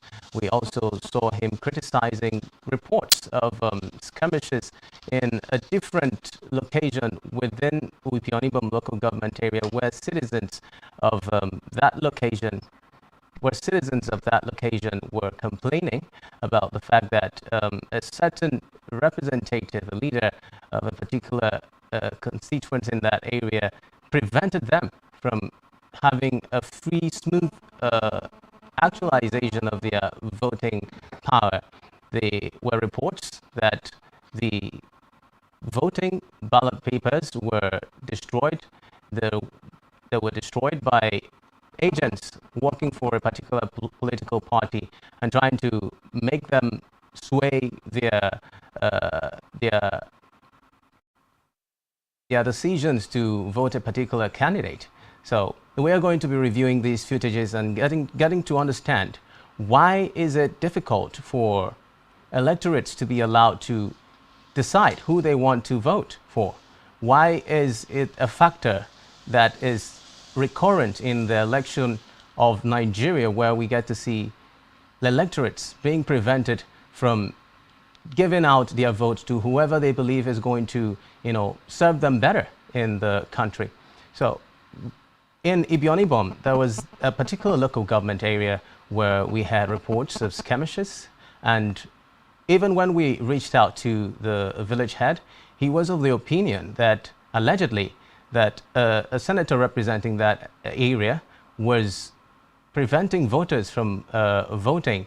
We cannot substantiate these claims at the moment, but we are going to try as much as possible to reach out to the different quarters concerned and get feelers as regards the true nature of these allegations against different quarters in the state. Well, we are going to also be reviewing different issues as regards the electoral process in Inequality local government area. We also had the privilege of making our trip to the center where the senator-elect for Inequality Senatorial District, Senator Godswill Obodokpabio, was available to cast his vote. And there were reports of calm, although he was of the opinion that It wasn't a reflection of what was happening in different other locations. According to him, a Temekwo center had skirmishes and issues of voter apathy where people were denied their franchise and they had to, go through one problem or the other. Now, but one thing we got out from him that was very instructive was the fact that it is important that our electoral process be, put up to par where Nigerians can eventually have that free will to really discharge their franchise and choose their leaders without fear or favor of whoever is eventually going to emerge. And that brings us to the issue of godfatherism in Nigeria, especially in Akwa Ibom State. To what extent has these trends influenced the outcomes of elections in our state? To what extent do we think that this would go on? And how are Akwa Ibomites going to be able to select their chosen leaders to take up roles of leadership when certain powers that be tend to always influence the processes that would lead to the election of leaders? And to a large extent, these occurrences have a way of swaying voters and keeping them completely discouraged from wanting to be part of the electoral process. We can borrow leave from the occurrences in the 25th of February, where we had huge turnouts at the election, and compared to what happened yesterday, a lot of quarters and observers have noticed that the turnout in yesterday's election cannot be compared to what was obtainable during the February 25 elections, where we had the presidential elections and of course the National Assembly representatives were selected. A lot of gap as regards the turnout of voters was witnessed in that particular dispensation. But then we also want to believe that a lot of irregularities that occurred on the February 25 elections had a way of negatively influencing the turnout of voters. Even the senator-elect for Inequality Senatorial District was of the view that, yes, the turnout during the 25th February election was really massive, that if you were to drop a pin, it would not get to the ground. Yes, that's the level of turnout that we had for February 25. But comparing that to what was obtainable yesterday, we could say that it wasn't a true reflection. Perhaps the electorates were discouraged. Perhaps they had hesitations. Perhaps they were not satisfied with the realities that came out to be during the 25th February elections. And these are some of the issues that we are going to be, deliberating on. We also saw situations where the governor of Akwa Ibom State, after casting his vote, gave instructive words as regards the outcome of the elections, calling for peace, for calm, and making sure that people are in line with whatever is going to be the turnout of the exercise, the whole exercise. So we believe that at the end of the whole process, we are hoping that whoever eventually emerges the leader of whatever area, be it the state and be it at the local government levels, or representatives of state houses of assembly, you would naturally be guided to actualize the dictates of your blueprints, actualize your manifestos, and see to it that the promises you've made to your people actually come to bear. Because these are the things that make the people think that, oh, we have been taken for a ride. Our votes have been misused. They lose confidence in the people that they cast their votes for, because eventually their will, hopes, and aspirations for the outcome of the elections is dashed eventually, because the leaders whom they hoped would do one thing or the other for them at the end of the day, fail to actualize these things. So we are really hoping that as the next crop of leaders in the state are announced, that the will of the people would ultimately be realized. And we are hoping that different quarters who definitely in a democracy, we understand that there's always going to be the losers and the winners.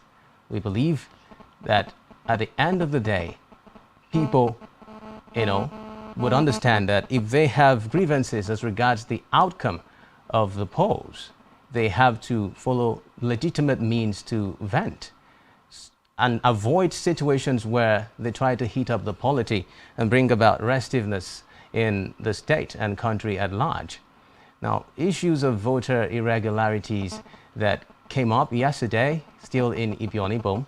We have footages on our screens right now where ballot papers were set on fire, and the people, according to them, were denied their franchise. According to them, the voting and accreditation were going on simultaneously. But in a matter of moments, miscreants from nowhere came in and disrupted the whole process, which led to the votes of that area, being nullified. And the electorates are calling for a cancellation of voting in Ikot Nya Ididep in Ibom local government area. According to them, the processes that were laid down by Inec were completely not followed, and the people were denied their franchise. Now, we look at the situation that played out in Ididep and we begin to wonder, is this truly the democracy that we hoped for? How did we get to this point where certain persons feel they can take laws into their hands and destroy ballot boxes, chasing legitimate Nigerians who are going about their legitimate duties to the country, preventing them from casting their votes and making their voices heard through the ballot, which is supposed to be what the democracy is all about? We would be looking at all these issues developing and getting to make sense of them all and finding out why it should be so.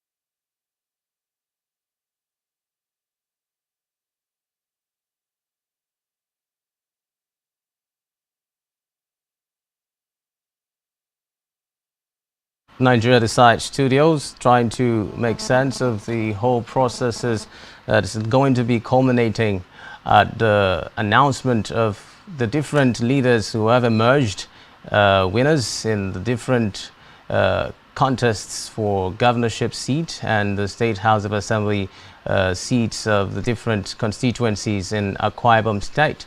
We have feelers from the Collation Center.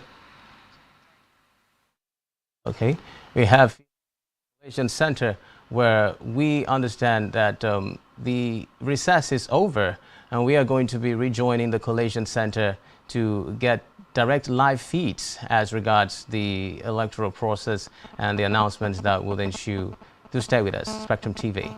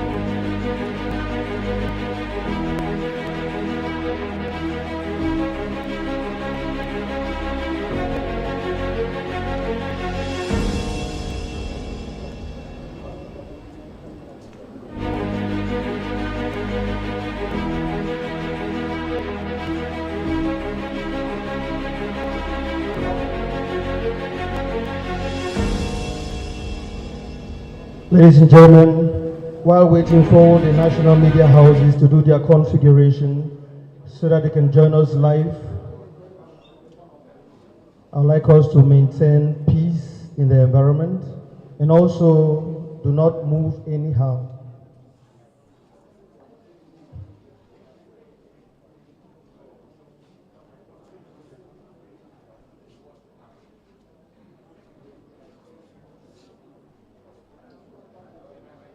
Please, the media houses, once you're done, you let us know so that we can go live.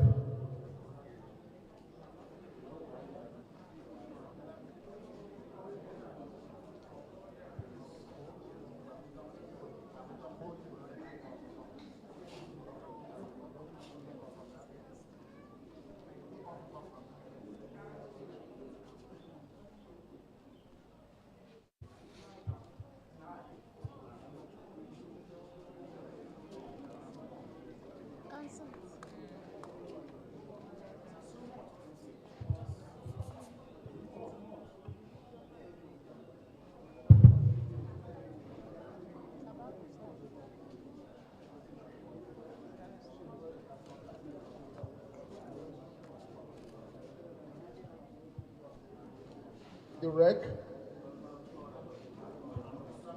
Audience in the house, please.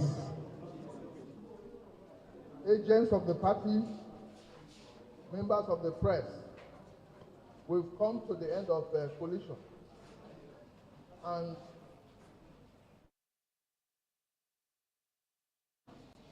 first of all, I will introduce myself. My name is Professor Emmanuel Akwa Adigio, Vice Chancellor, Nigeria Maritime University, Okerenkoko in Delta State.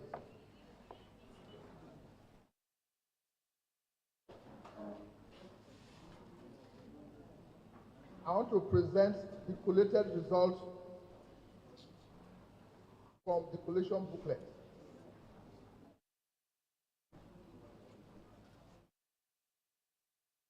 We have 31 local governments that submitted the collation for our collation here.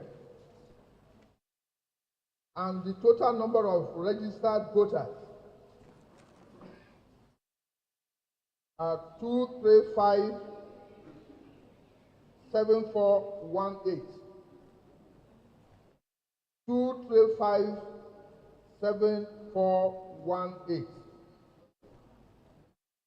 Number of accredited voters, 657,959.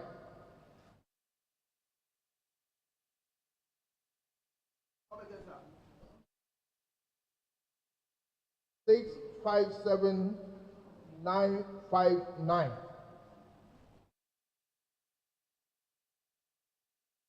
The following are the voters for each party.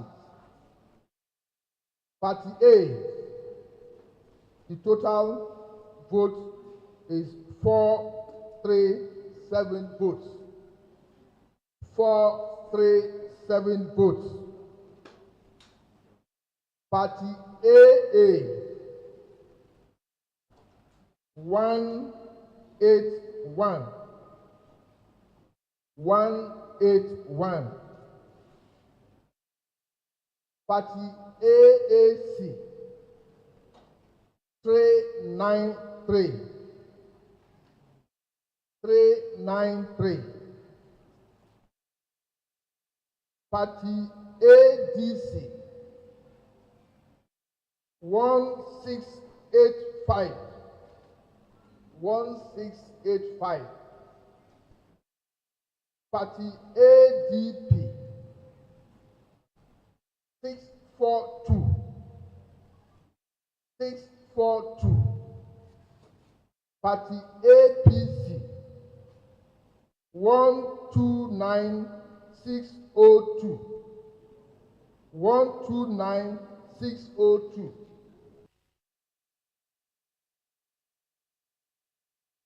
Party APGA, 311. 311. Party APM 381. 381. Party APP 121. 121. Party BP 141. 141. Party LP NNPP 12509. 12509. Party NRM 861. 861. Party PDP 354 348. 354 348. Party PRP 288. 288. Party SDP 442. 442. Party YPP 136 262. 136 262. Party ZLP 728. 728. The total valid votes 644,030,080. 644,080. Rejected votes 12342. 12342. Total votes cast 656,422. Signed by Professor Emmanuel M. Adigio. Thank you.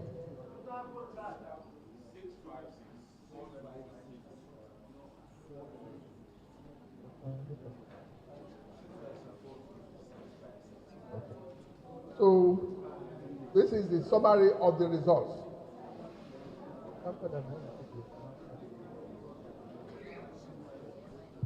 So now, I think the party agents will come and sign first.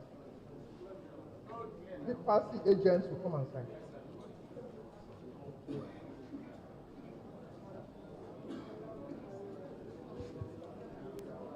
The party agents, please, come out and sign. Please, the party agents, come forward and sign so we can proceed.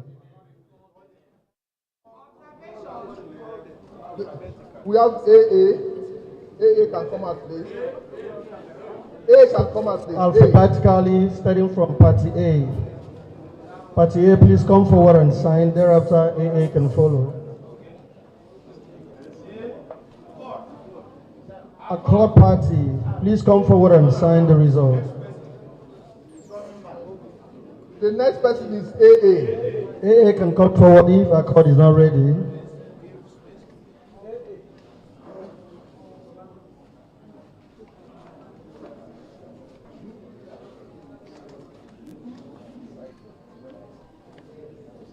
All right, the next is going to be AAC.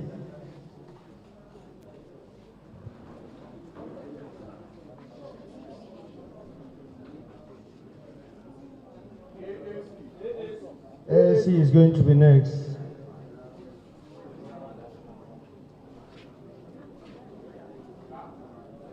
AAC.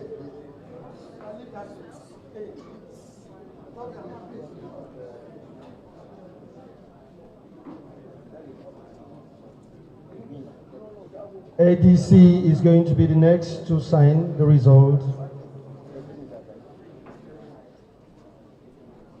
Party ADC.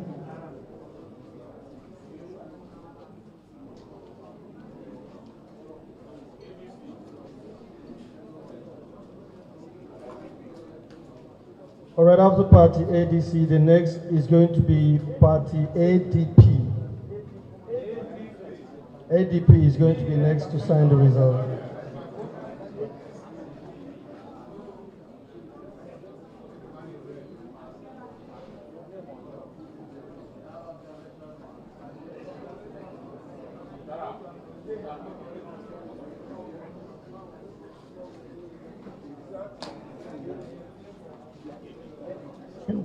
Can party agent for APC get set to be the next in line?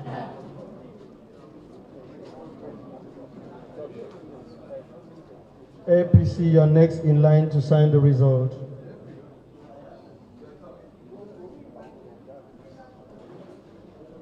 APC, please. And then after APC is going to be ABGA.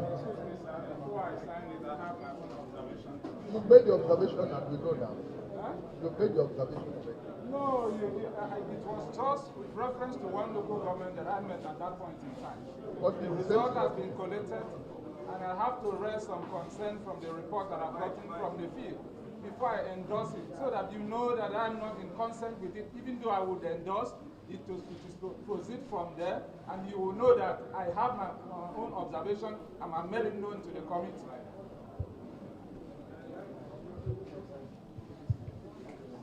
Right.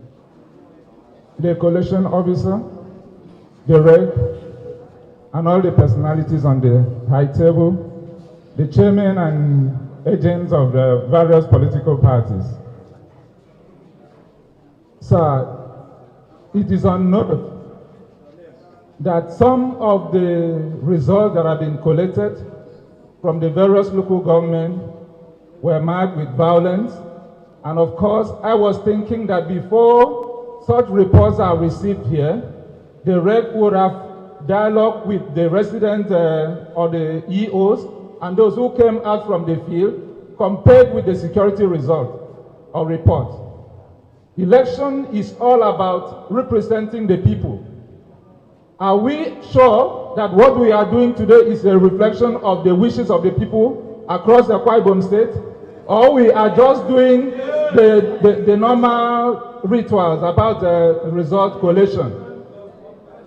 Sir, I am not in consent with whatsoever has been done, because there are pockets of, not pockets, mass destruction of electoral materials, and the result has been collected and submitted. We should call for cancellation. So I am not in consent with it. My name is Honorable Beribeko, the agent for APC, Akwa Ibom State.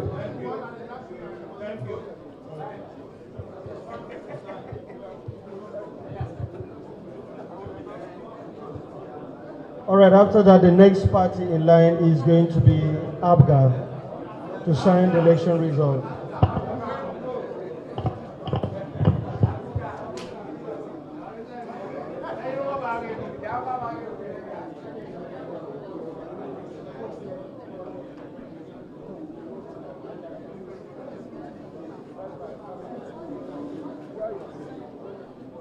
Don't sign on that.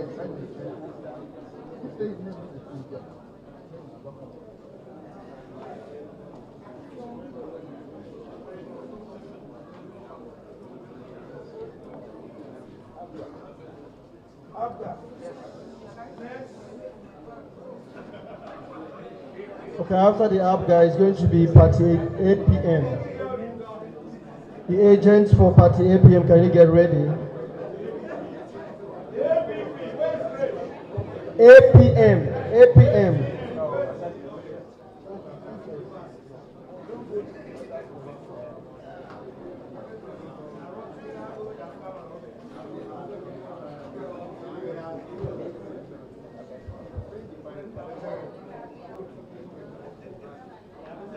Party APP, get ready to sign the result after this.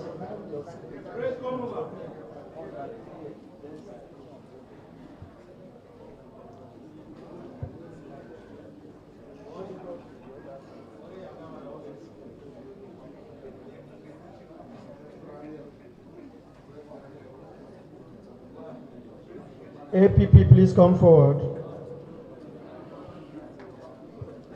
Still under progression. The next is going to be Party BP.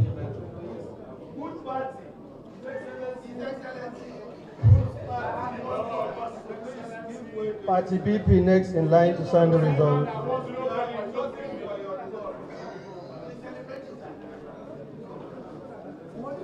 Please can Party BP come forward?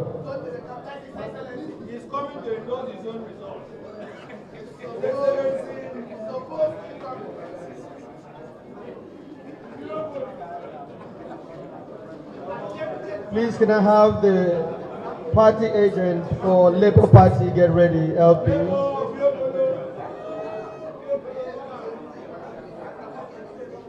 Labour Party, please come forward.